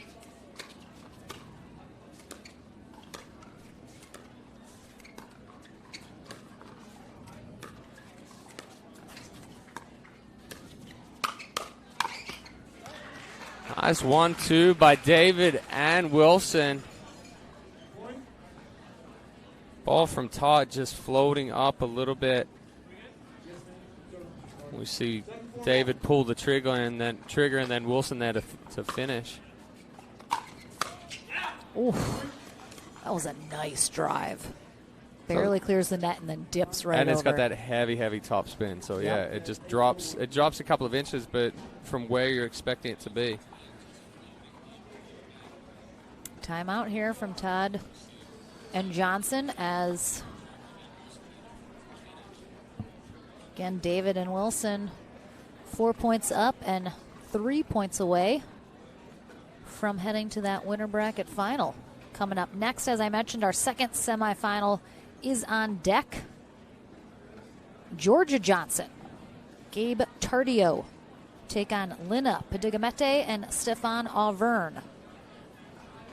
So we got two Texans and two Floridians here on court, and we're about to have two more Texans take on two more Floridians. I mean, geez, can people live anywhere else? Looks like the pickleball players are congregating, as we've mentioned, in two specific states. You're in an area where you can play and train all year long.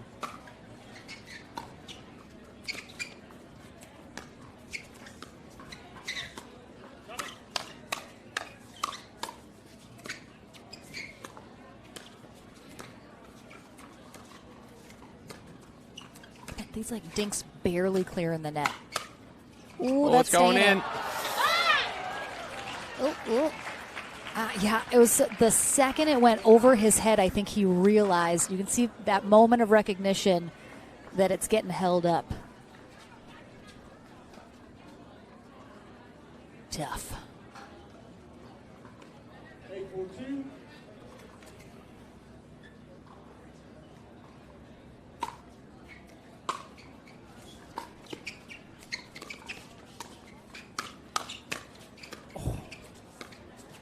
And hands from Johnson, keeping him in this.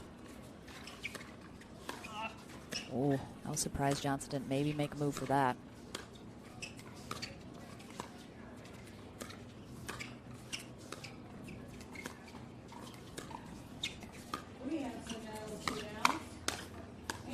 Oh, I don't know how Johnson got that ball.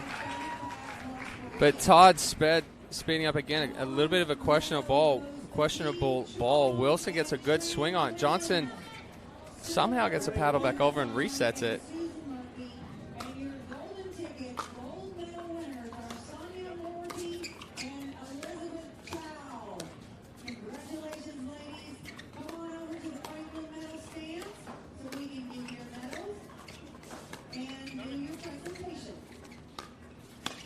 Yeah, good spot.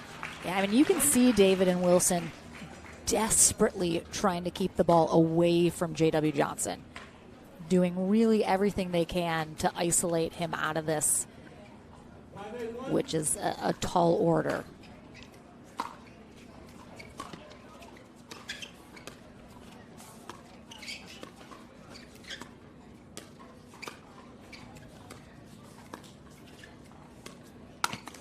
Woo.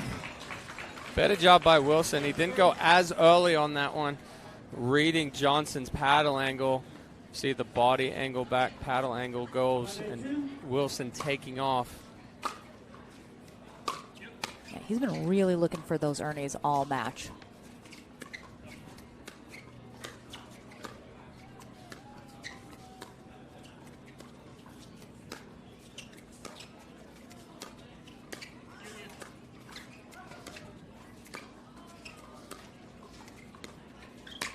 Ooh. Great job again, getting low. And that's Johnson's shot right there. He likes to reach in and do that quick flick roll. But that one just overextended. He wasn't able to get underneath it and roll it. It just became a flick up.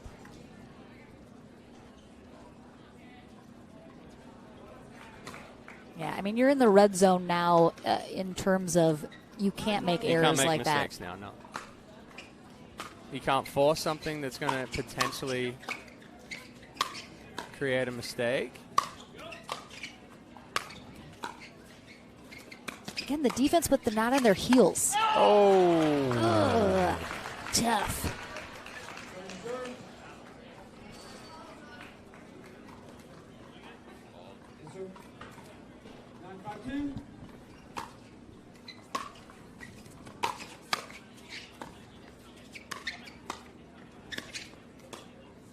Yeah, good pressure from Johnson, and that's what we talked about. He's not overdoing it, not trying to create too much, but he's putting pressure on just by taking the balls early, adding a lot of spin. 5-9-1.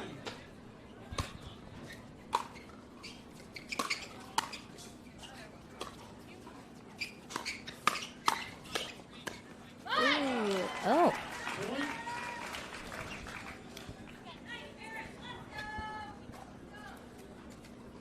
Thought Todd was getting handcuffed on that second one. It turned into Wilson.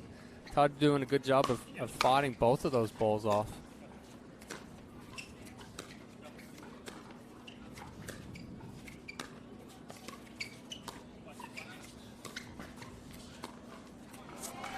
There's something to, there's something to be said about the ability to finish. You got to be able to close when the opportunity presents itself and the pressure's on, especially against a team like Todd and Johnson. Yeah, we saw in those last 2 points right there that Wilson in particular got a little too tight. Yep. And we talked about, when you start thinking about, hey, if I leave this ball up a little too much, they're going to do something, or I have to be absolutely perfect to finish it out. Keep doing what you did to get there. He's got to play as confidently as he was. It seemed like during some of those rallies, like on that last shot maybe that he ended up dumping in the net or something, it almost seemed like he had given up before he was fully done with the shot. Like his body language almost just kind of slumped before it was even over. You can see his wife Brittany over there doing her best to shake him out of it.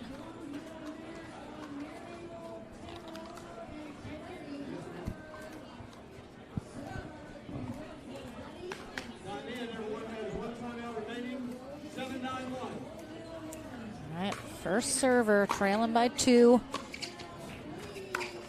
Oh, gotta. Wow. Wilson looked over here like, oh, yes. A little bit of an eye roll. I got lucky on that one.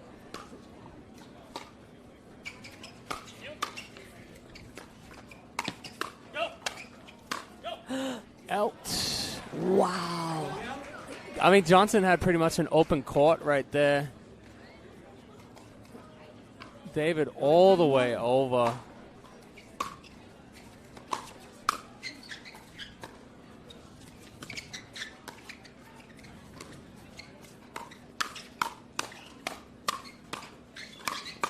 Good reset.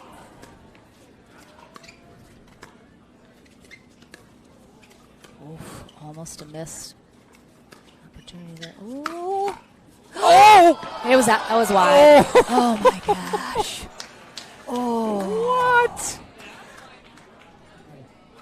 Yeah, that was wide. Yeah, that was out. Good eye. But still. Jeez.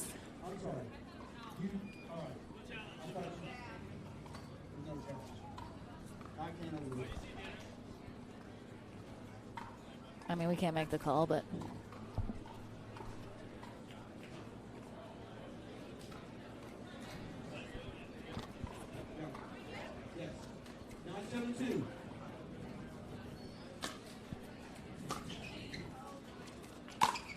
oh my gosh.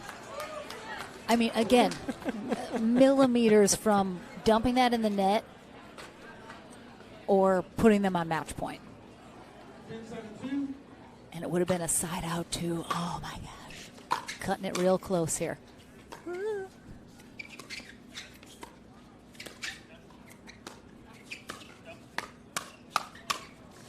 Oh.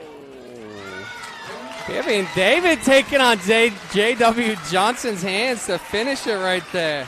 Wow. It looked a little hairy there for a minute for sure for Wilson and David, but ultimately they hold on and they head to the winter bracket final. And like you said, there is, a very good chance they see J.W. Johnson and Paris Todd again before the conclusion of this weekend. But so far, they have gotten one coveted spot in the winter bracket final. Again, Georgia Johnson and Gabe Tardio take on Lina Padigamete and Stefan Auvergne in our other semifinal to see who they face. We're back to the Franklin studio and back into the action here in Houston right after this.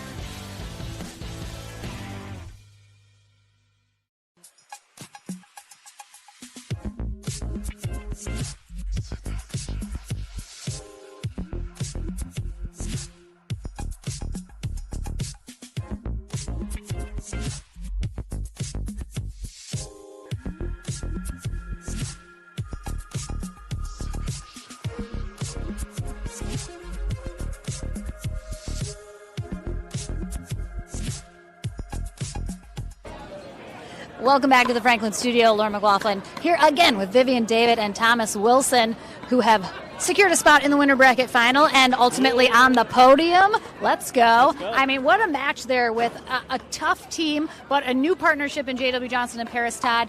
You know them both very well, I assume. Separately, though, you have not played them together as a team. Did that change anything in your mindset as you went to face them in this semi? I mean, obviously we knew that it was going to be a tough matchup. Both of them are phenomenal players.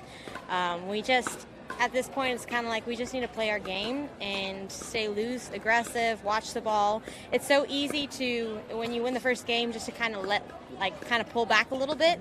I think that's the biggest challenge for a lot of people, just kind of locking in through the whole time. But we had highs and lows, but we ended up finishing it out. So super proud of Thomas. Good job, so good. Just got to have more highs than lows. That's all. I mean, you said before we came on here that, you know, when you played aggressive, you were playing well and you were winning points. When you pulled back, you weren't. Right. And you took a timeout, especially in that third one. It looked like you guys got a little tight, maybe let them in a little. Brittany came over, a couple words of encouragement. I mean, are you recognizing that before the timeout that you need to make that switch in the adjustment to just stay aggressive? Yeah, and it's tough to have energy the whole time. I mean, J-Dub and Paris played amazing. It was toe-to-toe the whole time. It was like little dips here and there, but it wasn't like massive runs. So it was just like keep grinding as much as we can and just try to pull it out. So super thankful that we did. Thank you, Viv.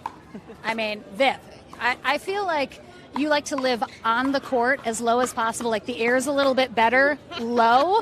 I mean, is that something that you kind of have always had where you're just sort of naturally getting low, using your legs, that stability, that wide base? Or did that kind of grow as you kind of worked up the ranks in the pro scene? She sleeps in the squatting position. She sleeps in the squatting position. I don't know about that, but... Well, in tennis, I also got pretty low. Like, it's just, I'm also a shorter person. I think in pickleball, it definitely made it a lot more because I'm able to defend and I feel like see the ball better when I'm at a lower position. Sometimes it's easier to lob me, but that's okay. It's a give and take. Exactly. I mean, that's all you got to do. So you're into that winter bracket final, onto the podium. You're going to take on one of these two teams in that. I mean, both are going to be tough opponents regardless. Will the strategy simply be stay aggressive, play the game that's worked for you so far? Yeah, pretty much. I mean, there's little nuances that you change up here and there, but for us, we just have to play our game and stay aggressive, probably like most teams, and hoping Team Dreamland pulls it out. Have a Dreamland final. A full Dreamland, Austin, Texas area situation, which would be pretty cool as we're in Texas to have that whole situation. I mean, let's go Lone Star State, peeps. All right, congratulations to the two of you. We'll find out who they face after our next semifinal, which is coming up right after this. The APP Sunmed Houston Open, brought to you by PowerPlate, the official recovery tool of the APP Tour. Sunmed, the official CBD of the APP Tour. And Pickleball Central, your pickleball superstore, catering from beginner to pro.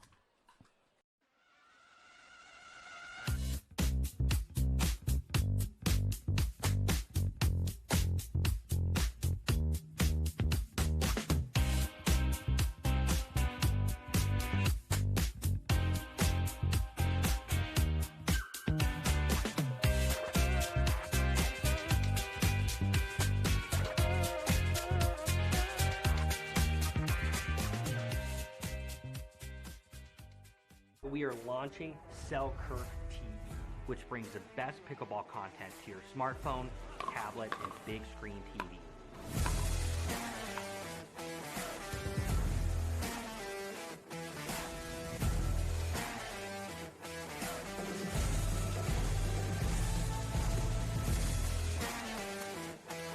This is 24/7 Pickleball, proudly brought to you by Selkirk.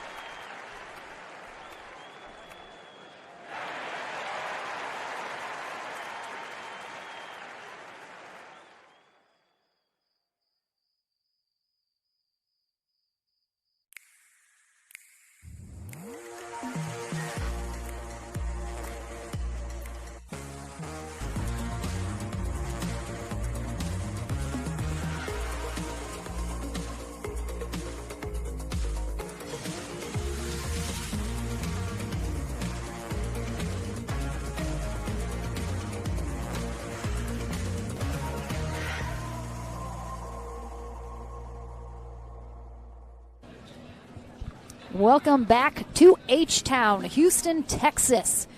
Here at Houston Memorial Park, Lauren McLaughlin and Chad Edwards here at courtside for our second semifinal matchup. Georgia Johnson and Gabriel Tardio will take on Lina Padigamete and Stefan Auvergne. And Lydia Blakeman is going to be our USA Pickleball Certified ref for this matchup. And I did just speak to Byron Frezzo about the ruling earlier about the out call, and he confirmed that you just have to make the out call. You have to signal out or audibly say out either before the ball is dead or before the opponent hits the next shot. So on the particular rally we were talking about previously, the ball was hit wide. Thomas Wilson played it, ultimately hitting his out, which created a dead ball. But Vivian David had put her finger up, signaling out before the ball hit the ground. So it should have been an out call. And I don't know if perhaps Ron Ponder I think thought Ron didn't see it until the ball was already out. He didn't realize so she had, and she didn't argue She's against not the one it. to argue. Exactly. So, so ultimately, it should have been an out call. Vivian David did put her finger up, I think, before that ball was dead, showing that it was out. So it should have been marked out. But ultimately, as long as the opponent hasn't hit the next shot or the ball is dead, you just have to make the out call, and that's the official ruling. Thank you to Byron Frezzo for clarifying for us and everybody at home that was perhaps wondering. So Georgia Johnson and Gabriel Tardio in their first appearance here on center court will be on the near end here in game one. Stefan Auvergne, Lina Padigamete on the far end. Padigamete and Auvergne versus the receivers on my right, Tardio and Johnson. Winner of this match will face Thomas Wilson and Vivian David in the winner bracket final. 0-0-2.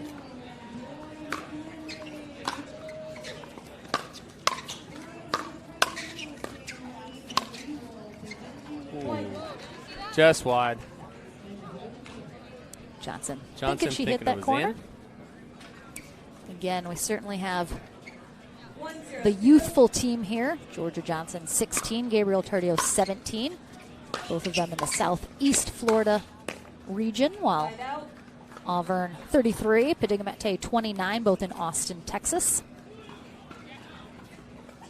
0-1-1. We've talked a little bit about, we've had some brand new partnerships here in this tournament. These two teams, however, decently established as partners. We talked about Padigamete and Auvergne earlier, but Tardio and Johnson have played several tournaments together. Yeah, they play together, they practice together. They're fairly well versed in each other's game. I think it's going to be a little bit of a different matchup for Auvergne and Padigamete in this one. Johnson wants you to speed that ball up into her so she can counterattack.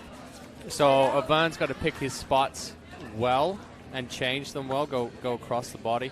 Tardio probably has the most upside and most potential of any of the younger guys.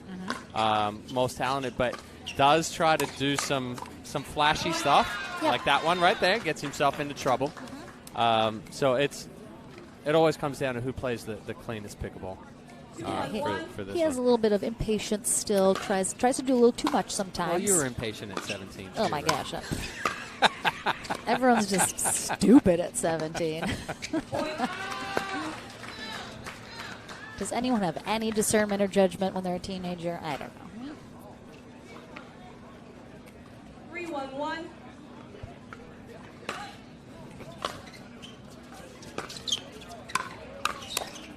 Good spot from Auvergne and good movement. He was like fully on the other side of the court. Yes, ma'am. 4-1-1.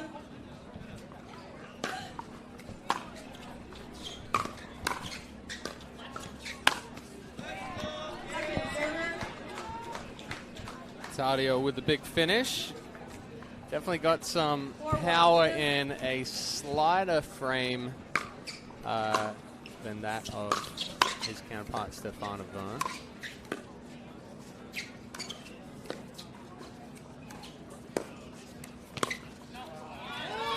Great angle there from Padigamite. That backhand roll, definitely a weapon for Padigamite. That left hand creating the angle and the spin.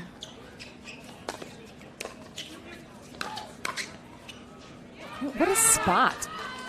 I mean, she didn't full force crush that. She didn't need to. She picked the placement super well. Well, a lot of the time it is placement over power. Absolutely. Oh, almost took Gabe's head off. And timeout there from Johnson and Tardio as they're trailing pretty quickly, pretty early. The previous match, I was not anticipating a 7-1 jump out lead. I mean, I'm not terribly surprised though, because we already saw Padigamite and Auburn earlier. They were playing really well, and I even said, if they play as well as they're playing, I saw them going, pretty far in the bracket. You did say that, yeah. I mean, they're still doing it. And, again, they will certainly find themselves in the winter bracket final unless Tardio and Johnson can make some adjustments here.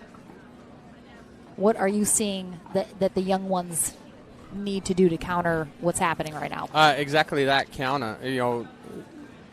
Vern and Padigamite are coming in. They're being aggressive. They're taking good balls, speeding them up into the body. So either they've got to reset, or they have to counterattack, or they've got to spread. Tardio and Johnson have got to spread Vern and Padigamite out a little bit more. Bring a ball into the middle, move them around. If they allow Stefan and Lena to get set, then it's trouble.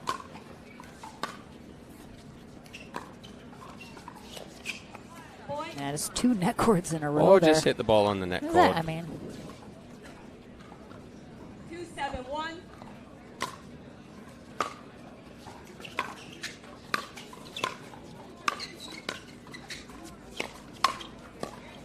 oh. Yeah, I mean, it's tough attacking Georgia Johnson as much as Auburn kept doing. I would like to see him mix it up a little in the middle of that. Yeah, and that's what Johnson wants. Johnson wants to be able to counterattack. That's where she's going to get it. So if... Oh, now we see one on the other way back. If Vern and Padigamite try to be too overly aggressive and they're speeding up balls that probably aren't the best, then they're going to get themselves into trouble. They have to be aggressive, but the controlled aggression where you're choosing the right balls, you're putting the pressure on but not forcing it. And a lot of times in mixed, the woman tends to get targeted a little bit more, is going to play a little bit more of the balls. But I would almost think, because of what we mentioned, Tardio is a little bit more unpredictable. While I think Johnson may be a little steadier, perhaps I would even more try and force Tardio to play very consistently and kind of not make the errors versus Johnson, who maybe is a little steadier. But, I mean, they're maybe letting her play a little too much. Something to consider, perhaps, as they're moving forward out of this timeout. 4-7-1.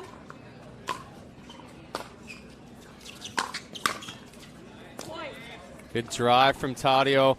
We're seeing a lot more heavy balls, meaning heavy topspin, big topspin, that are going a couple of inches over the net and then dipping below the net, really putting pressure on. That ball's going under the... Oh, no, stay down. Oh, yeah. Thought it was going to go under the stands, but somebody smartly tied a piece of rope there. Oh, look at that. 5-7-2. Ingenuity. Oh, Georgia wants that one back. And Georgia Johnson, too, she tends to also, I forget who we were saying earlier, just hits kind of a very flat ball. Johnson does hit a very, very flat ball. We're talking about Stefan, how he hits a flatter ball when he comes in and attacks. And yes, Georgia on her drives, on her attacks, it is a much flatter ball. She stays with a continental grip rather than switching to that eastern or semi-western grip to hit heavier topspin.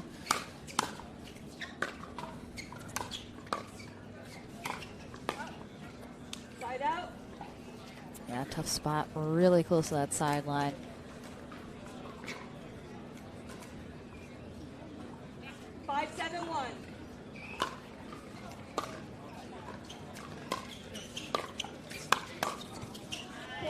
Which is interesting because on her backhand she does hit with a lot of topspin. On her forehand it is much flatter. It's more of a slap or a whip. Second server. 6-7-2.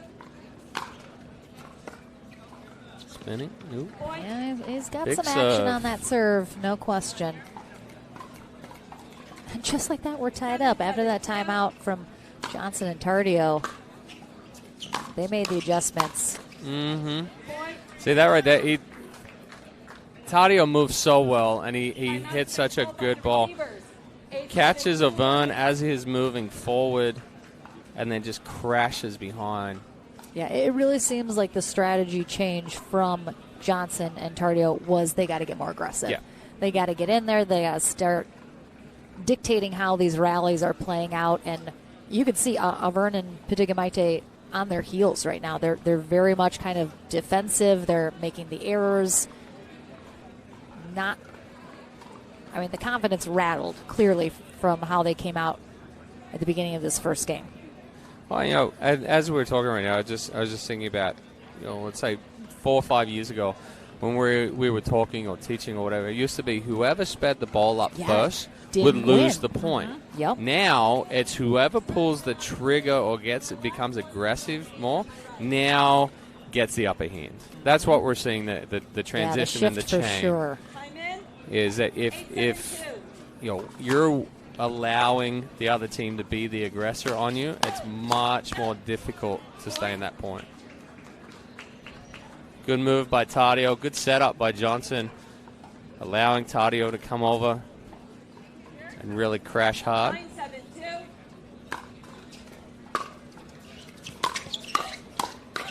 Oh, good hands by Padigamite. Very good. Yeah, Tardio's been really applying the pressure here. Big side out. 7-9-1.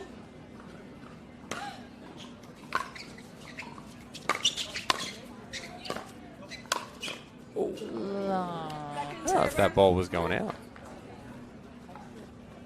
She's gotten caught a couple times in that transition zone.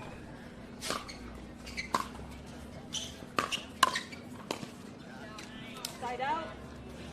Yeah, you can see the intensity has stepped up for Johnson and Tardio. Even Avern and Padigamite were getting the drives on them. They were able to come back. Now they're sending Avern and Padigamite's drives back just as hard, if not harder. Absolutely.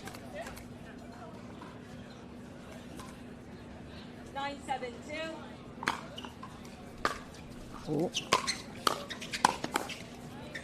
And again, if you're Avern and Padigamite and all of a sudden a team is just pushing, how do you counter that? How do you stop that? Do you have to You've got to counter that with, offense of your own? Well, what they were trying to do there is they were allowing Johnson and Tardio's drives to get too much on them, and then they're trying to push it back deep. So Tardio coming up and crashing is now stepping in and going. Yep. Create an angle, soften it and create an angle. So now it takes away the crash of Tardio. Yeah. All right. Well, Johnson and Tardio. Slow start, but quick finish here in Game 1 of the semifinal. We'll take a short break here in Houston. Back with Game 2 right after this.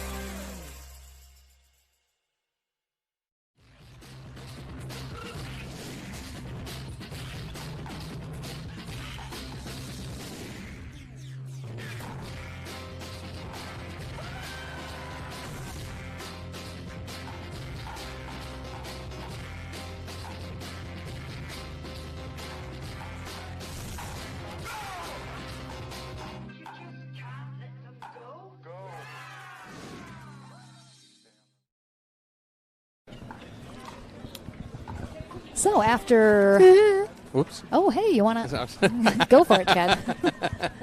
Did you guys know Chad Edwards, gorgeous singer as well? Horrendous singer. Tone deaf.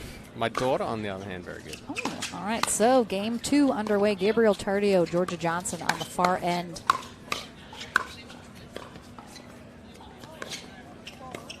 Ooh, Took pressure. game 1 after a 10-point run over Stefano Vernon and Lena Pedigamete, who just, rattled to the core.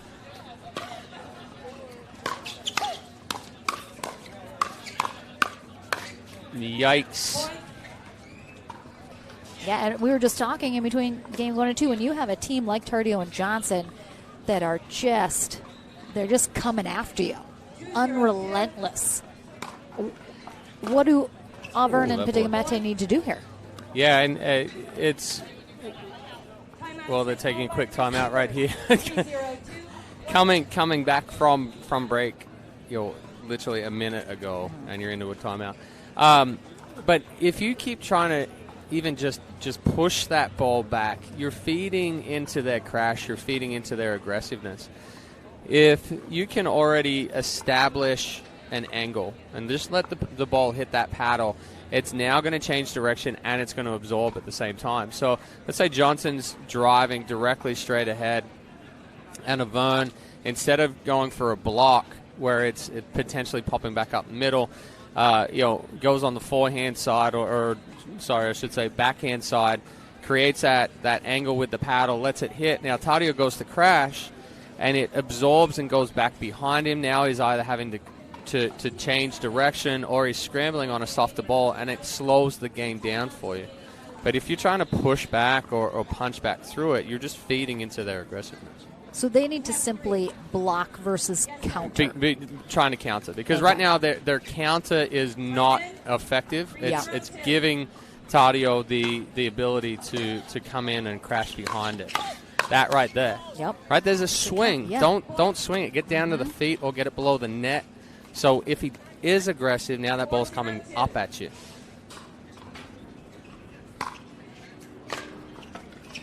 Also, Pedigamete and Auburn they're struggling to read the Tardio serve. 5-0-2.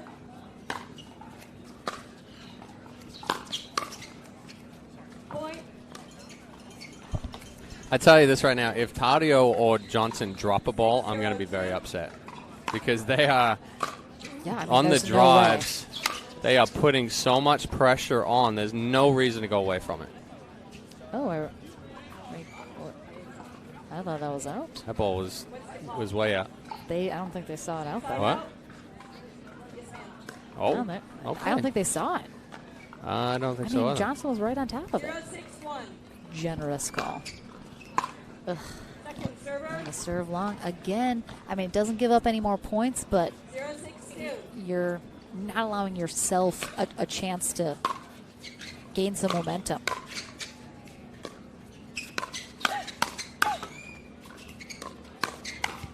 Ooh. Yeah. I don't think we've seen a single dink rally since No. halfway through game 1. Mm-hmm. I don't even know if we saw one before that. A couple. The previous semifinal match, super long. This one, unusually fast so far. That was a better ball by Pedigamete right there. That two-hand roll. A little more aggressive. Goes out behind Johnson. Gets her on the back foot.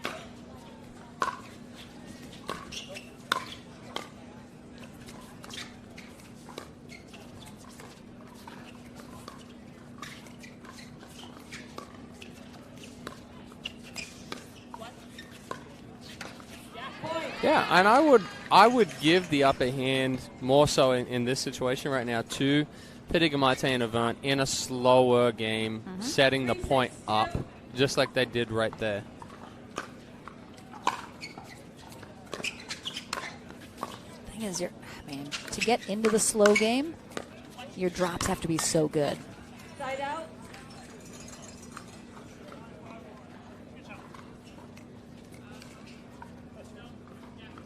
Yeah, and it definitely seems like Avern's more of a driver or firmer ball than than going with the drop, third shot drop, fifth shot drop.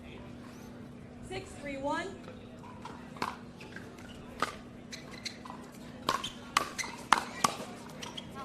Point. Did you say unrelentless? Relentless? Yeah. Okay. I mushed them together. I don't know what comes out of my mouth half the I know. time, I'm so literally just like, making sure it was I'm you. making up words constantly. Everyone just deal with it. Not relentless. Gabe says, Georgia, why? Tardio trying to come back into the court after a good move. 7-3-2.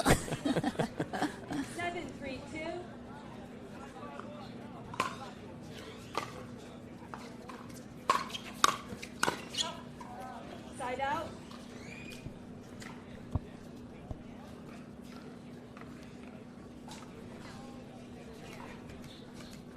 3-7-1.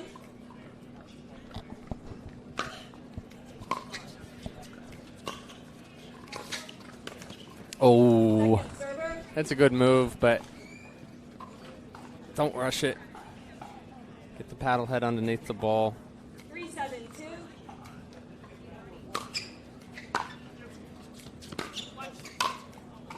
Side out. Yeah, see, I mean, if you're going to get into the slow, you have You your third have shot to have a drops good drop. have to be Yes. Yeah. great. 7-3-1.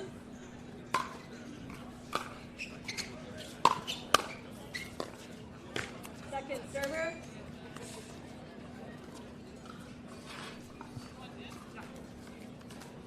Seven, 3-2.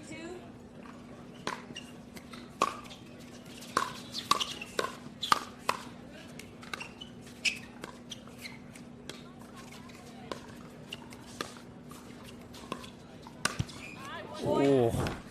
She came above that ball on a ball that was dropping. No chance in speeding that ball up. 8-3-2.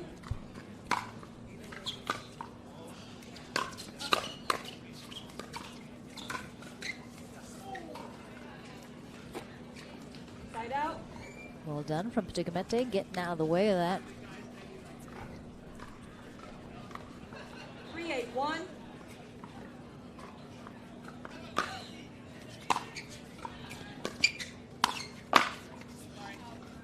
Second server. Both going for that ball. Little clash of paddles, pushing it out wide. 3-8-2.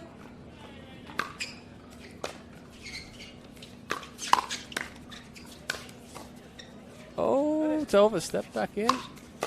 And again. Side out.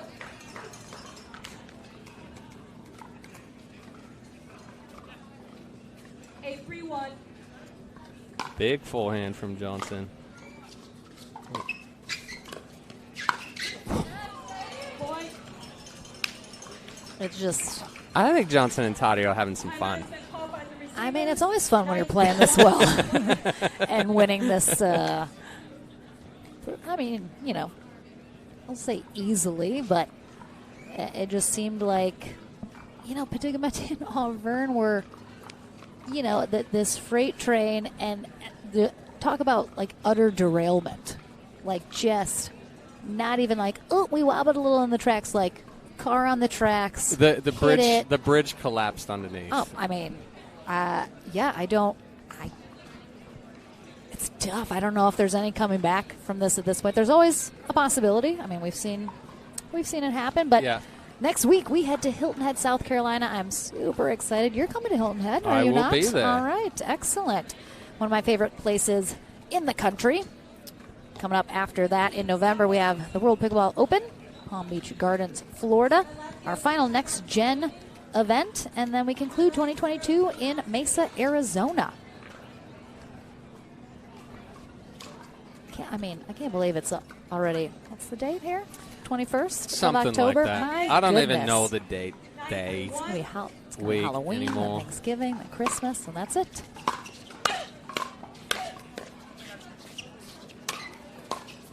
Oh. Second server. Good read.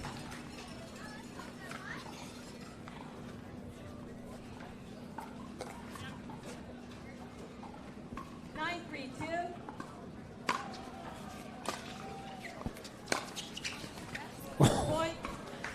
That's some heavy topspin on that one. We talked about Johnson's ball being a little bit flatter, but she really rolls that one.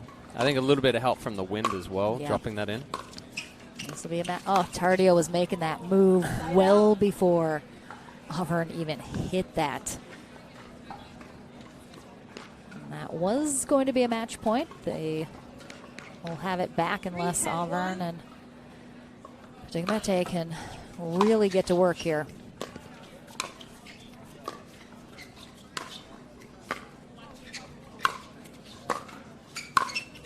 Oh, Twina. Come on.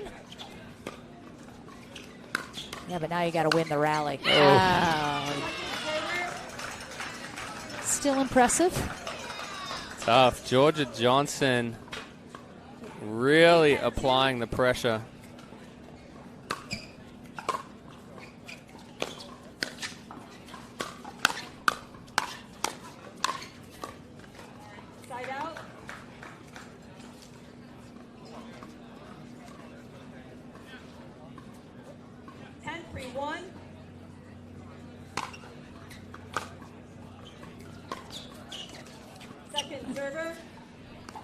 Third match point opportunity.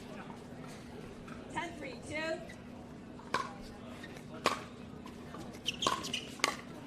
I literally was like, look for Tardio to make a move.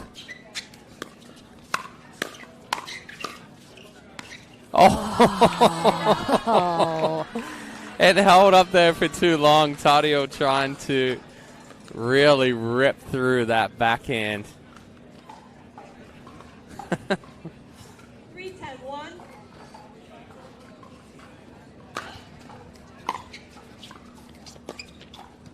Second server.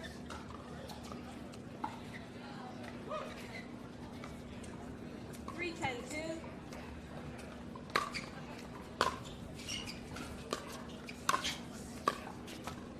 Side out.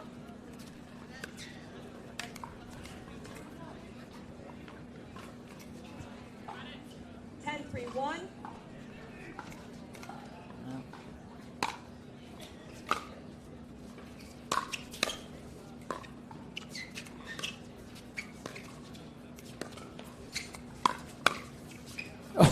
Second server. All right. Deeks are in. Deeks are in. Digmete showing some fight here. Oh, and it's going to run out. All right, well, I mean, just Johnson and Tardio turned it on, never looked back. And Digmete and Auburn relegated to the back draw for now. We'll see if they can get back some of that magic we saw earlier. We head to the Franklin studio to talk to Johnson and Tardio before they hit that winner bracket final. And then we're back here in Houston with more pickleball action right after this.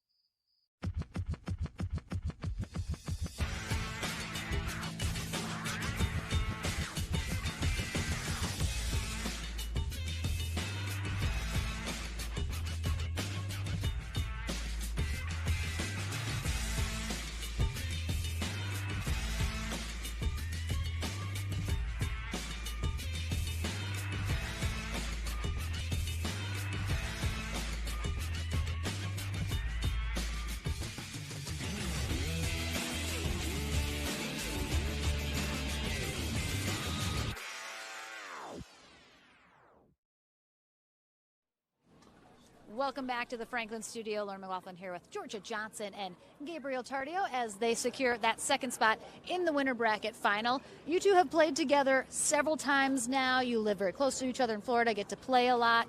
Have you found that the more tournaments you play together, it's getting a little bit easier, the results are coming a little quicker, you guys just are reading each other much more on the court?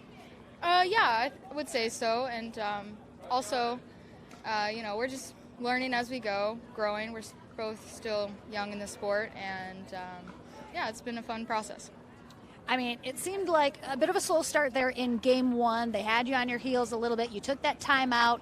It seemed like you guys talked about, okay, what are we doing? Let's be aggressive. Let's press here. And you kind of did that coming out of that timeout and never looked back. Did you guys talk about that, or did I make it up in my mind? Not really. I mean, we just started going for serves. Spin serve helped us a lot, and just being aggressive and worked. All right, Gabe. I'm sorry. I know you don't want any questions. That's the one. Yes, add. We actually talked about slowing it down, and whenever Gabe suggests something, he does the exact opposite. So I was so happy to hear that we were slowing it down, and then Exactly. And then you just went and did the opposite, and that's all you needed to do. I mean, you guys definitely, it feels like the momentum shifted after that timeout, and you guys kind of sensed your opportunity and just kept being aggressive. You did not want to slow it down at all. I mean, did you feel that shift and you just knew, okay, this is our time to just run away with it? No, I mean, I wanted to play slow, but Georgia just started driving everything, and I guess I'll have to poach. I mean, you can only follow your partner's lead. Yeah. I love it. You two I am the leader. I'm glad you pointed that out. The young ones always keeping me on my toe. Well, you guys are in that winter bracket final, taking on Vivian David, Thomas Wilson after their big win. Any thoughts about coming to face them? What's going to be the strategy there? I don't believe that we've played them before, so it'll be a new experience, and I'm excited for it. All right, well, I'm excited to see you two in that winter bracket final. That is coming up, though, after, what do we got going on here? We got Megan Fudge, we got John Sicola, I see a J.W. Johnson and a Paris Todd. So I believe we have a match to 15 on deck here before we get into that winter bracket final here in Houston. Don't go anywhere. The APP Sunmed Houston Open, brought to you by PowerPlate, the official recovery tool of the APP Tour. Sunmed, the official CBD of the APP Tour. And Pickleball Central, your pickleball superstore, catering from beginner to pro.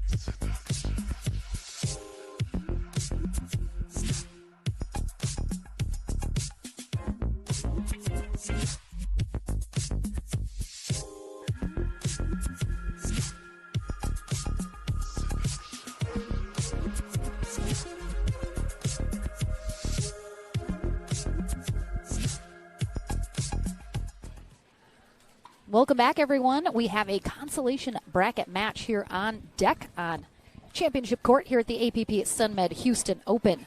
Johnson Cola and Megan Fudge on the far end take on Paris Todd and JW Johnson here on the near end. Diane Anderson, our USA Pickleball Certified referee. Oh, excuse me, hiccuped a little there. This is a match to 15. Switch ends at 8. One of these teams done for the day after this. Yeah, it's going to be a little bit of a tougher match for Fudge and Sincola. You got to try to keep JW Johnson in check. Oh, and then a little help from the net there from Paris, for Paris. Yeah, you try to keep JW Johnson in check and keep him out of the point, and then you've got Paris Todd that's taking balls from below the net and ripping them up. Good step in from Johnson Kohler right there. Yeah, Fudge and Sincola defeated pretty handily by Pedigamete and Auvergne, who we saw in the previous match in the quarterfinals.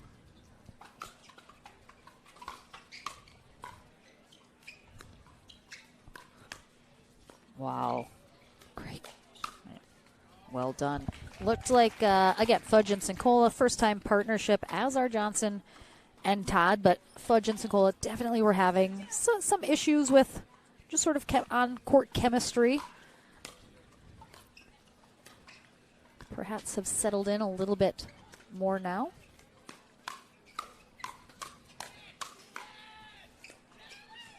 Whoa.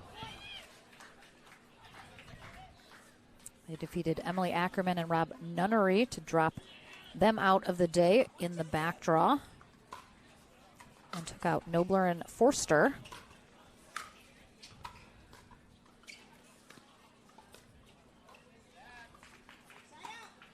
The winner of this will face the winner of Pedigamete and Auvergne versus Schneemann and Hewitt to see who gets back into that bronze medal match.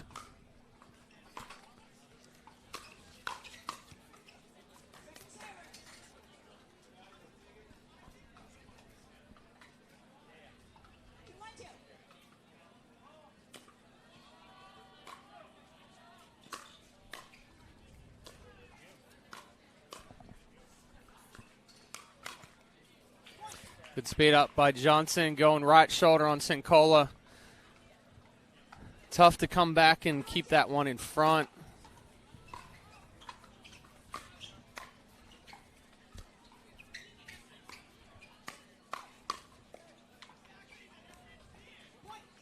It's an awkward spot on Fudge there. That upper chest shoulder area jams her up.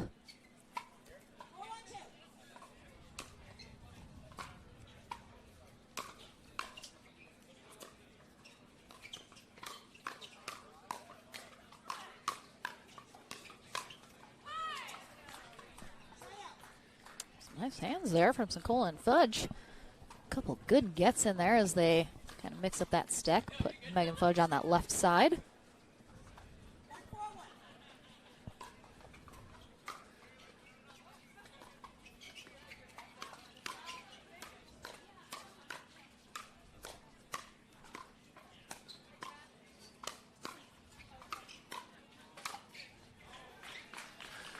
We're certainly seeing some faster-paced matches these last couple. Oh, absolutely. I haven't seen much dinking in this one yet either.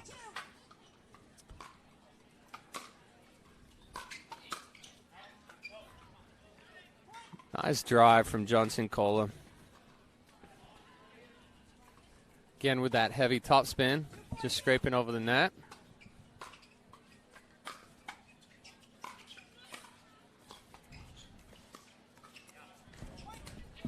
Oh, we're actually getting some cloud cover here for the first time this weekend. I was like, oh, it's so dark all of a sudden. Clouds.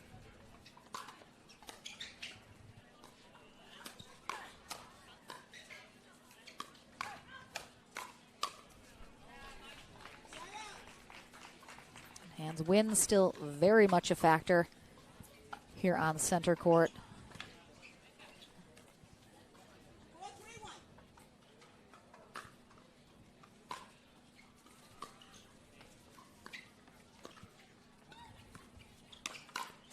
Ooh. Nice counterattack from Sincola, recognizing that Johnson was going to speed that ball up.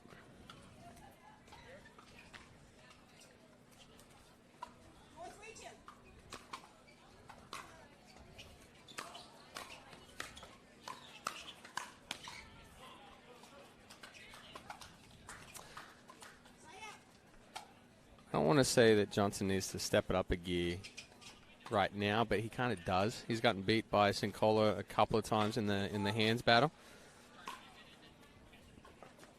Oh. Sincola with the spin serve.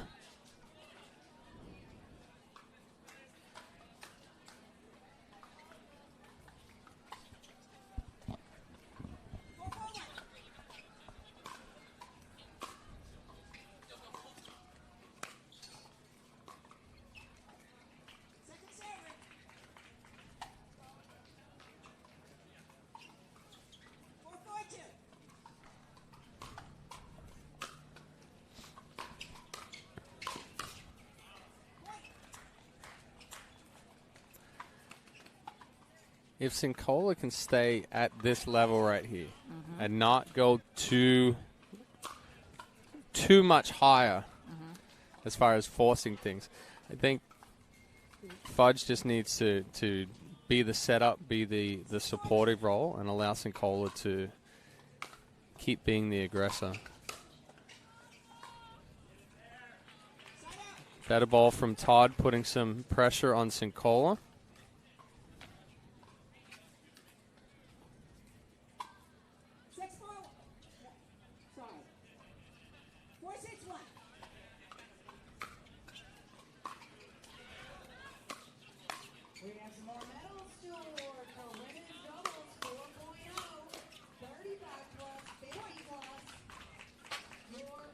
Again, we'll switch ends at 8 in this match to 15.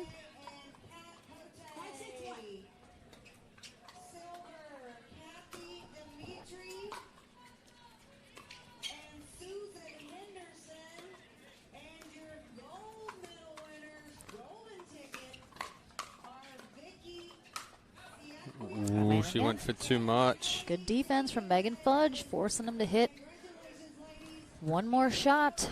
Got the error.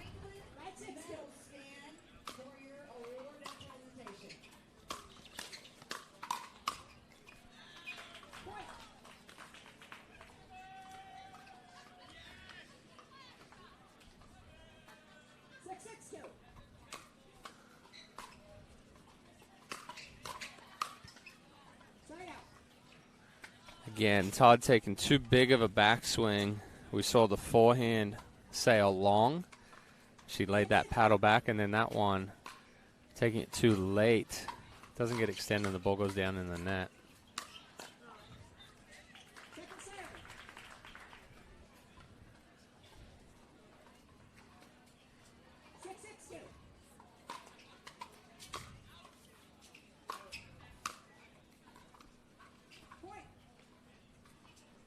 Long on that return.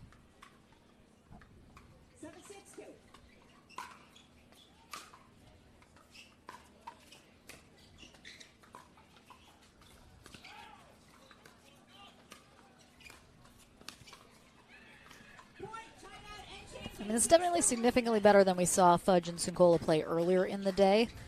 And I don't know if significantly worse, but definitely less Johnson. Intense. Johnson and Todd. They're a little flat right now. Yeah, a little lower energy. The errors here in the first half of this match have certainly been too many if they want to stay in the bracket today in hopes of hitting the podium. But right now, I mean, Sincola and Fudge, they're just playing steady. They're doing what needs to get done. Like you said, they're not pressing too much, not trying to do too much, just simply trying to keep the ball in play, look for the right opportunities to make something happen, and then capitalize.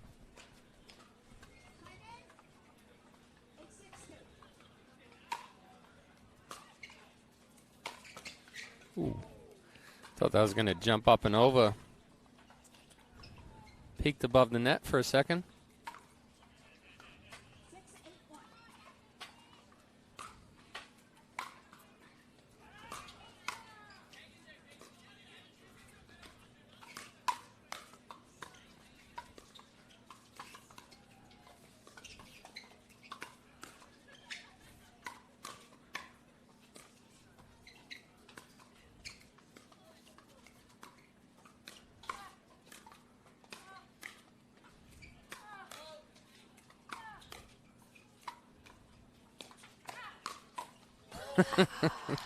Excellent job by Todd right there, just Yeah. resetting each of those speed ups from Fudge. And then Johnson with the reach in, speeding it up. And Sincola a little late.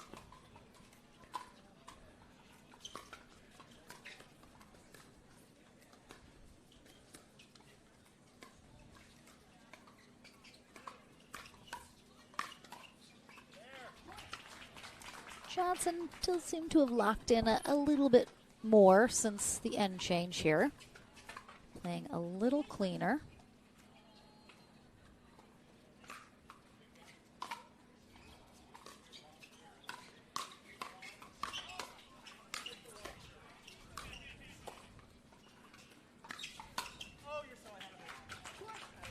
I think, too, that's the downside. We talked earlier, you know, he has a very laid-back style, plays pretty loosely, and I think sometimes that can lend to that low energy that you see, especially coming into a new match. A lot of times on a championship Sunday, he's, I think, kind of known as a slow starter. Yep. I think specifically because that it's hard when you're already kind of laid back and then you have a break and you're coming into a new match or you're coming off of a loss to ramp that back up, and it definitely takes him a while sometimes to get going, and sometimes it's too late. But certainly had time to spare here and turning things around.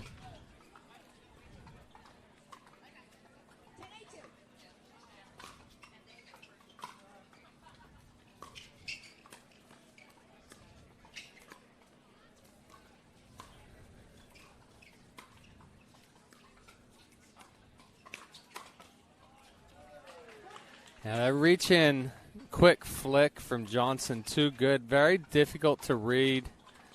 He can just take that ball and go back cross court with it. The ability of taking that ball so early gives plenty of opportunities.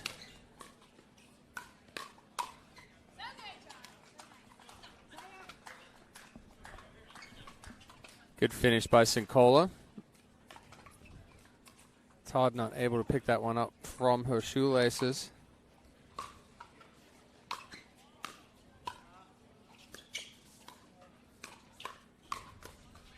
Yeah, that backhand little flick.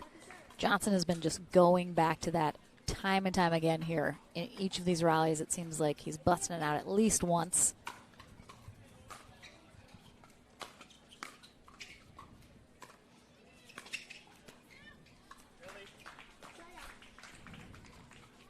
Case in point.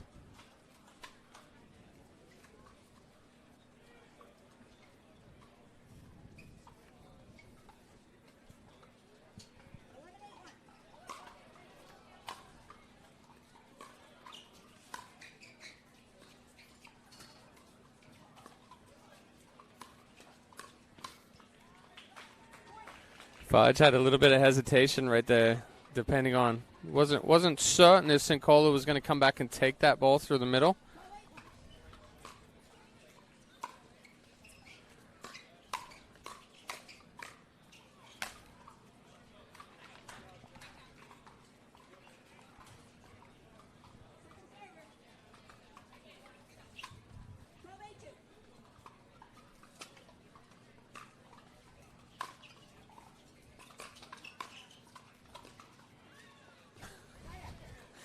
The windmill arms. Blow ball, blow, get over. I think he saw you making fun of him over here. He laughed a little.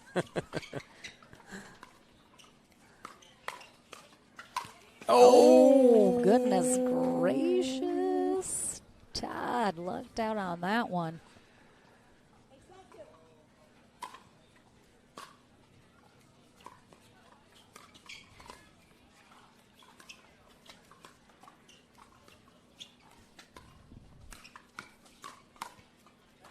Two in a row. He's there. Yeah. He's just got to finish. Extend through the ball a little bit more, cutting off that finish. Dropping it down into the net.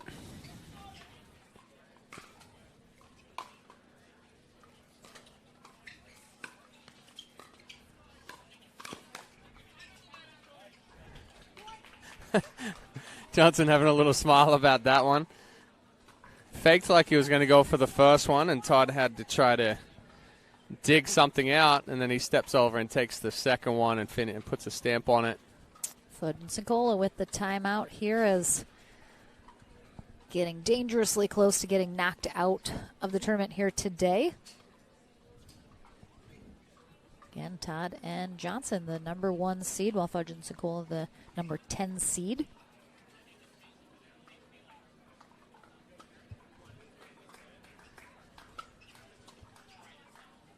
Again, this is almost to the final feeder match in our consolation bracket. Lacey Schneemann and Rafa Hewitt are taking on Stefano Vernon, Lina Padigamete. And they will face the winner of this in the final feeder match into bronze. So those 4 teams remain in contention for getting back on the medal stand.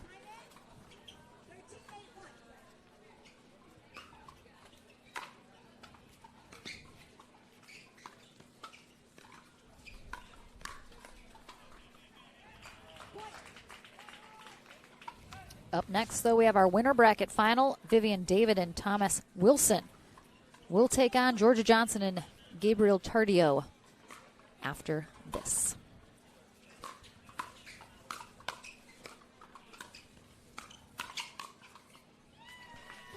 Well, fairly routine for Johnson and Todd right there to close it out, but Nsincola and Fudge putting a little bit of pressure on them before the end change, but J.W. Johnson just stepping in and taking over there for the second half of that one. Yeah, you can see the wind just blowing his hair all over the plate, and the skirt billowing. Again, wind just a significant factor here this weekend, and that will certainly be the case for our winner bracket final coming up next here in Houston. Don't go far. That action is coming your way right after this.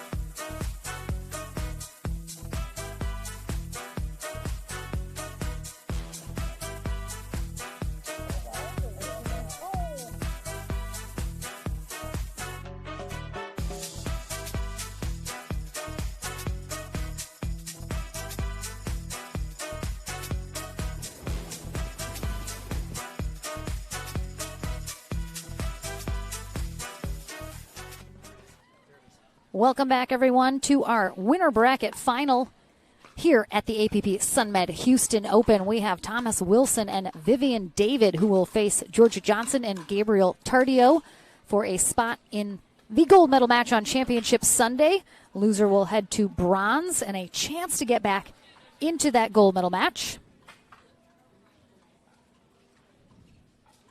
Chris Galan will be our USA Pickleball Certified referee for this match.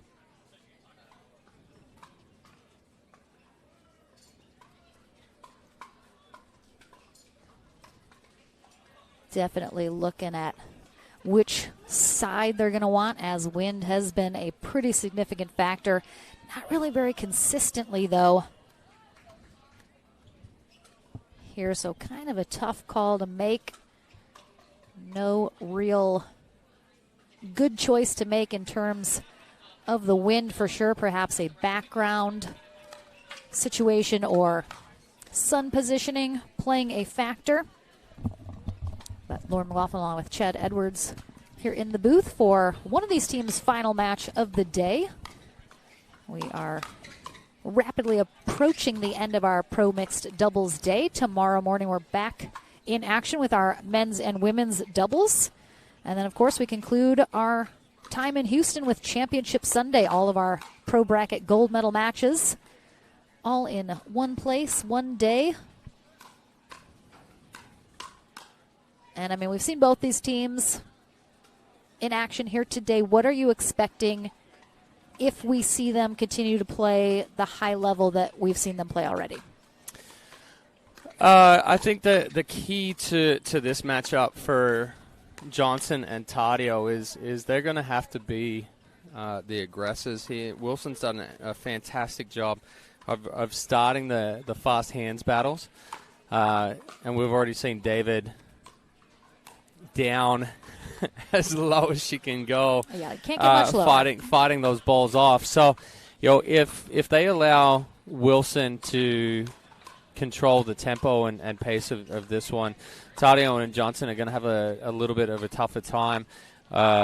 We saw them change pace against Auvergne and Padiga Maite in the previous matchup and then really just kept the pressure on as they go through. So, yeah, I think the little bit of the X factors in this one, or my two X factors, would be Johnson and David, the ladies, on how well that they're going to be able to face some of these aggressive play from Wilson and Tardio. Yeah, it'll definitely be. I mean, we've seen both these teams play very well here today. I mean, do you think as teams, they know each other very well as partners? Do you think as a combined team they have different styles? And one team's going to be looking to do something that the other team does not want to do, and it's going to be kind of a battle of whose strategy is able to get implemented more consistently? Well, I don't think Johnson and Tardio want to stay in a dink rally for an extended period of time with David and Wilson.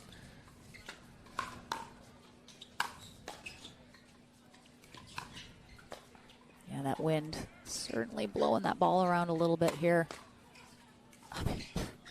Already. Oh, great Good spot Yep. from Tardio. I mean, you could see immediately David and Wilson were trying to get into that slow game, and Tardio and Johnson looking to speed it up a little. So it'll be interesting to see how long these rallies go on if they do get into the dinking.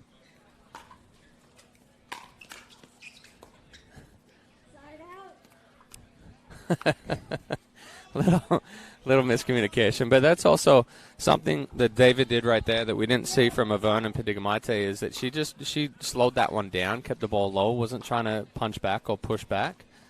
Yeah, I was thinking just that you had mentioned. That's what we were looking for, Stefan and Lina to do in their match that they never were quite able to do.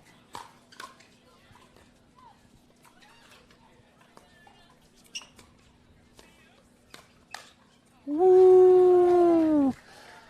David sitting on that two-handed backhand. And Wilson kind of baited Johnson into speeding that one up.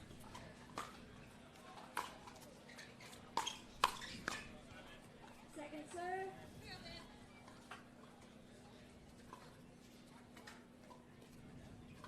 Two, 1-2.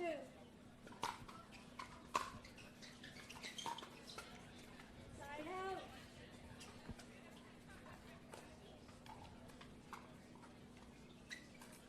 One, 2, 1.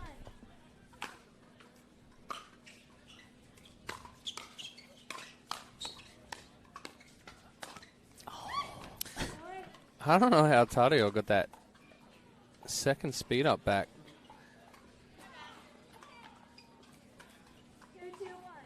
Had a ton of spin coming off it from David going into the body. Good ball by Wilson. She was looking for possibly that was out. Just for reference, this is the referee from the Yates match earlier. Oh. All right, so. She got a medal for bravery. I have to. Oh, it's in. Just out. Good miss. Good miss.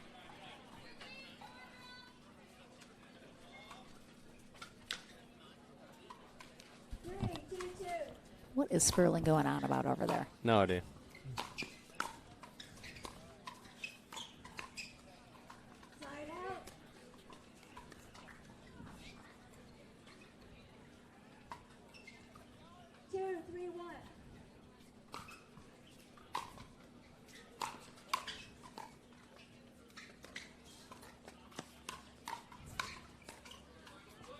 Good spot down that line. And definitely we saw Tardio. He's already looking for that Ernie. Oh, my goodness. Our tent almost blew away. Yoicks. Nice job crashing the net there. Yeah, it was a better job by Wilson. Driving at Johnson as she was trying to come forward.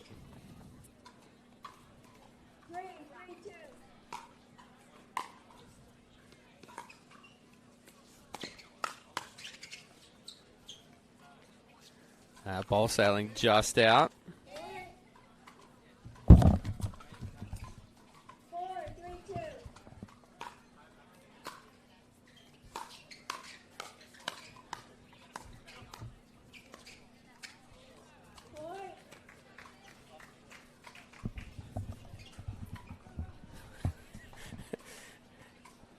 So Lauren disappeared there for a second. She's on the hunt to find out who stole her Mountain Dews from the cooler. I've already calmed down a little, Chad. Don't ramp it back up again.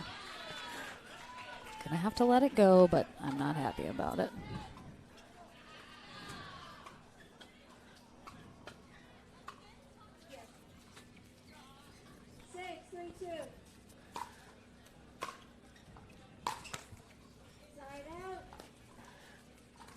Wilson wants that one back. 3, 6, 1. It's got a little flat. Oh, and that one. Trying to rush to get that ball down before Tardio could move into the spot.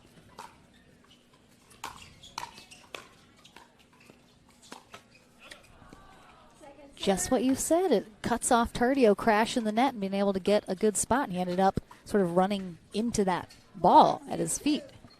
Yeah, typically, and you know, we're talking about pros that are doing this as well, but most of the amateurs you're playing against an aggressive team, or we saw it with Padiga, Maite, and Avern, you're trying to do too much when you're playing against that aggressive team. You're just feeding into exactly what they want. You know, sometimes, and we talk about it quite a lot, less is more within pickleball. If you want to slow the game down, you have to be the one that starts it. You can't expect that the game is going to slow down for you.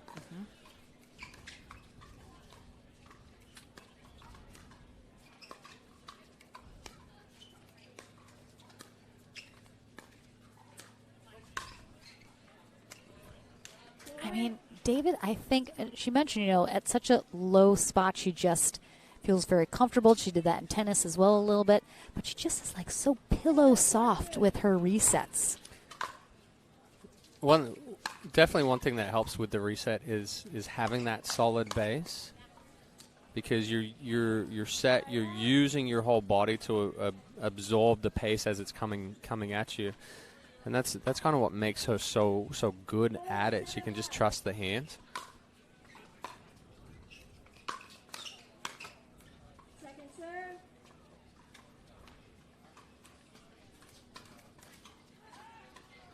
Four, 7-2.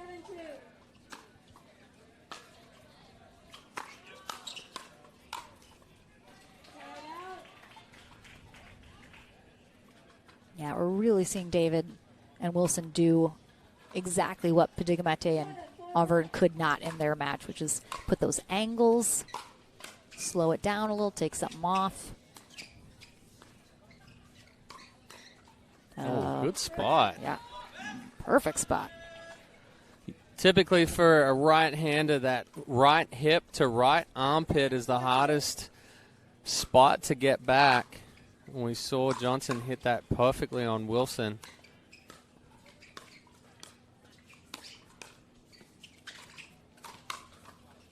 Ooh, just out. Wilson again, active with the Ernie. I dare to say this is probably the best that I've seen Thomas Wilson play, or staying at a level and being consistent. Like yes, it's the consistency. That because he's a great player. I mean, but I agree. This is the most level he's been, staying at that.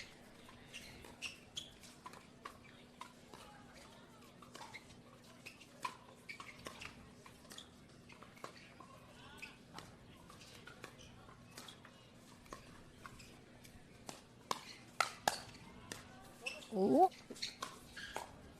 Oh, he's there. That was a change of pace from Johnson with the around the post, but what about the hands by Tardio on a good speed up from David?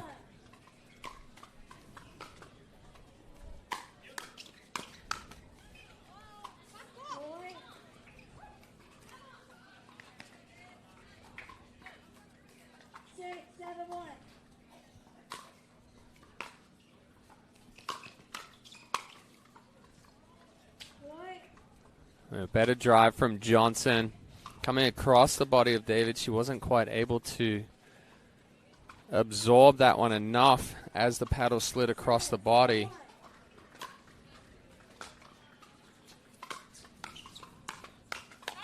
Oh, David literally laughing. Thank you. She's having a good giggle about that one. Because that ball was going out. Oh, there was no question.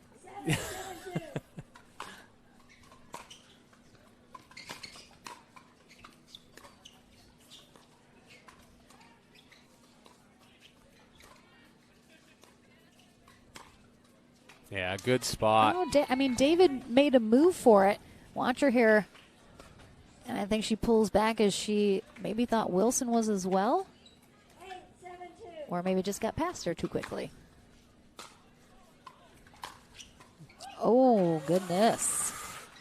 Wilson left a big gap down the line right there. I mean, that's a single shot right there Yeah. from Gabe Tardio. Big time passing shot. We're going to have a timeout from Wilson and David. So now they are trailing by 2 here in game 1 of our winter bracket final.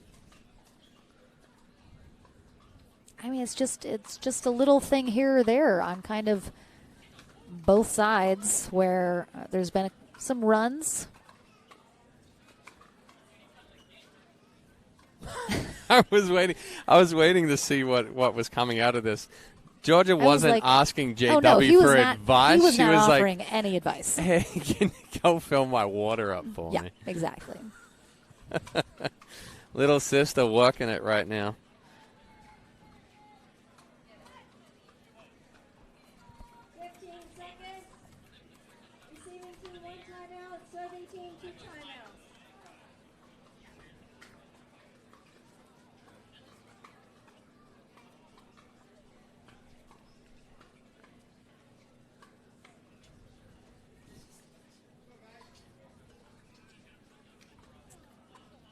All right, back into the action. Gabe Tardio and Georgia Johnson, 2 points away from taking game 1, but David and Wilson just looking for one stop here. Oh.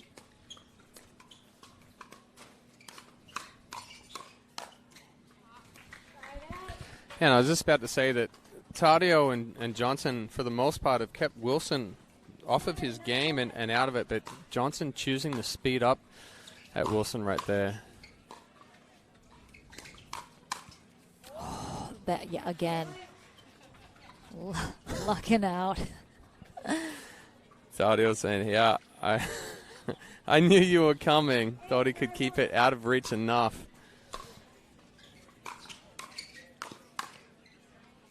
Yeah, Wilson just turning up the heat, turning up the pressure. Yeah. And he talked about in their last interview when he was playing aggressive, they were playing well. When he let off the gas, that's when the errors started to creep in. So I'm not surprised to see them ramping it back up here. Yeah. And I mean, quickly turned it around coming out of that previous timeout, and they've forced the timeout from Johnson and Tardio, who will be looking at a game point now across from them. Yeah, and especially in mixed doubles, you know, we see it time and time again where if the male is not, you know, really kicking up the intensity or being the aggressor, and they start sitting back and not so much allowing the female to play, but, you know, giving her a little bit more room, then what ends up happening is that they try to pull the trigger or they jump for a ball that they are used to being the aggressor on and moving quickly. Yeah. It's hard for them to change speed. So a lot of the comments come that, you know, the men don't let the women play, blah, blah, blah, blah, blah. It's not that. It's the fact that the men, in order to be able to pull that trigger when they need to, they have to move more. They have to be more aggressive. It's not that they don't think their female partners can play. Yeah.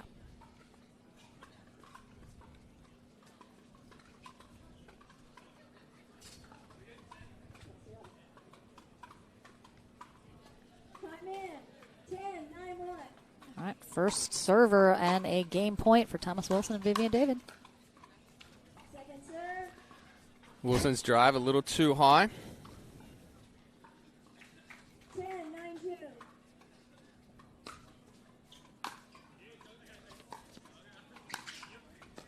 Oh, yeah, it almost looks like she changed her mind about whether to take that in the air or let it bounce and kind of did a in-between, which usually doesn't turn out super well. Big hold here. Ooh, just wide. Oh, boy.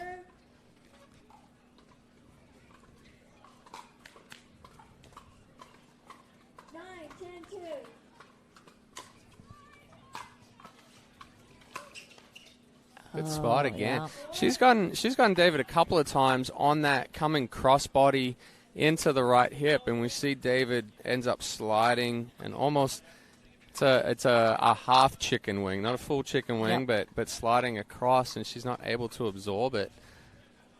I almost wonder if it was going wide as well from Johnson. Yeah, going into the short court on that angle. Tough. 10, 1.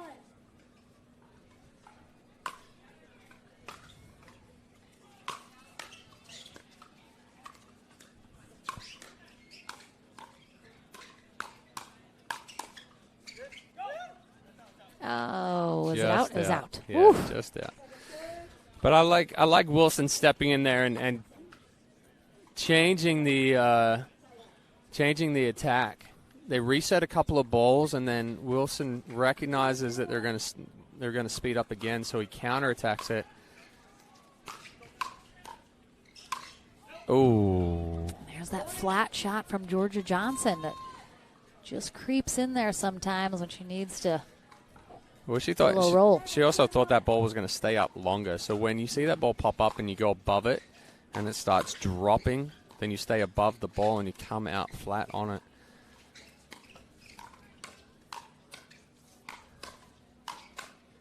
Wow. Good gets from Johnson. Ooh. And it is Thomas Wilson and Vivian David who take game one, 12-10. Ooh, I'm excited for game two. In our winter bracket final here in Houston, coming your way right after this.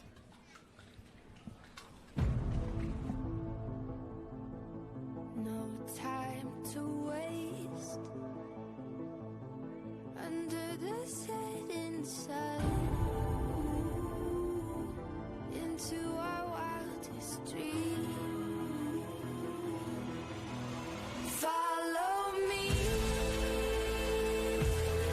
into our wildest dreams, our wildest dreams.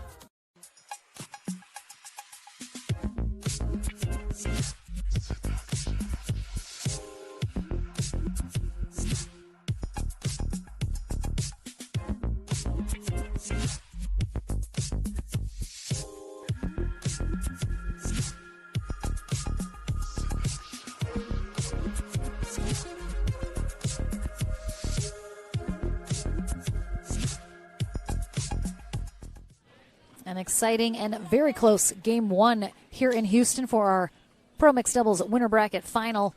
Ultimately, it is Vivian David and Thomas Wilson who take it 12-10 over Georgia Johnson and Gabriel Tardio. We'll see now if they can make it to championship Sunday in 2 games, or will Johnson and Tardio force a third?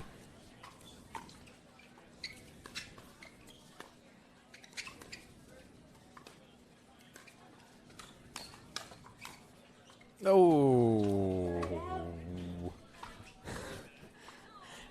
Right now, you probably can't hear it, but David and Wilson are fighting over who can say sorry about that one. I like it. Yeah, good move from Tardio again.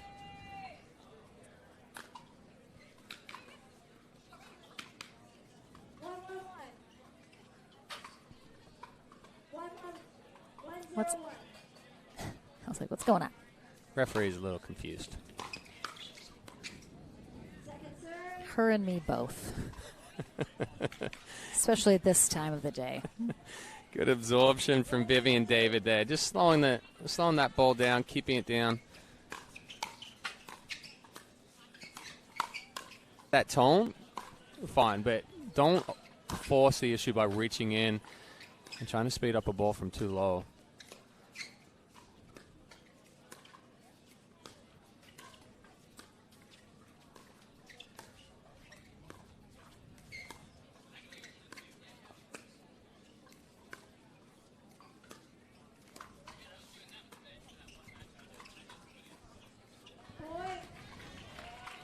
All I know is if I ever have to get a knee replacement, I'm going to ask the hospital if they have the Vivian David model in stock, because those are the knees that I want. You better go with hips as well. So I mean, you that's need true. a full The lower, full lower Vivian David. extend. I want the full Vivian David. You need the whole lower extremity. Ankles.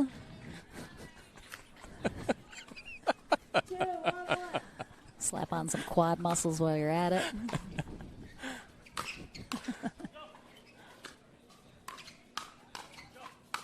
Oh, David getting up. Now who's the aggressor? Lows, she's got the highs. Goodness gracious.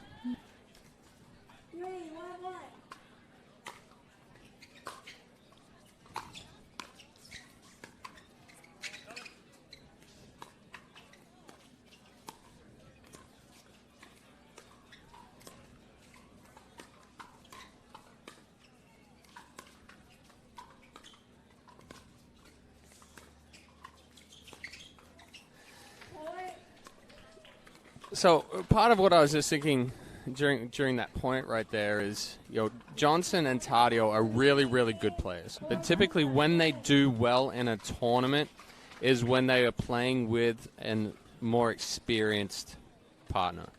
Obviously Agreed. right now Wilson and David are the more experienced. Not so much being age experienced, but overall tournament play. Mm-hmm. And usually we'll see the few times that Johnson and Tardio have played together, they've done well, but they've never made it through to Sunday.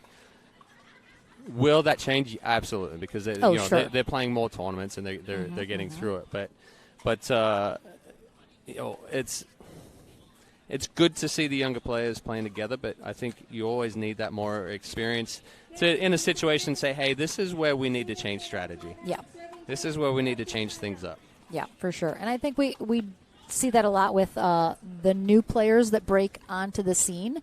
They start out with maybe some players you don't know as well, and it's always kind of talked about when they start to land the quote-unquote better players as partners. Yeah. That's always kind of a mark of their growth into the sport, is when they're attracting the partners that want them as well, or see something in their upcoming ability that they think will mesh well.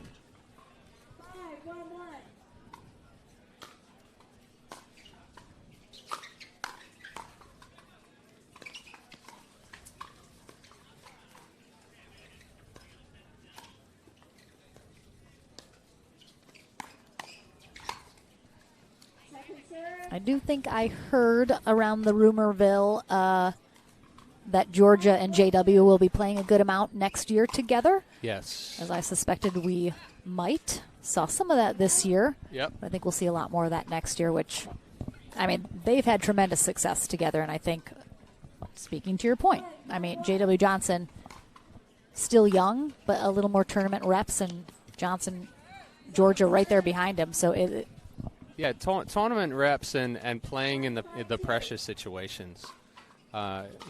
Understanding what you've got to do in those certain situations. Yeah, this should be a few different matchups for the 2023 season.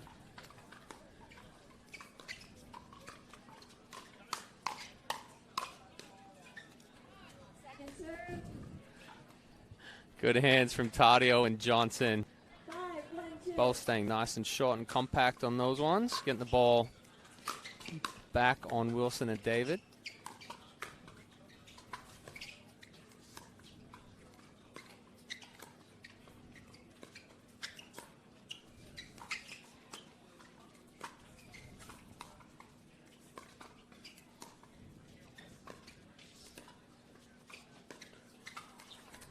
I was gonna say I'm looking for Johnson to pull that up the middle. She loves that two-handed backhand, really rolling dink, and I think she is trying to pull Wilson wide to open up that middle.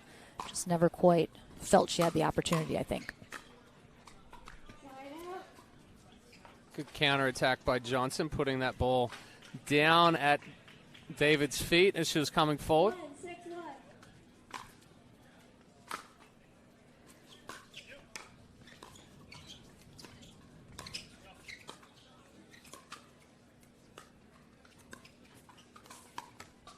Ooh.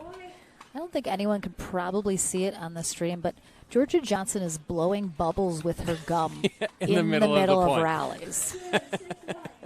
And It's keeping her relaxed. That is some coordination right there. Yeah, right there. And again.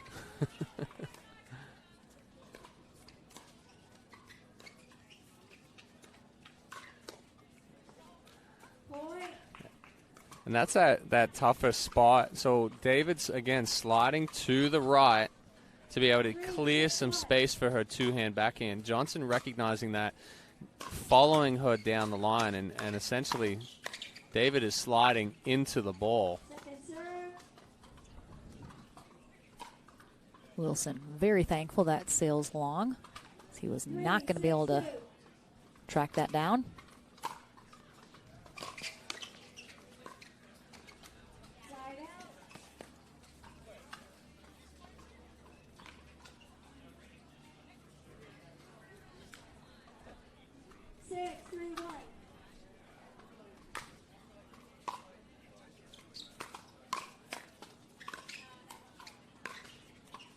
Yeah, I mean, she was leaning so forward to try and take that one out of the air. Wilson knows he got away with a couple right there. The drive was high. Fifth floated.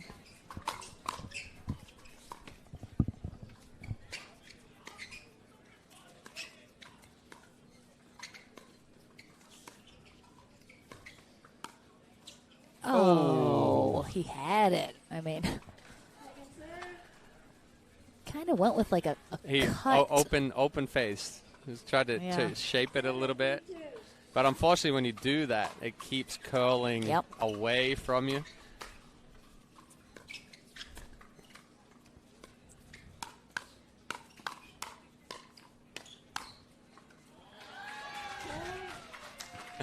Nice job by Wilson. He changed levels there of the speed up as well. So he went a couple of low, and then the last one up into the chest a little bit more. Tardio coming too flat, like the previous one that was lower, and that sent that ball deep.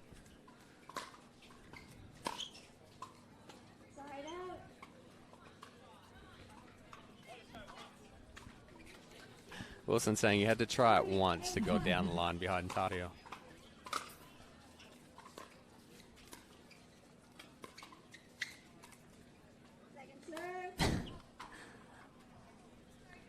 Johnson pushing that wide a couple times. Is she just trying to go for too much? Trying to go too fine. You know, and it's tough with Wilson. He's moving really well. You know he's going to come back. Good adjustment right there, though. My goodness, okay. Hold it. Sets up like she's going to go cross court. Changes back down the line past David.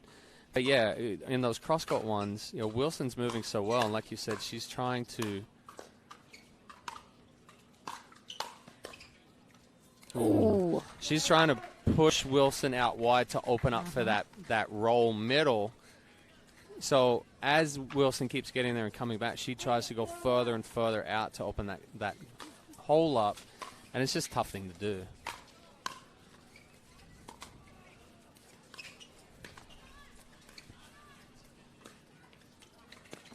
That was partly the wind. That was part wind, part Vivian David crushing that angle. I mean, you can see it just get it takes off, pulled away from Johnson. It deviated from the angle that it was going. Almost sounded like a bit of a miss hit there off David's paddle on that second one, but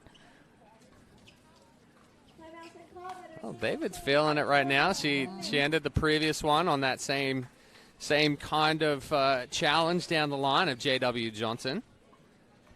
And a timeout here from Johnson and Tardio.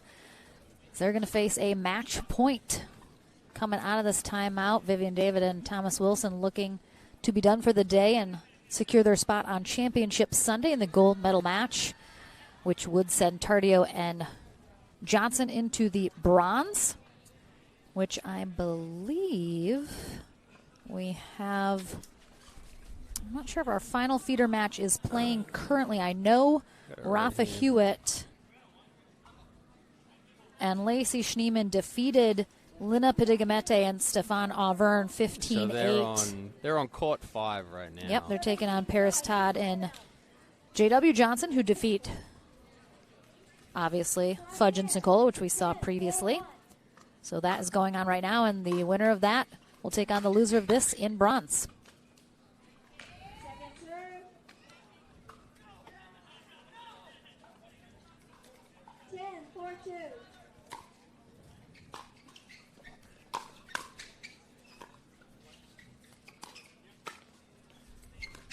Oh, wind. Definitely want. Oh, bummer for Georgia Johnson and Gabe Tardio, but they had 2 bronze. They're still going to be on the podium. Might have a rematch on Championship Sunday. They'll have to get through one of those previous teams that we mentioned, which may be Big Brother. Yeah. We'll find out. I will say this, that David and Wilson, the most consistent team that we had on this court today, the team that kept the intensity up the most and the longest.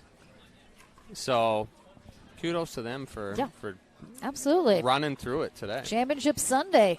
We head to the Franklin studio, possibly. I'll see if they want to chat. They've chatted a lot today. We'll see if they want to call it a day. If not, we'll have we might have another match on deck before we get into that bronze. Obviously, we have that final feeder match still playing. We'll keep you guys posted as we get back into the action in Houston. But about to conclude our pro day with that bronze medal match coming up soon. Don't go anywhere. Back in Houston after this.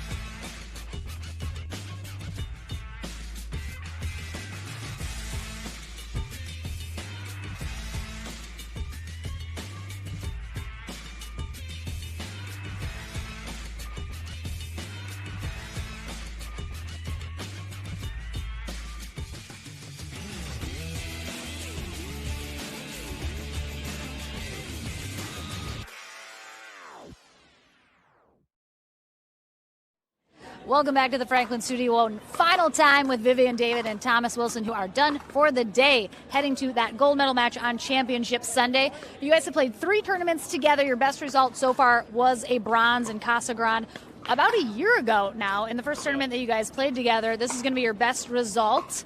I mean, it's got to feel pretty good. I feel like you guys played amazing today together. Do you concur? Yeah, it was a great day. I mean, Viv is the easiest partner ever to play with, so thank you so much for playing with me because she can play with a lot of other people. So try to lock her down early and often.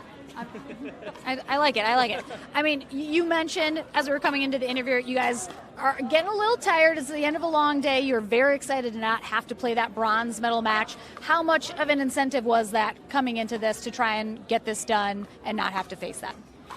I mean, it was huge. Like, we were tired again. It was a long day. We had some really good battling matches that could have gone either way, but this last one, the first game, it could have gone either way. We ended up winning 12-10, and I think that gave us a little bit like momentum, kind of like staying relaxed going into game 2 because we knew that we kind of secured the first game. So that definitely helped a lot. And I mean, Georgia and Gabe are phenomenal players. Their hands are so fast. We just had to slow it down a little bit. But it was good. It was fun. Thanks, Dee. I mean, you talked about in the previous interview after your last win that you felt you played your best being aggressive, kind of putting the offense into play, and when you slowed down a little, it let off. Was there any moments in this where you kind of had to remind yourself, all right, I need to pick it up a little? Yeah, and I think for this match specifically, it was more energy-wise, just making sure I'm moving and staying low. But for them, honestly, try to slow it down a bit because their hands are amazing. So we were like, okay, let's just dink for a while, see what happens. So. I mean, we saw what happened indeed. You guys got it done in 2, and you're headed to your first final as a pair. Yeah. Congratulations. So you're done for the day. Well-deserved rest here for the rest of the evening as you guys relax for tomorrow. Congratulations. We'll see them on Championship Sunday. We have a senior pro men's doubles match coming up next before we get into that final match of our mixed pro, which is our bronze. So stay tuned. Our senior men take court next.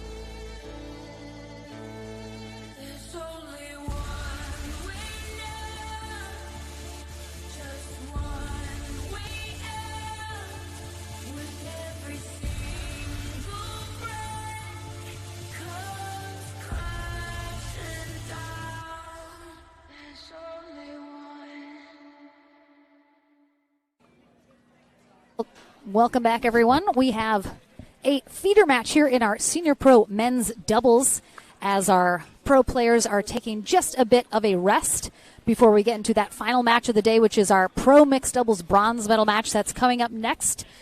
We have John Sperling and Scott Tingley. They take on Pierre Turmel and Tien Nguyen.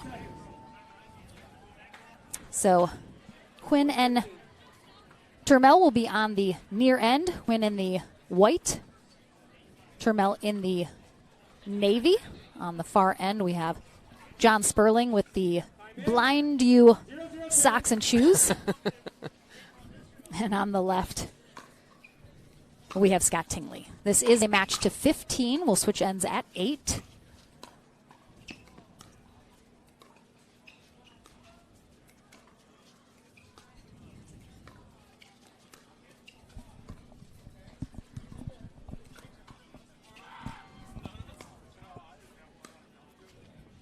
Oh. She good. Right inside the line from Tingley. Tingley, one of the first guys we started playing pickleball with when we moved to Naples, Florida, a little over 6 years ago.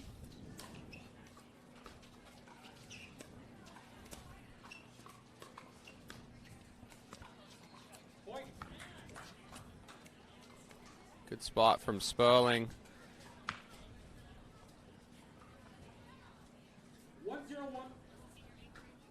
James Otto is our USA Pickleball Certified referee for this match to 15.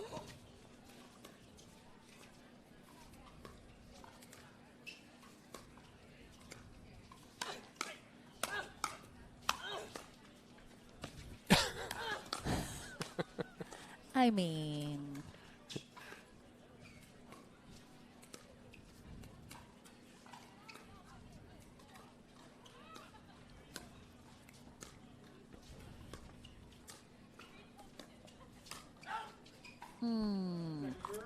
Sperling possibly going for the body on that one. But Pierre Turmel duck dives and dodges that.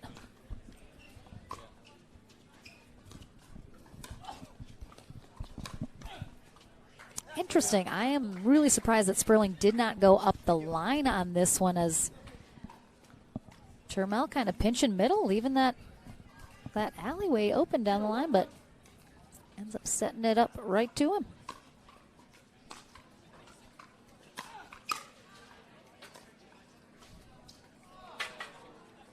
Second serve.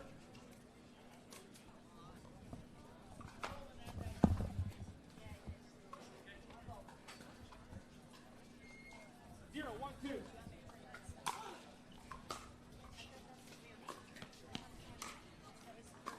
No.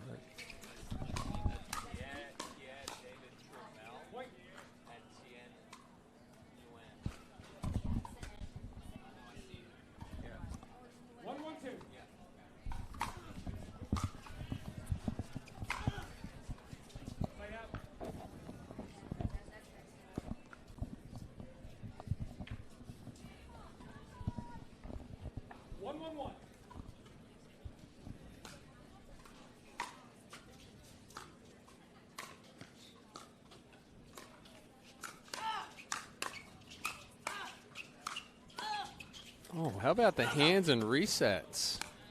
Oh, oh my God! I've seen Nguyen. I've seen Nguyen play before, and he's this big character on the court. I'm getting a sense. Getting a sense. So actually, Cole Sperling's hammer. I mean, Sperling's paddle, Thor's hammer. It's about 12 ounces. Oh, did not let that come down quite enough. Tips that.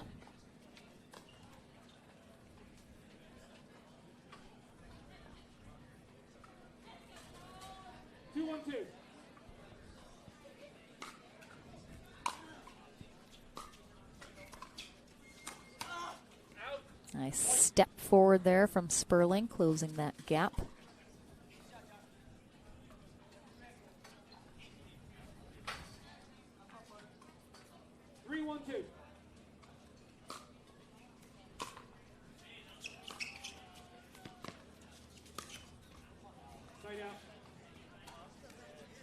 It's a good spot from Termel. Good drop coming from Sperling, but Tingley not quite able to do anything with it. 1-3-2 here in this match to 15. Again, both these teams just looking to stay alive here in our Senior Pro Men's Doubles bracket. Oh, he almost tipped that one again. That sun, I mean, the direction of this court, the sun has not left that side or looking up into it the whole day. Yeah.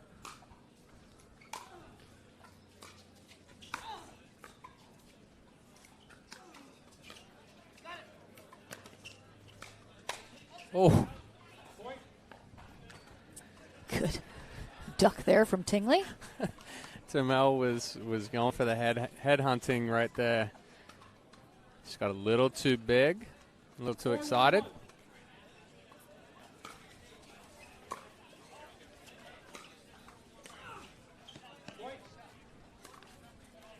That was tough. Tingley saw that drop volley coming, and he was like, oh, no.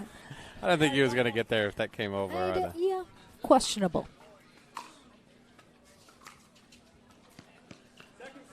Better return by Nguyen. 5-1-2.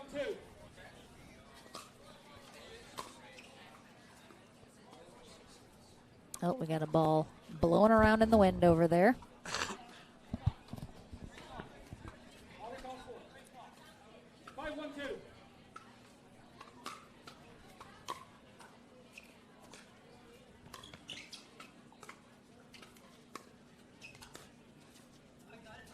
Ooh. I really like the communication, though, because Termel never stopped saying, I got it, and he didn't lay off of it, even though Nguyen was right and kind of in front of him, maybe going for it. I thought we were going to have a collision on that one. Glad we didn't.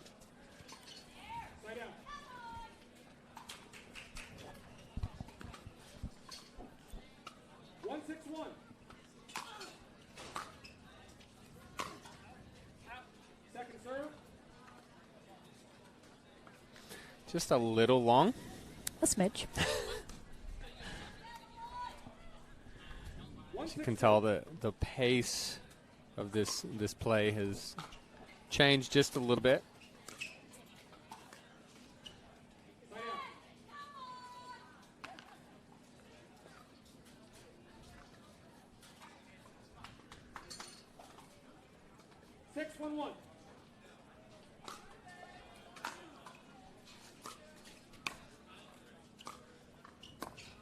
Oh, just you can always hear. I always wonder if people at home can hear the clunk when there's the miss-hit off the paddle, which we hear so clearly here in person. But 1 point away from the end change here in this match to 15. What's the over-under on how many lobs Sperling's going to throw up into the sun when they change ends? As a team or as a individual? We'll say team. Okay, because Tingley's the one that's thrown up the lobs. No, Sperling's going to chuck those up. I have no doubt. I mean, so what are we saying? Okay, let's go team. So they went to this direction. Let's double. Let's go 4. I was going to say like. You think more? 7 or 8. Okay, well I'm going under on that one. Okay, then. all right. So you're calling we'll say like 7. We'll say like a 6.5. I'm going over. You're going under. Okay. All right, that works.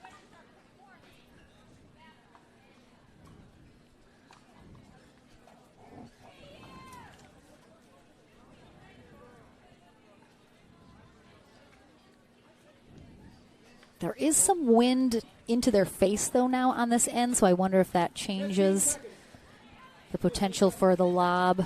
We'll see. We'll see. You can still change your number if you want. Nope. Okay. Nope. I don't back down.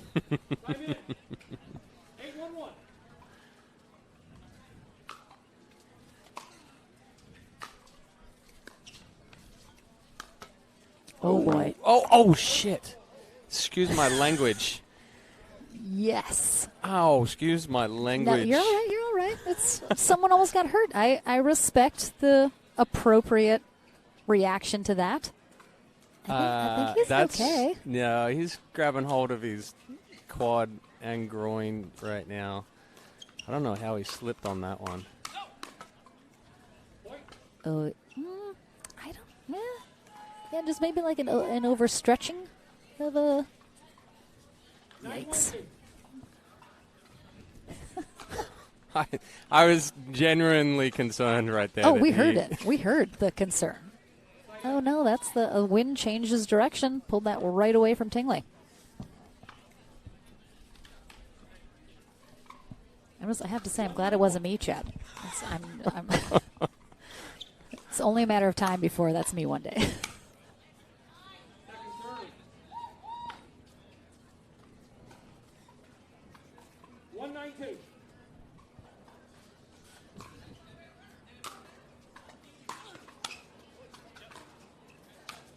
Oh, body shot.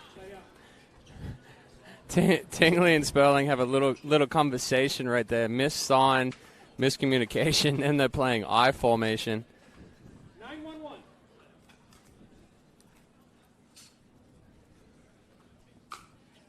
So far, I feel like I'm definitely losing the lob situation. Hey, and there's still time. I know. I mean,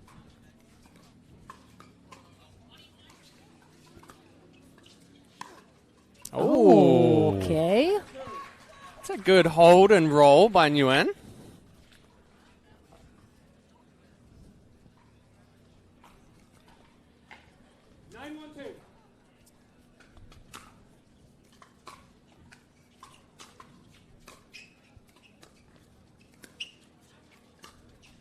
Oh, repays the favor. The exact same shot this time from Tingley. It's like, oh, you got that shot? I got that shot too.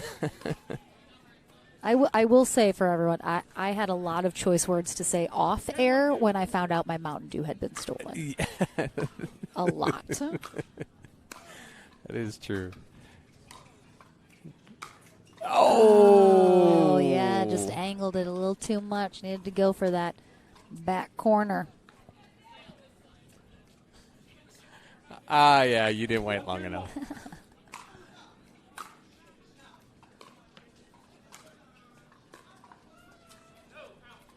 Second serve. 1-10-2. Point.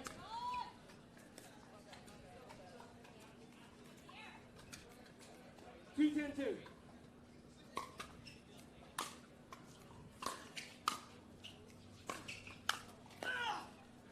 Good spot. I mean, that's the thing with Sperling having such a heavy paddle. He doesn't even have to swing really, and he's generating some power coming through with that one. The only downside is it slows your hands down big time. It does. Can't quite whip around that amount of weight. Even with those big guns of yours. I mean, I was talking about Sperling, not me. No, these will whip anything.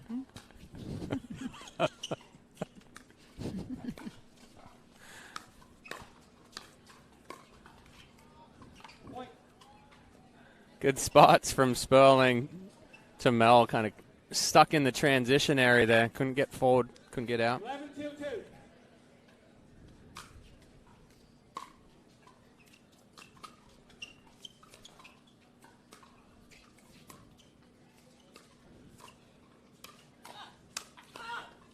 Wow, Ooh, good some defense. nice pickups there. Nguyen. Well done. Yes, you have 11. 2-11-1.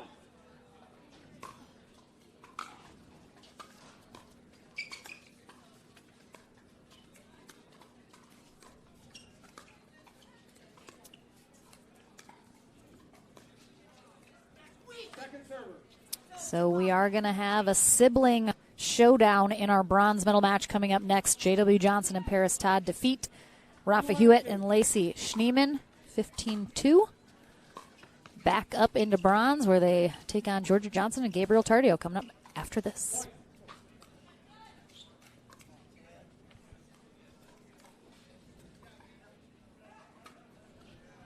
3-11-2.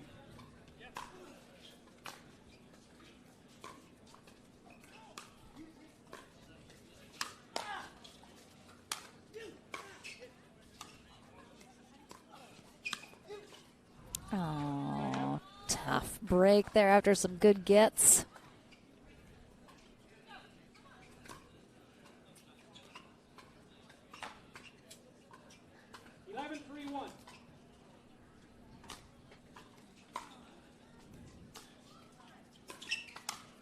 Yeah, that Oh.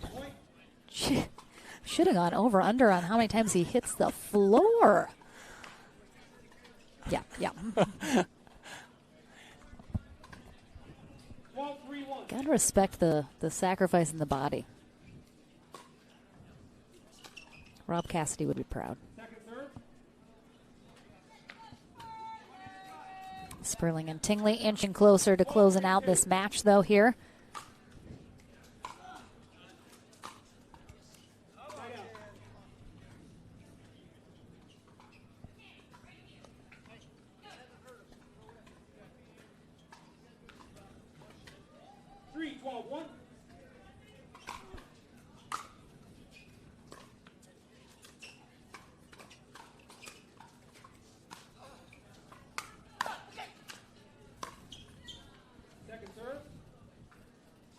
So far, my under of 6.5 is looking pretty safe. It's I feel like that was a safe bet.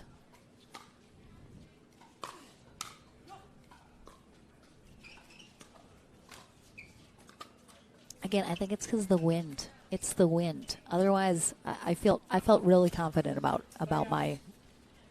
Or that they're up 12-3. I mean that too.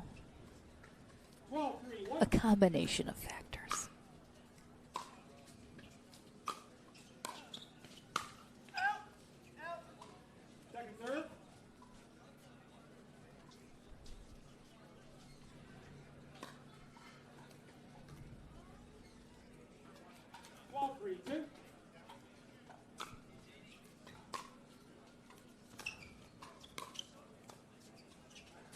Good ball by Termel, going back behind Sperling, catching him while he's still moving. 3-12-1.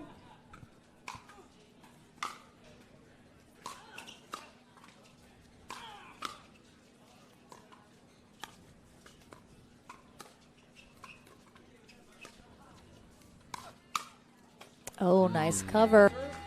Gotten burned before, not going to burn him again. 3-12-2.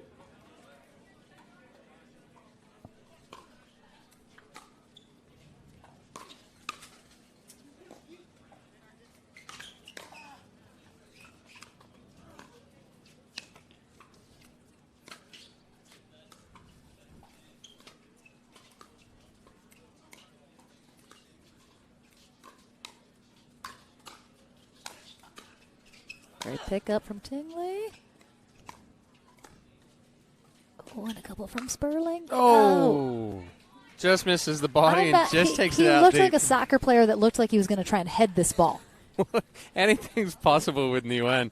He tried to head it. Anything is possible. That's true. I wouldn't be surprised.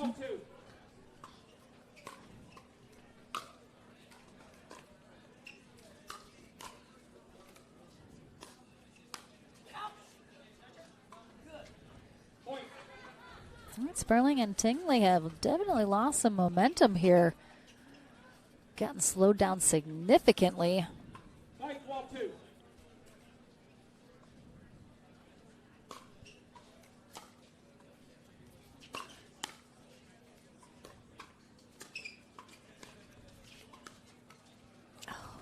Oh, jeez.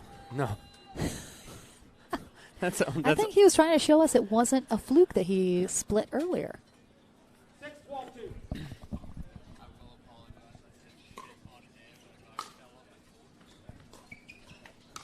And everyone just heard you say it again. Oh. All right, he's down. He's down again. I mean, look at that splits. There it is again. No. I'm telling you, he wants to do the splits. I mean, he has easily twice as much flexibility as I've ever had. That's not even close. I'm not getting up if I do that same motion right there. Good hands by Sperling. 13-6-1. All right, finally breaking off 12. They've been stuck on there a while. Let's see if we can gain a little momentum here for these final points of this match. A little too much shoulder movement from Tingley on that one. Reach in, use the hand and forearm motion to roll that one. Once the shoulder starts, the paddle starts dragging.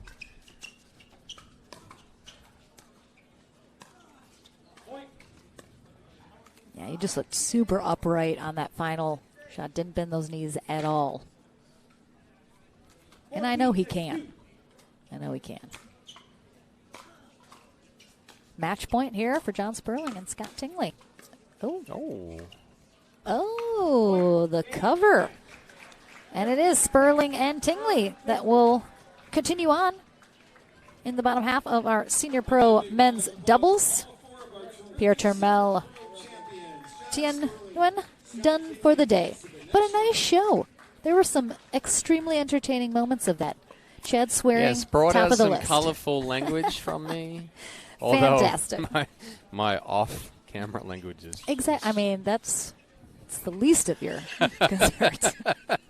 All right, we have one final match here in Houston, and that is our mixed pro doubles bronze medal match. That's coming up next. And then again, back tomorrow morning for our men's and women's doubles day, so plan to join us, but don't go anywhere. That final medal match on deck here in Houston right after this.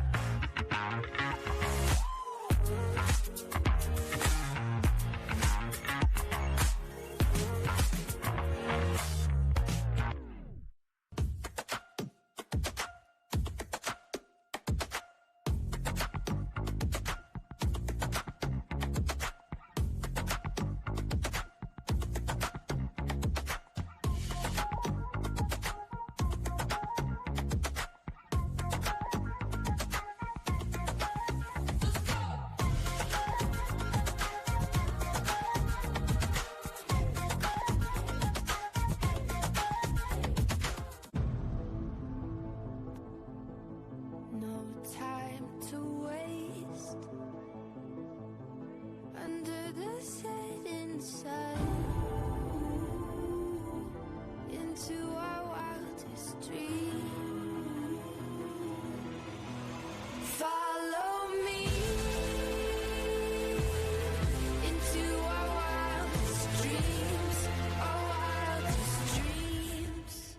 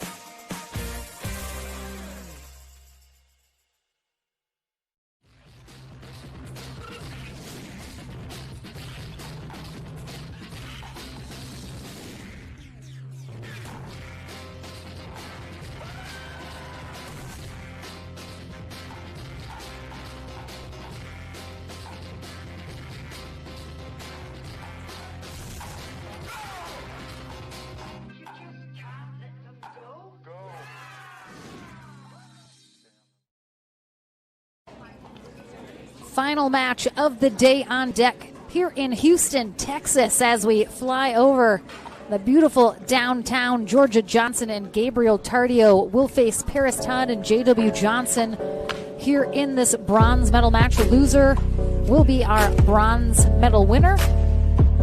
And the winner of this heads to Championship Sunday, where Vivian David and Thomas Wilson are waiting.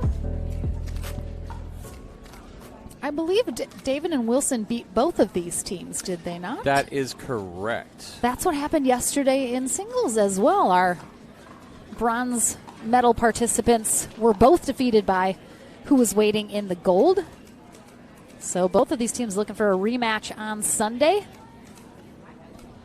Lydia Blakeman is our USA Pickleball certified referee for this match. Lauren McLaughlin and Chad Edwards here courtside for this final match of the day, and we'll be back into the action tomorrow for men's and women's doubles. Kicking off, do we have a time in the morning, Spence? 11 a.m. Central Time tomorrow, folks. And as always, that is 12 p.m. Eastern Time. That is correct. That is 10 a.m. Mountain Time. 9 a.m. Pacific Time. There we go. Look at you go. There you go. Everybody knows what time to join us in the morning. Johnson and Tardio. All right, the siblings face off. Certainly not their first time, won't be their last. 002.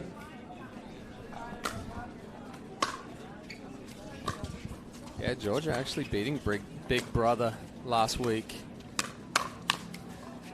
They're already going hands battles. I wonder how many times she reminded him of that. Oh, in the last 5 days? Quite a few, I'm sure. Yeah. Hey, remember that time that I beat you 2 days ago? Yeah, and she went head-to-head with him, too, right in front. It's good. Point.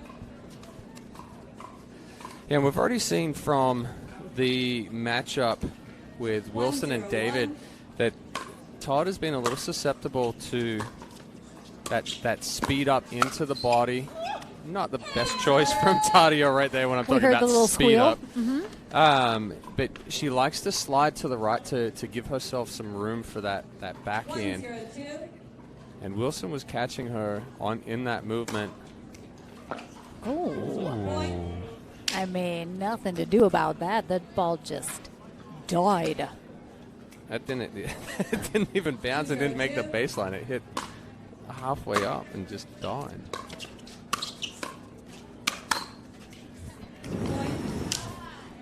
Tardio having a little laugh at JW right there.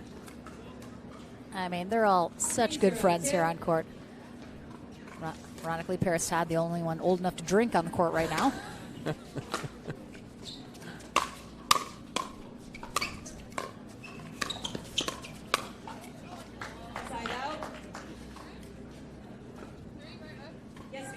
Yeah, Johnson and Tardio having some fun out there, but still have to choose the right balls to be aggressive on.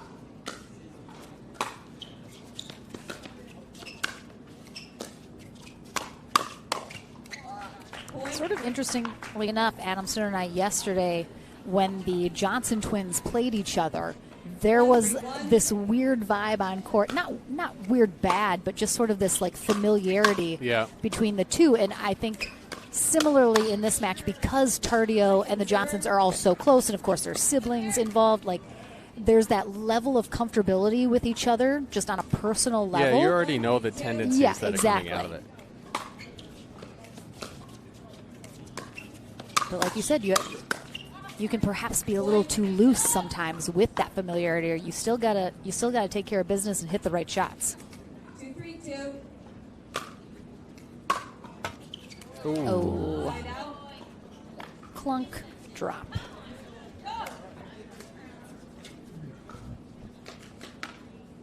Three, two, one.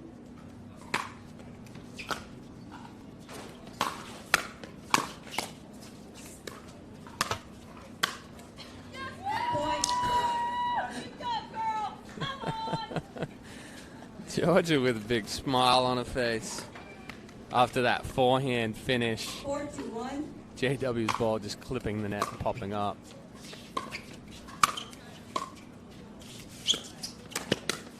Oh, nice defense from Todd on the Ernie there from Tardio. He's going to be looking for that a lot.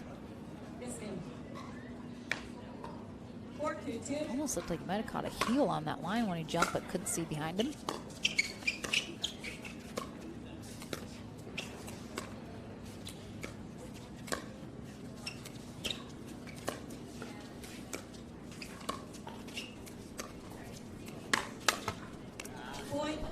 Yeah, got him right on that right hip. Tardio giving a little dig, saying not today. 5-2-2.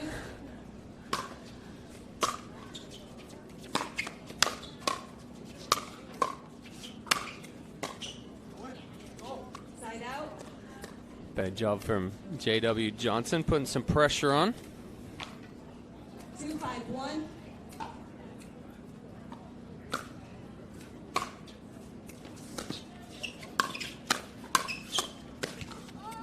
Almost got jammed up on that right hip again, but managed to kind of pancake that shot back over. 3-5-1.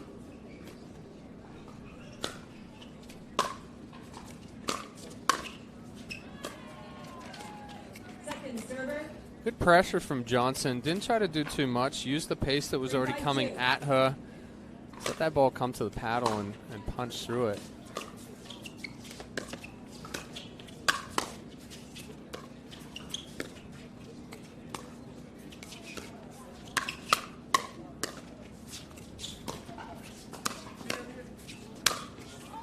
Nice digs there from Georgia Johnson, but JW stays nice and calm there.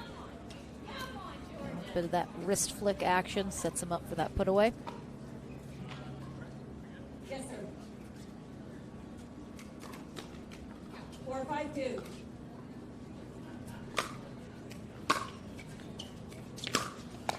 Oh, Tardio looking to get that. He was trying to let that ball go. I don't know. I thought that was going to hit that back corner. I guess JW Johnson gives us the clear inside. He said that was absolutely going in. Don't even think otherwise. It was just going to drop off the end of the table.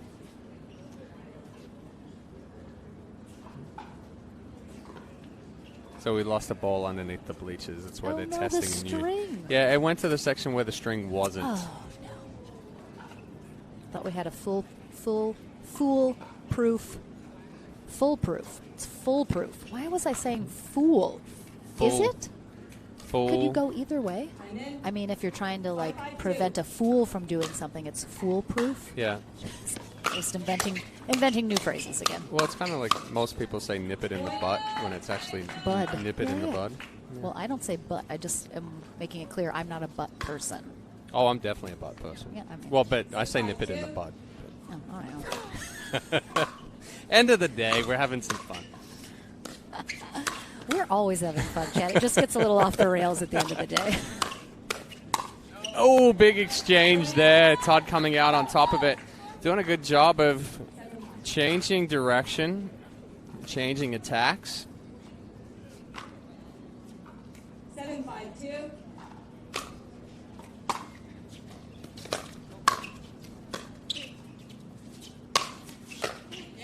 Side out.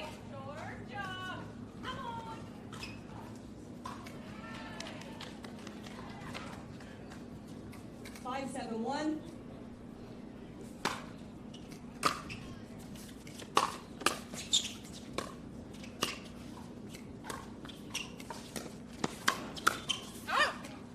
So that's a really good move from Tardio, though, because he made Todd change her mind as far as which direction she was going to go.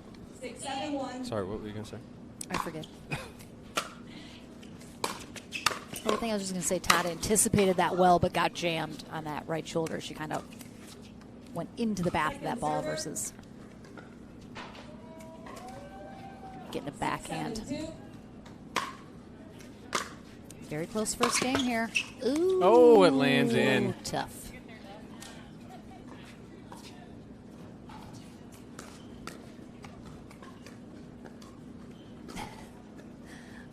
Arm swing from J.W. Johnson could not push it out. Side out. Yeah, good ball from JW there, going down the feet of Georgia. Trying to crash off of that Tardio drive that they had some success with earlier today. Second server. Tardio going head-to-head with JW. And again, something about knowing someone that well and being good friends, it takes sort of the intimidation factor off the table. Mm-hmm.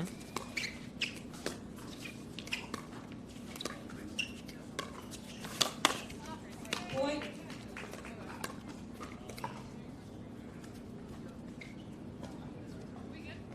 Yes, ma'am. 8-7-2.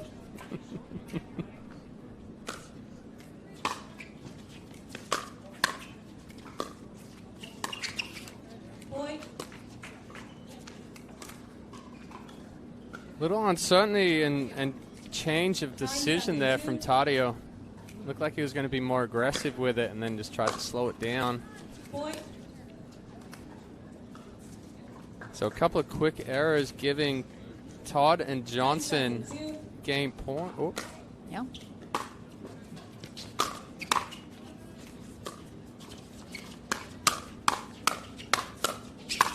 Oh, a couple good digs there from Todd, but just couldn't keep it down enough to not let Tardio really get a good piece of that last shot.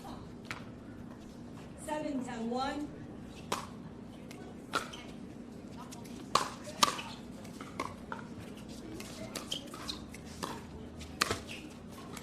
Round. Yeah, right in between the feet. Georgia Johnson, that bounce in her step when things go their way. She gets excited. We got Kathy Dimitri over on the side. Getting fired up. Oh, just wide. Second server.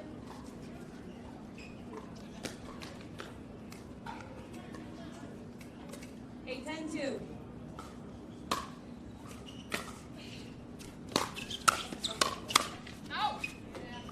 Point. That's the the play style that Tardio and Johnson have had some success with, stepping in, being aggressive, putting the pressure on.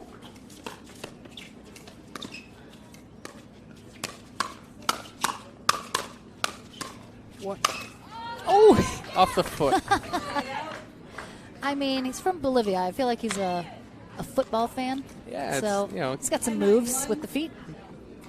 Kick save.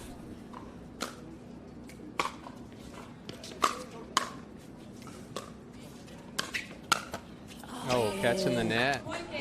All right, so played a little catch-up, but it is Paris Todd and J.W. Johnson who take game 1 here in our bronze medal match. Game 2 coming your way here in Houston right after this.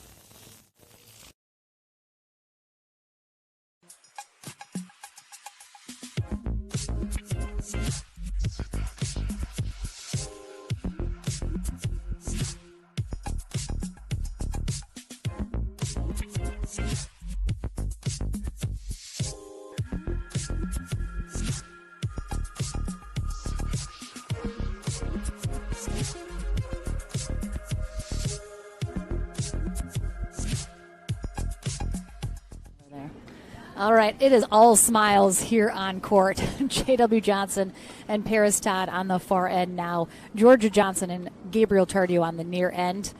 Facing off here in our bronze medal match. Lydia Blakeman, our referee here for the final match of the day here in Houston. We're back again 11 a.m. Central Time tomorrow with our men's and women's doubles day. And then we conclude the weekend on Sunday with all of our gold medal matches. Oh, she was coming. She was coming for Big Brother. JW knew that as well. You could see it in his face. He was a little relieved when she hit that one in the net.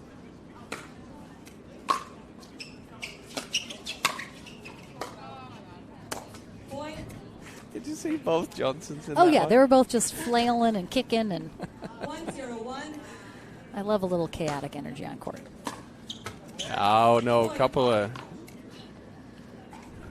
quick errors from Tardio and Johnson. They've got to try to stay clean in this one if they want a chance to push it to game 3. She good. Oh, was that? Oh. I know. I thought it looked like it might have hit a line. It wasn't so out that I. Second server. 2-0-2.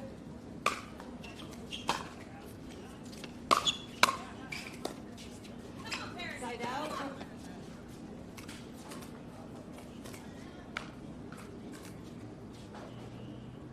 0-2-1.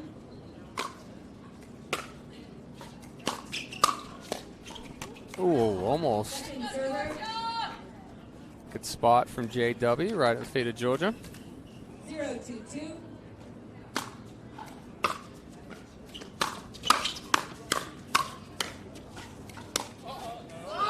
Oh, again. I mean, we gotta pick the right spots here, people. We can't just be trying to hit our friends. Yeah, it's going a little hectic.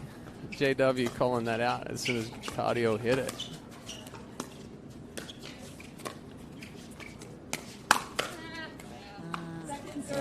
Yeah, we saw that a couple of times today where Todd not necessarily choosing the right spot or time to speed the ball up, feeding that forehand of Tardio right there.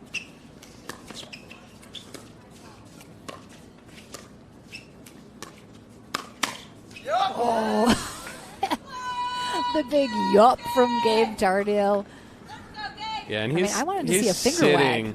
He's sitting straight there, knowing that ball's coming hard. 0-2-1.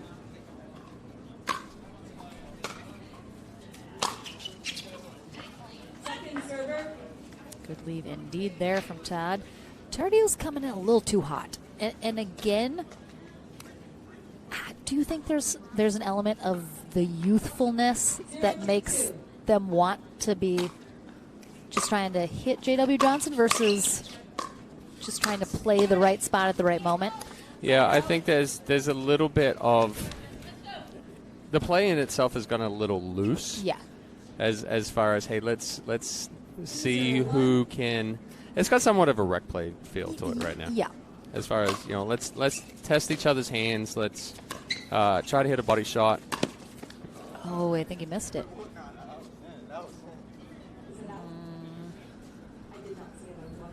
I thought I missed it. Oh, it's right behind that head, but yeah, it looks like he caught it. It happened so fast. He got a lot of pace on that.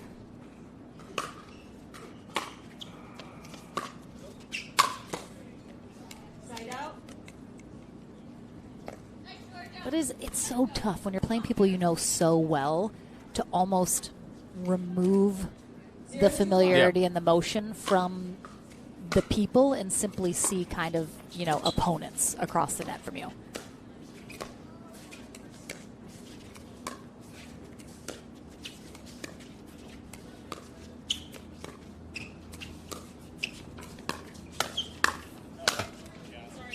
Second server. Right off that tape. And that's a part where we talked about with Tardio earlier, is that he's super talented, but he speeds up balls or he goes for some fancy stuff, which isn't the right decision. Another dodge there from J.W. Johnson. He's got those five Ds. Duck, dodge. Dip and dive. Dip. Okay, yeah. I always forget at least one or two. Point. If you can dodge Dodge a a wrench, wrench, you can dodge a wiffle ball. 3-0-1. Classic movie. Second server. JW a little frustrated missing that drop. 3-0-2.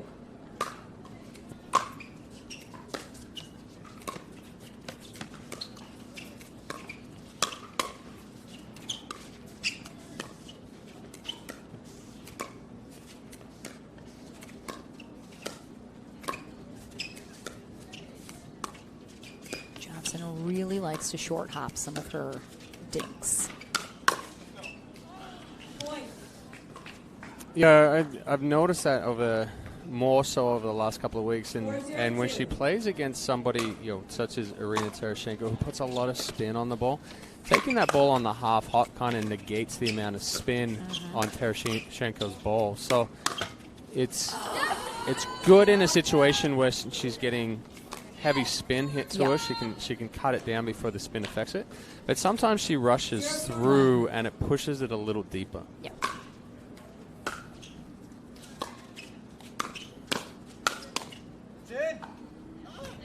Second server.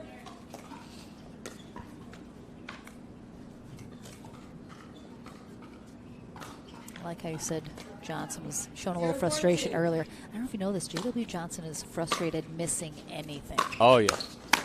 But that's what makes him good. I mean, some would say great, maybe. 1-4-2.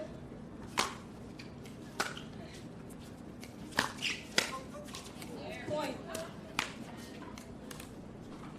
Tardio's spin is on the serve has given some of these ladies a little bit of fits today. Oh.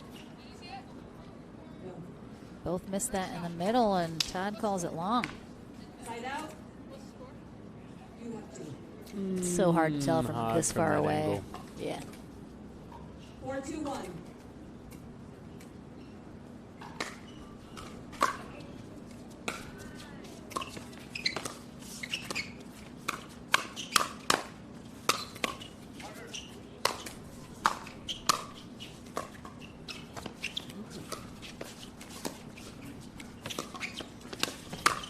Oh. Yep. All right, what a point, though. Tardio and Johnson getting back into this after some trouble. 5-2-1. JW just choosing that ball to go back into the body of Georgia.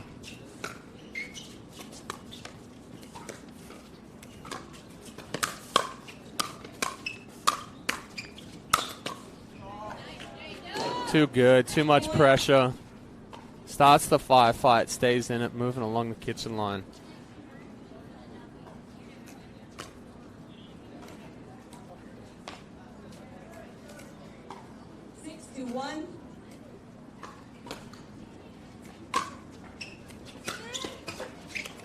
Second server. Yeah, again, that wind starting to whip a little here for sure. 6-2-2.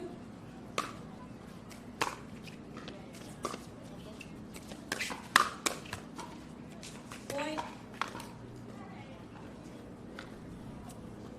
Interesting to see when, if we see a timeout here from Johnson and Tardio.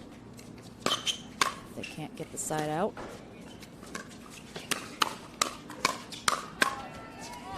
Point. Timeout has been called by the receivers. There it Look at is. you, right on it. I mean, I feel like I'm getting a good sense of when a timeout's coming. I do have a question. Yes. Your expert opinion. So Georgia Johnson, as you know, she's very kind of into her body with her shots. Do you think she's very young? You know, she doesn't have a heavy tennis background because of her age, just hasn't had the chance to ever play and develop those kind of strokes that we see perhaps JW having. Do you think ultimately in her progression of her game, she will have to try and train that out of her and work on extending her arms out, or will she be able to get by having sort of that different? So there's, you know, the way that she hits with that more compact swing, it does work really well for pickleball. Okay. You know, there are some players that need the extension, you know, to be able to counterattack or to speed a ball up. Yep. JW being one of them. Because of that motion, he's not as strong as an explosive as once that ball gets in tight. Mm-hmm. Georgia has the better hands, the better power from that type ball. DJ Young, another one. If you try to speed Sure. the ball up into DJ Young, he's going to counter and come back to you. Yep. Now, if you extend Georgia or you extend DJ, that's where they get into trouble. So she's just got to be aware of the situation that she's in. If she's starting to, you know, we talk about moving to give yourself some separation. She almost has to move to give herself no extension. Less room. Yeah. Yeah. Yes, sir. 9-2-2.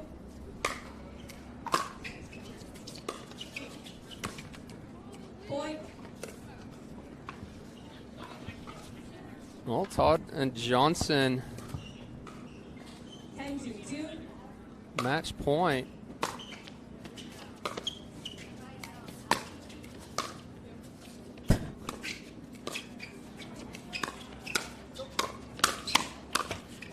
Side out.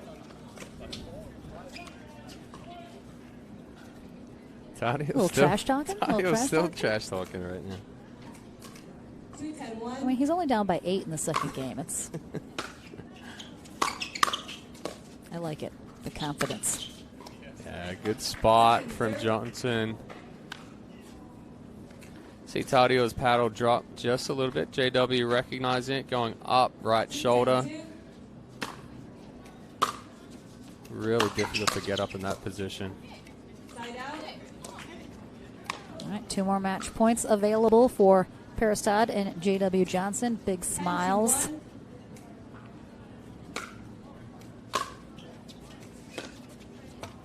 Second server.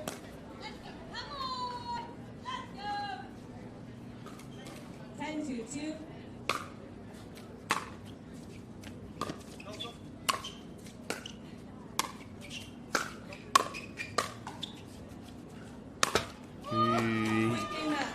He let that one drop too much. Cut the shot off. Cut the shot off a little bit, but let it drop too much. I like it. Again, big smiles all around still, everyone. Good friends at the end of the day. And, you know, siblings, what are you going to do? You're stuck with them. So it is Georgia Johnson and Gabriel Tardio taking the bronze medal here in Pro Mixed Doubles at the Sunmed Houston Open. That is our final match of the day. We will head to the Franklin Studio one final time to talk to Paris Todd and J.W. Johnson before they head to Championship Sunday. They're second for both of them. They're both in the singles finals as well. Oh, not J.W. Johnson, sorry. He didn't play in singles. He didn't play singles Paris is this there. one. Paris Excuse is me. there, yep. It's hard for J.W. to be there if he didn't play. But a big thank you, of course, to Chad Edwards joining me today. He's back tomorrow in the booth with me. Kathy, oh my gosh, she's got my head and my braid on things. I love Kathy. Big shout out to Kathy. Thank you to, of course, our USA Pickleball certified referees here today for our production crew. Pickleball TV, Spencer Laurent, along with Ashley and Vi. We got Ron Alvey taking those sweet pictures that you're seeing on our social media challenge. But look, that's me. That's my braid. I used to wear a braid all the time, and so she put it on a popsicle stick. What are you going to do? I love Kathy. And we're back again tomorrow morning, 11 a.m. Central Time for men's and women's doubles. Hope to see you joining us. We'll take a short break again back into the Franklin Studio one final time, and then we'll see you tomorrow morning. Signing off from Houston.